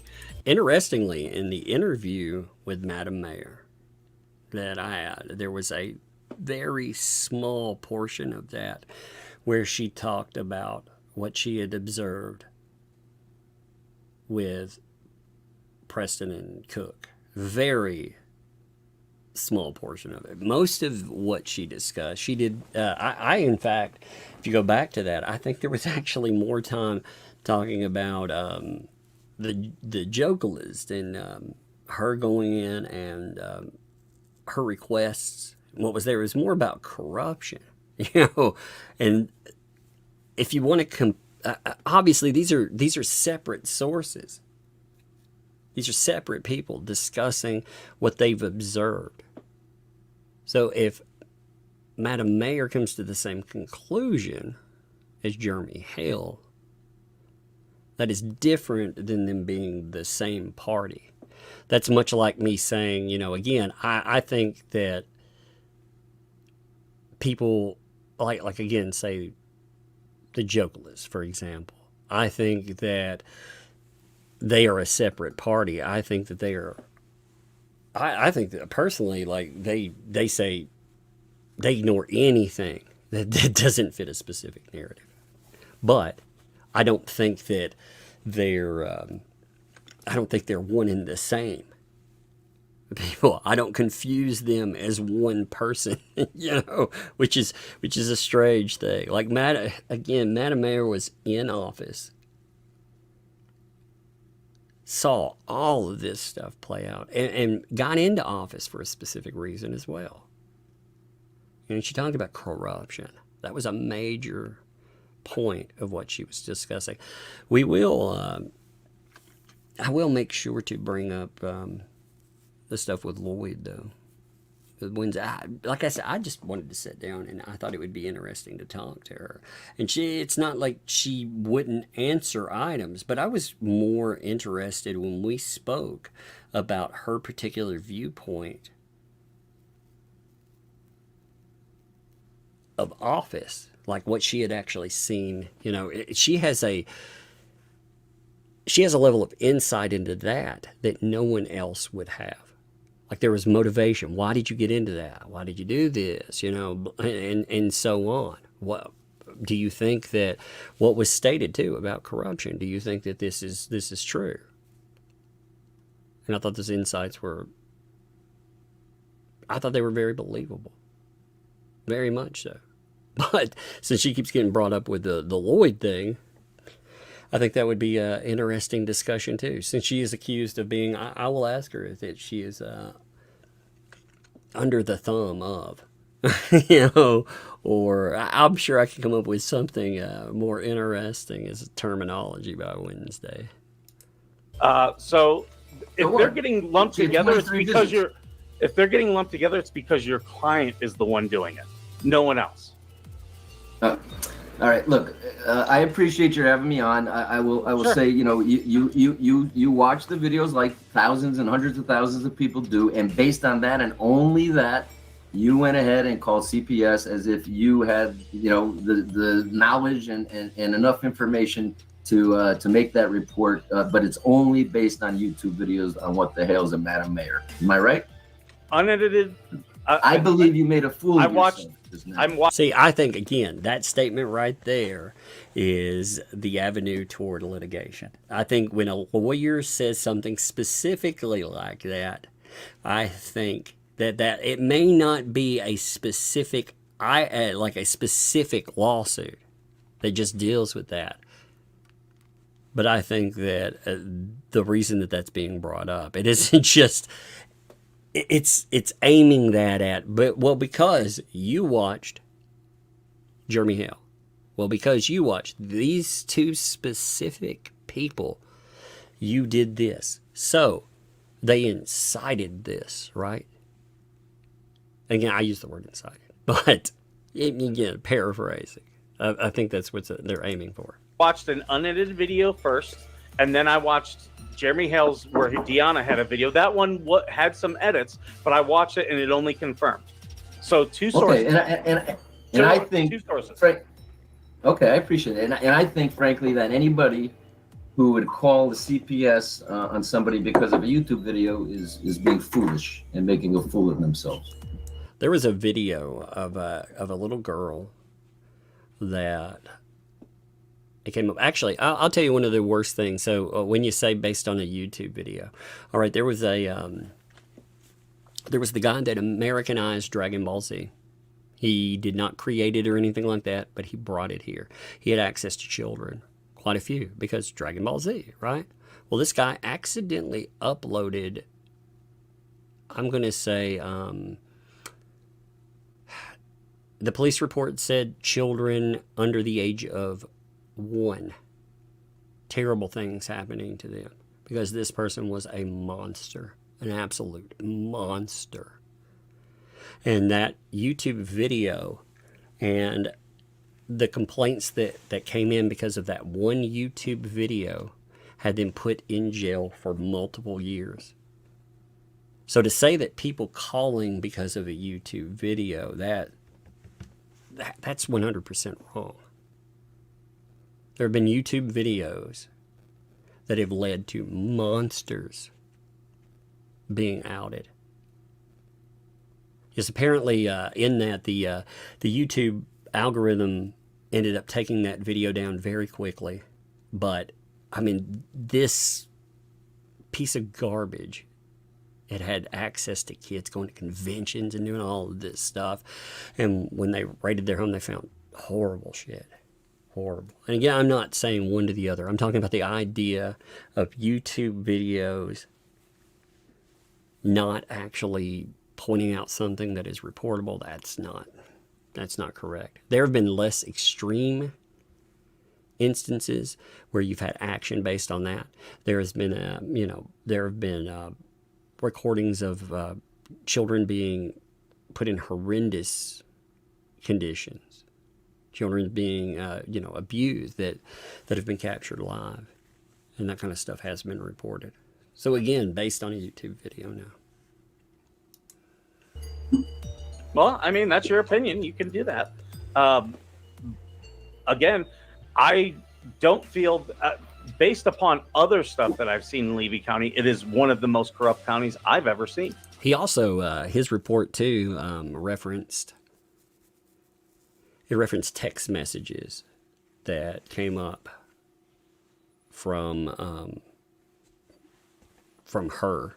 So it wasn't just YouTube items. It was also the discussion of lice and fleas actually came from messages. So these are other pieces that come together with that. So I am not going to stop on this county. In fact, I will keep on this story because transparency is how you fight corruption. Okay, you're talking about Levy County corruption. I'm talking about my private client's life and child being disrupted because of CPS reports by people who watch YouTube. I really don't care about your client. I really don't care about your client at all. I don't care about what she does or anything. If I see something that's wrong, I will step in. Like, again, on the video, I saw something that was wrong, I make a call. But beyond that, I really don't care about your client, what she does, what they do. I care about the corruption of Levy County, and that's how I have been brought to this case. Okay, I appreciate that. Somebody asked if I have kids. The answer is yes. I have a junior in college and a high school freshman, and I appreciate anybody who's trying to expose corruption. But I think you're making quite a leap to exposing Levy County corruption to calling CPS on my client. So I appreciate you having me on. You've done more than Tug or Fox or anybody else. For that, you deserve credit. And if you want to come on again, you can come on. It's so butthurt he can come on.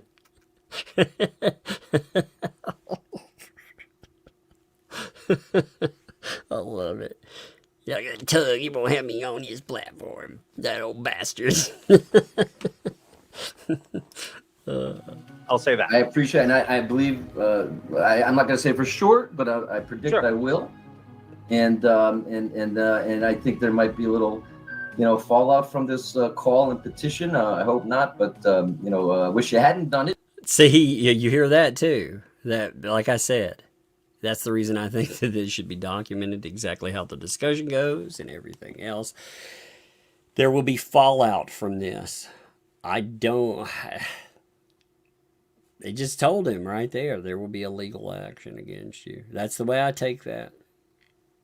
I firmly believe that this will probably lead to a legal action too. That's why, ultimately, if he's making a report in good faith, if he feels that he is making something that, again, it doesn't matter if you disagree with the source there. Ultimately, if this man believes that he is making a good faith conclusion and he is contacting CPS because of that, he can do that. He is allowed to do that. Very much so. So as far as I a threat to sue based on that. You know, that.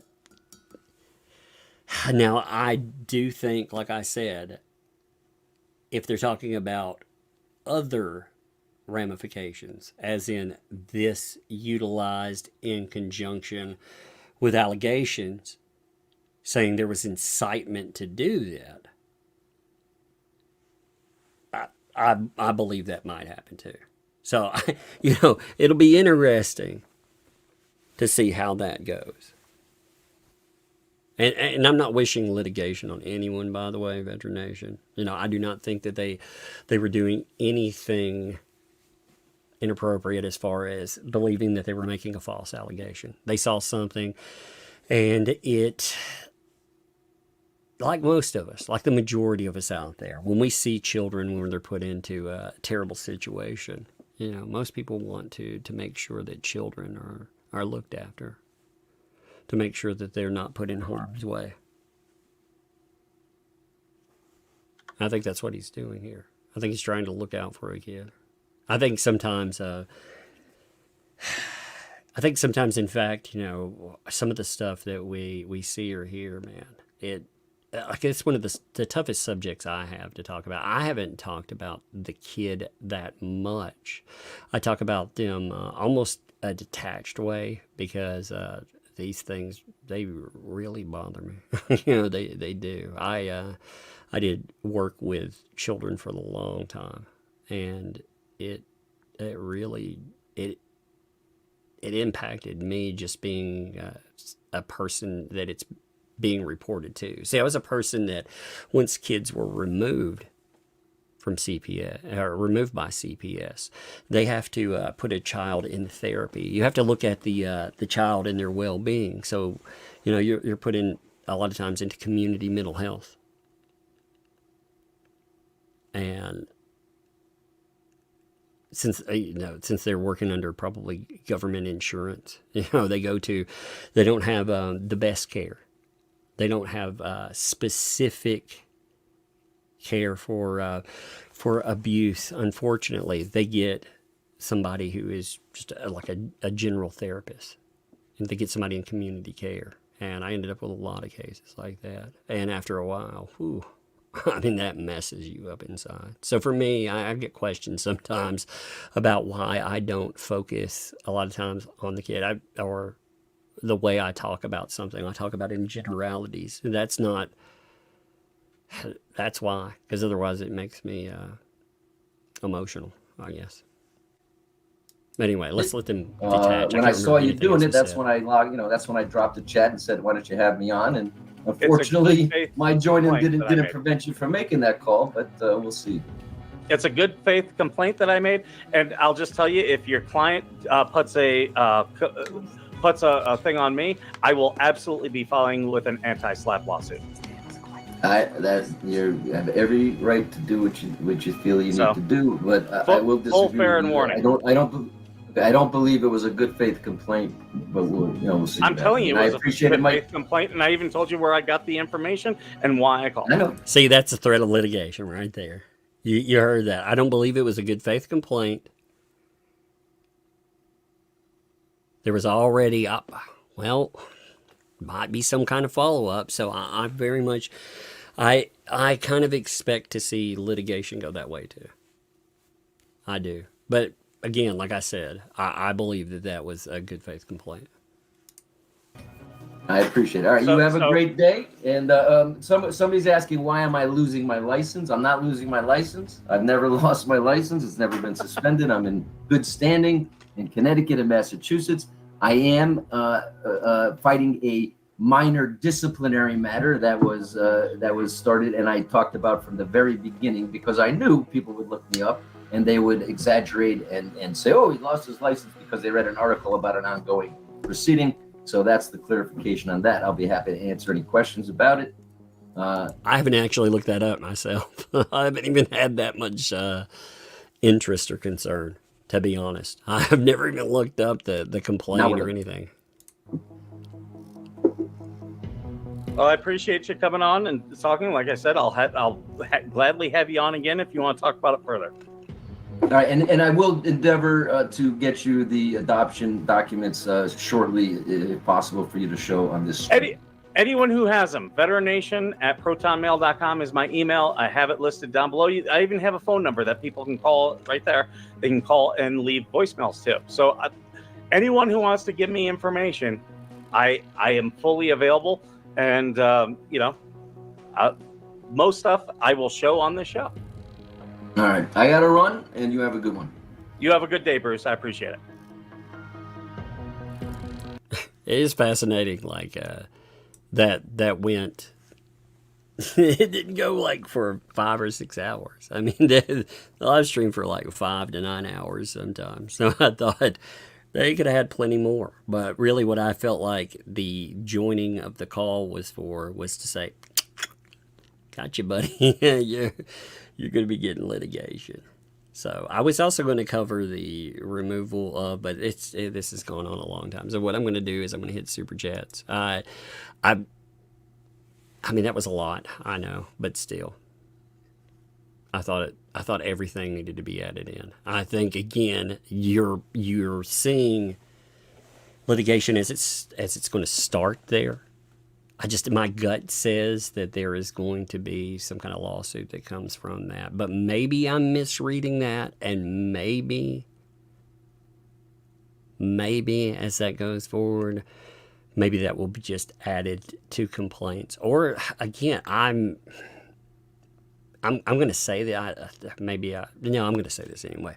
I won't be surprised if litigation is pointed. If you have somebody that will just open-endedly point litigation, I will not be surprised if something is not pointed at Madam Mayor, who has done nothing wrong in that, by the way. You know, she went in to remove items. She uploaded a video where police told her it was a-okay to make video. She went in with good faith. She didn't do anything wrong in that either. But I will not be surprised if her name pops up, because again, you know, I kind of expect more. They're talking about more lawsuits. I think there will be a lot of lawsuits, because ultimately the goal in that, it's to make sure that people don't talk about her anymore. Again, you can't shut down all the conversation about it. You can't. I mean, there's too many. Like I said, there's court documents. The more people you sue, the more discussion comes out about the client. And maybe that's part of their idea too. Maybe they can silence certain people with an injunction while they go out and they try to promote their narrative. Maybe, again, I can't speak to their mindset. But it definitely will not silence that, and it will bring people to look up a lot more on this case too. So anyway, let me hit these super chats here.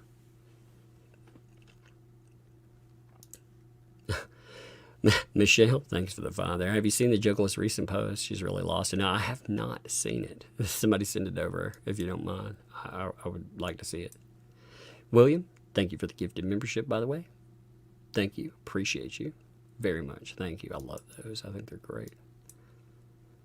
Nostril dumbass. That's awesome.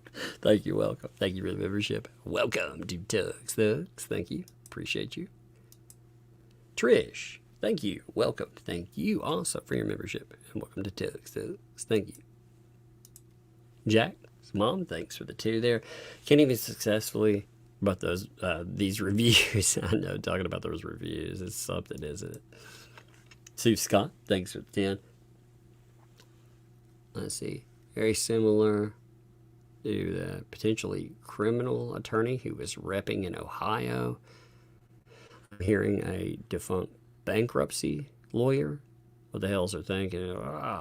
Yeah, see, I want to hear everything that came up. I actually know potentially criminal. I've been on live streams with them and stuff too.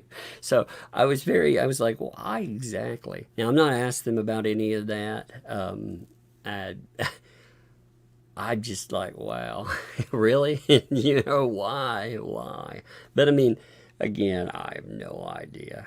I do not think, though, there was the discussion about, Jeremy said, I feel like he's on the low, the DL, like maybe trying to help us. No. No, that wouldn't be the case. So it'll be interesting if transcripts or recordings actually come up with that, It's so strange. Like, here's another thing. Like, I don't really like covering YouTuber, like, when they butt heads, because that's not what I'm trying to look at here. I'm looking at this crazy situation, but as it gets bigger and it expands, it's starting to engulf more and more people. They're being attached to it, or they're attaching themselves to it. It's crazy, and this is just going to get crazier. It is, like I said, this is going to become something that is just absolutely nuts, especially if they go out and they try to drop more cases on people, or more lawsuits on them, rather. K-Rad, thanks for the 10 there. I would suspect the lawyers pay to have their names, sites as a service. Bad reviews. Talking about the sites that only note positive reviews. As a service, bad reviews would be rejected. I ran into this on a top site for finding living arrangements for seniors. That's interesting. I didn't think about that. It makes sense, though. Very much so. Candace, thanks for the month there. Hey, Tug, still trying to reach you. Jeremy said we should connect. I'm helping Harley's family. I sent an email. Not sure I have the right email for you. Maybe, I'll put my email in. I didn't see it. I get a lot of emails. And again, I try to get them all, but I get overwhelmed with email some days, So I'm dropping an email, and if you're trying to reach me, like, hit me up there. You can hit me on Twitter too if you're there. I'm ThatUmbrella, not that umbrella guy. Apparently, that was already reserved. There was a food critic. That poor dude gets all kinds of really nasty stuff said to him, I'm sure too. Poor dude. poor guy. I actually had to step in one time and be like, people were like threatening his family. I was like, whoa, you're not pointing that the right way. Is that Basara? BAS, I'll go with. Sorry. Thank you for the 18 months. I will butcher your name. You know that by now. 18 months, A reason for cashier's check is personal checks can bounce. Payments can be reversed on cards, especially if the client has a reputation of lying or criminal facts. Yeah, the thing that would get me, though, with only accepting personal checks, and I could see that for sure. The one thing that would get me with only accepting that would be you may take on the case itself. But I mean, they would have plenty of documentation. If they tried to reverse a charge like that, you putting one in, and that could be a mess in itself. You'd win, and you could sue the person on top of that. So it looks like you might actually, as a lawyer, you wouldn't pay a lot of money to sue. And it looks like you could make some bank that way too. So, but I could see what you're saying for sure. Niece, thanks for the 10. Veteran Nation said Florida has 2 anti-SLAPP suit statutes. He said he'd file one if he gets served. Yes, put that into the video for sure. And they do. They have some pretty stringent anti-SLAPP statutes. We have them here as well. So if, say, like a Madam Mayor, she's now in Tennessee from what I understand. I believe their residence is in Tennessee from what they were talking about. Unless, again, if I'm looking at that wrong. But I believe that's correct. Tennessee has a very, very stringent anti-SLAPP policy. So as far as going up against it, it's very difficult.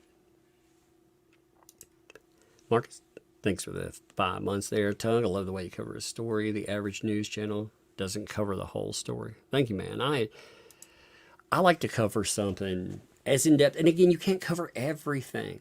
Like I was saying, I don't have time to sift through a 9-hour stream.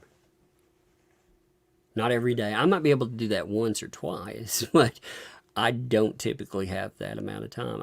This is not, I've been on here for a while tonight, you know, and in the morning I'll wake up early. I'll prep school lessons. I've already got the school lesson for tomorrow, but I'll write them on our board, set them up, go over that with the kids while doing my day work stuff, you know? And then we have activities, and then I'll come in and we'll live stream. So during all that, I cannot find time. Sometimes that's why I appreciate folks like yourself and anyone else that sends me documentation and stuff, because it's much easier for me to go through documentation and to look at, like, if there's a new filing or something. People oftentimes will send them to me, because if and when I'm doing that, I get to know a case. And I feel like, again, you can't know every item. I feel like the adoption thing, for example,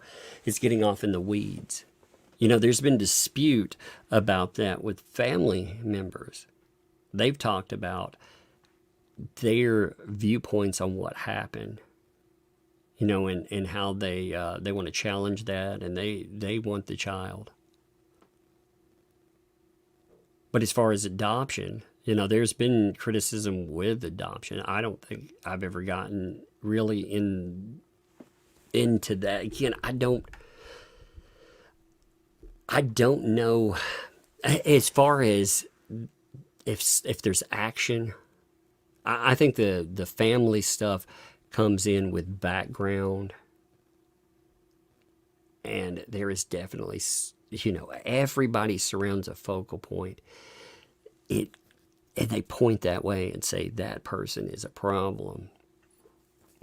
It does make you think, whoa, you know, whoa.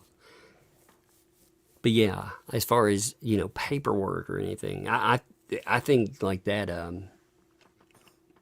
that whole discussion that happened with the call, I think it focused on that one particular item. The argument became about those two words, and it really ignored a lot of the other portions of the call. And they can disagree with unlivable conditions. You know, like I said, that would not be my way of reporting either. You know, for me, here's the thing too. Like if somebody would have a problem with me, if I make a CPS call, I am a mandated reporter, or a mandatory reporter. I am. And what I do, I am obligated, if I see something that I think is a dangerous environment for a child, I'm supposed to report it. And that's one of the things too, you know, when they get into quote unquote false reports. And I'm not saying that false reports don't happen. Jesus, I've dealt with that myself. It's crazy stuff. It's horrible. But for, you know,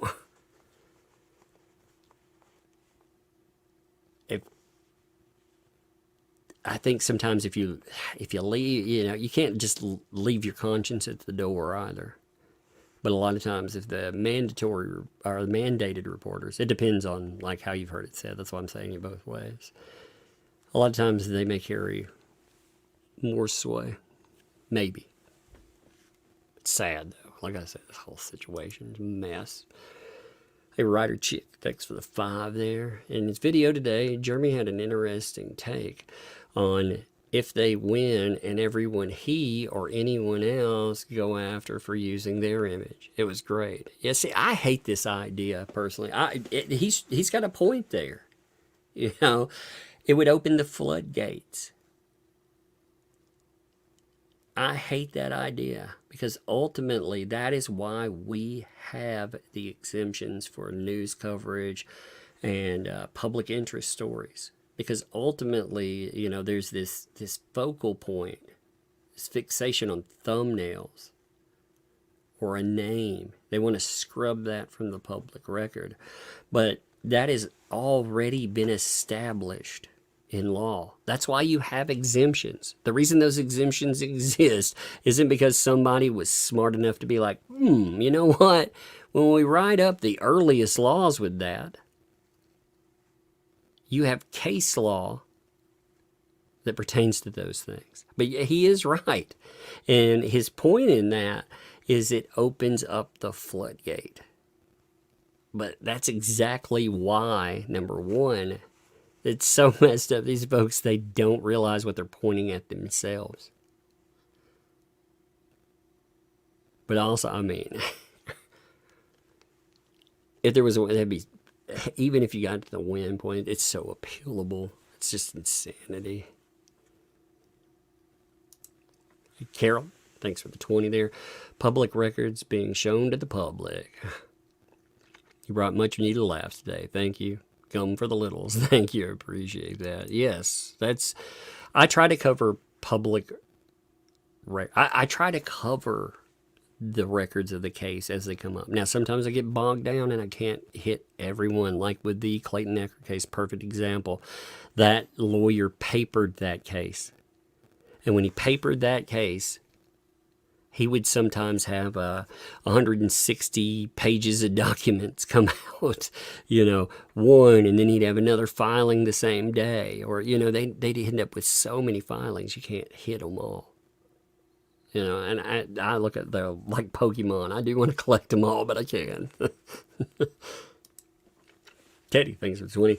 Love listening to this quote-unquote train wreck. Anywhere for all these YouTubers to come together. I'd love to be in the court. Indeed. I mean, it'd be crazy, wouldn't it?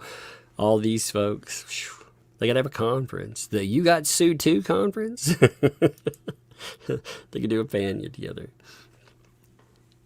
Don, thanks for the 10 there. Tuck, her image can't be stolen because it's not under someone's contract. The only way that she can collect royalties, she's not a famous person. No, she's she doesn't own the rights to this image that's coming up simply because it's of her. Like that's 100%, but she is a limited purpose public figure.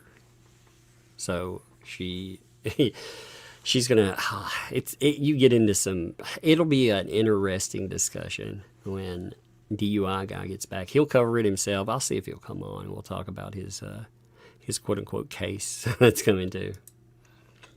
Daniel, thanks for the 5. Judge Grudge is the only civil judge in Levy County. This is a civil case. Hashtag buckle up. Indeed. Yeah. You knew it'd be, and like I said, I know there's been discussion. Yes, you do have to get them removed. You have to go through the process if they will not step away from the case, if they won't recuse themselves. But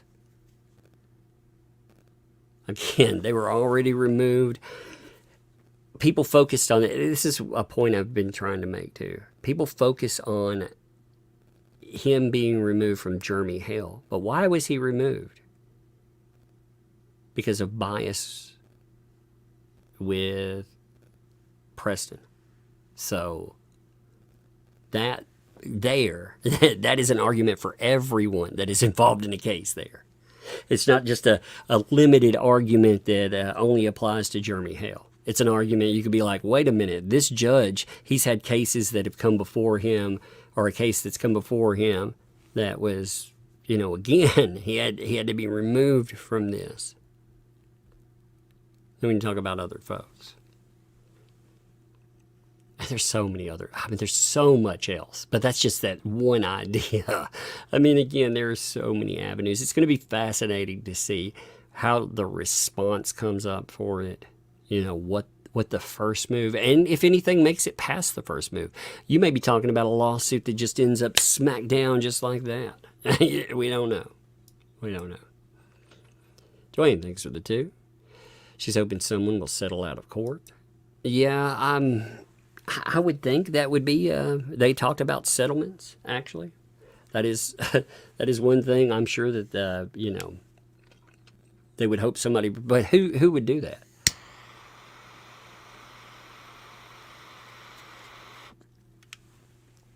The only people that are involved that I don't know how DJ Radis's like funding or anything. I don't know about his personal life or anything like that. But as far as royalties and everything, again, his whopping $15, I don't think they'd be aiming for his $15 in royalties. I would think they would hope, big money, big prizes from somebody else if they went that route.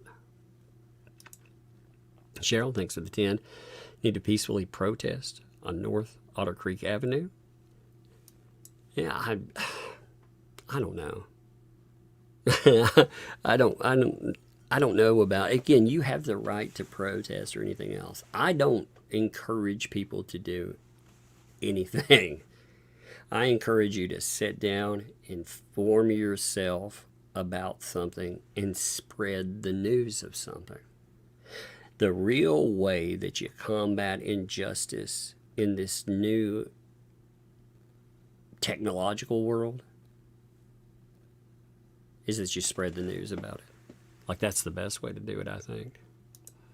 Pumpkin Farm, thanks for the 2. I demand you accept this super chat. I begrudgingly accept. Thank you.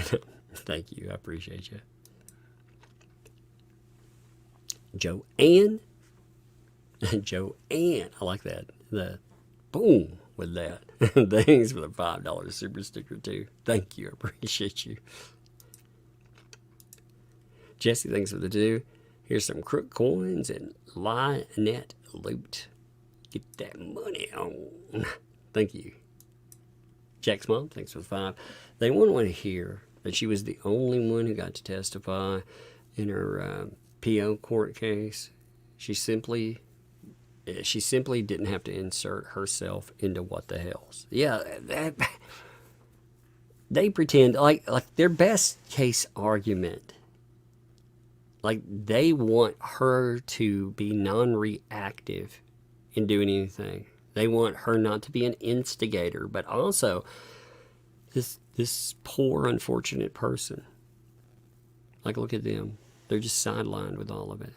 How dare he? And that narrative, I mean, yeah, it's going to be, it's a hard one to play, especially Ohio is a really bad sticking point for that. Amanda, thanks for the 5. This just hurts my heart. The poor baby. Yeah, that's what I'm saying. Like, all of this, the takeaway here. I don't care if you are. I don't care what side you see something from. Ultimately, the saddest part of this is that there is a kid impacted. And I think, again, I think the environment is nasty. It's awful. And if people want, again, these people could take their efforts. They could go out, clean that place out, cut that lawn, do all that again with her permission and consent. I would think she would consent to that. Take off all that garbage, help put some air conditioning in that place. You know, make this a positive thing. Like, that would be something. You know, at least, even if they don't agree with it, I say there's bigger factors there. Again, John Cook is a giant red flag factor for me. All the stuff that swirls around him, that is a huge, huge issue. But even they have to agree that the conditions there are not optimal. Come on. Go out there, clean that shit up. You know? Take that garbage off. Cut that lawn.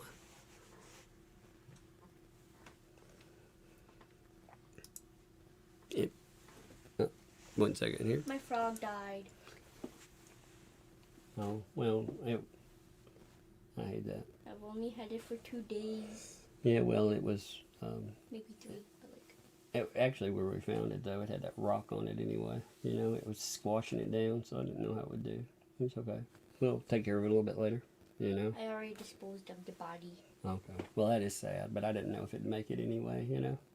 I just came to tell you. Okay. Well, that's okay. That's not on you, or... I mean, we tried with it, you know? I even gave it water and I let it hop around. Yeah, we tried to help it out, you know? I go upstairs for a few more minutes. I'll be done in about...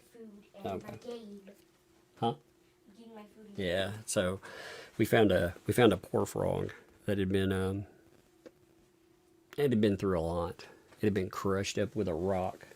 Yeah, and we found it, and she was trying to help it out. But I mean, it was not in a good. It was in a bad way. So it wasn't a pet or anything. We just found. I've done that with. I hate to bring turtles up in all this discussion. I found a turtle one time that had been stepped on by a cow. It cracked up its shell. It was a little bitty one, you know, and I brought it home and put it in a giant aquarium setup, you know, built it up for it, and it ended up living. You know, it lived and thrived, and there was a little pond. Somebody I knew that didn't have fish or anything in it, so it wouldn't come in and destroy the ecosystem, but it also would, you know, release it to a predator. So it ended up having a good life like that. And I mean, we've done that for other animals, you know, abandoned animals too. That's what we talk about, our spiders sometimes. So like some of those, you know, we picked up, but some of them actually we picked up from places where they like do rescues, and you know, where they're abandoned because nobody, you get I got my own bugs in the backyard. Yeah, you find them too that way. All right. But yeah, with spiders, a lot of times, like people won't pick up the pets that scare folks, you know. So we've made sure, like we pick up stuff that we ended up with a green bottle blue, which is it can be a menacing looking spider, but it's interesting too. It's spiders are one of the only insects that, well, really one of the only creatures. There's a very limited amount that appear naturally blue.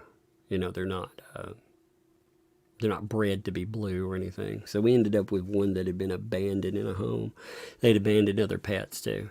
And of course, people picked up the dogs and they picked up the cats, but they didn't pick up this poor spider. And this thing had been left. It had, you could tell it had been through like the ringer because, you know, it was, it leaned weird to the side and everything, but it's molted twice and now it's doing better. So I don't know. Oh, it was cool. Like, but with the frog, that poor frog had been through, it had just been through a lot, but she tried. You know, I tell her, we talked about it beforehand. It might actually pass. So she was like, well, I want to try with it. So she tried.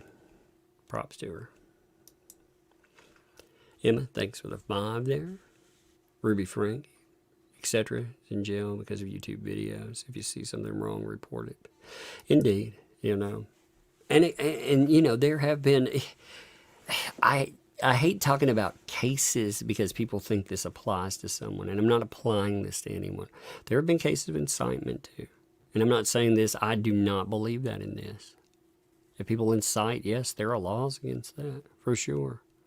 Unfortunately, just like there are, you know, there are so many other things. You can have lawsuits saying that somebody is doing that when they're not.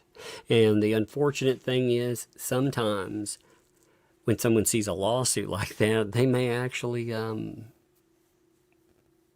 they may think that that impacts their ability to note something when it's happening. But we've seen many instances where people have, they've done something positive too. If people aren't, like I said, there are laws, but Veteran Nation did nothing wrong in that. He tried to make a good faith report. What they were trying to do in that, again, they could potentially try to launch a lawsuit at him. He can respond like he said. I personally think he would win a lawsuit like that very easily. But I think what they'll try to do is link stuff like that back and try to say this person caused it. And I think the only reason I note it like that is because I've heard enough lawyers speak. And when lawyers speak, they don't always choose their words carefully. But when they do, when they say something a specific way, oftentimes they're telegraphing their next plays. That is conjecture too. Millie, thanks for the 2. For Bug's Bubblegum Fund. Indeed, thank you. Yeah, she loves the... that is one thing, like, she loves bubblegum, man. Max Lab, what's up, Max Lab? Thanks for the month there. Tug, Mike told me he's going to be working on filing a bar complaint because of what Bruce said and did. So that'll be interesting too. That'll be something else. Like I said, oh, help me, Mom, I'm drowning in content. If there's a bar complaint, send over a copy. You know, you got to remember in a bar complaint too. I'm not encouraging people to file bar complaints either. I want to be clear about that. I'm not encouraging anyone to do anything. In a bar complaint, you need to remember something. The address that you add and everything else, all of your information will be given to that lawyer as well. Now, you can ask that everything be withheld, but that doesn't mean that it will. It will be as far as public is concerned. It could end up public, but it definitely will be given to the person that you make a complaint about. So that's just something to remember too. I hope people remember that. Jamie, thanks for the 2. It's called environmental neglect. Thank you. Thank you. I could not, for some reason, like today, my brain is just like, what's going on? I couldn't think of, the unsafe or unlivable conditions, environmental neglect. Thank you.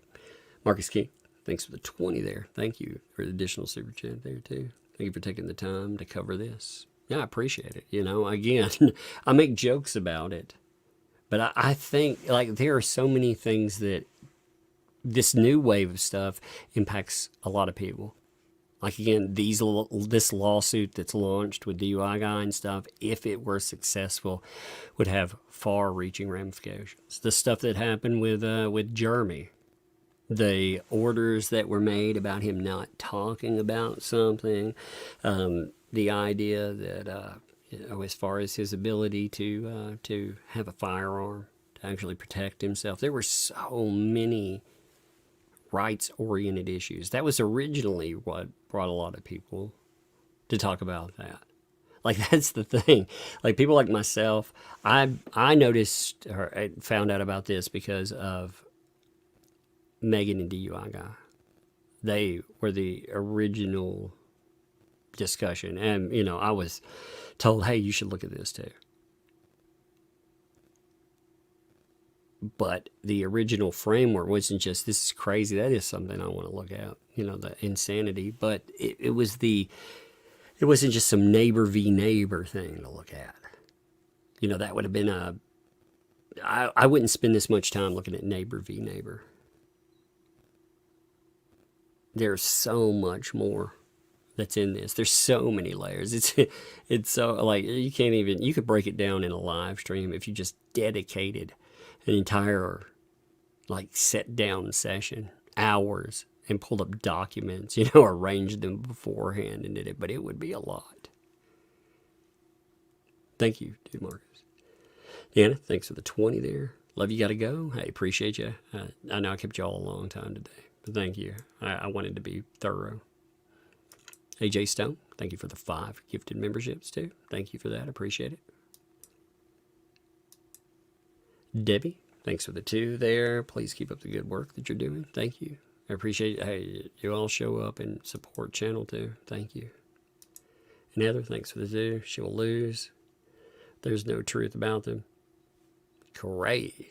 Yep, it is crazy stuff. But anyway, we have been here a long time. So I'm going to end here.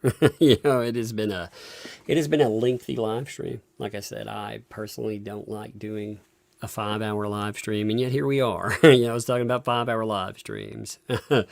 But there was a lot to cover. There was actually another piece I wanted to cover. So I guess Megan, unless something comes up, Megan will be here tomorrow.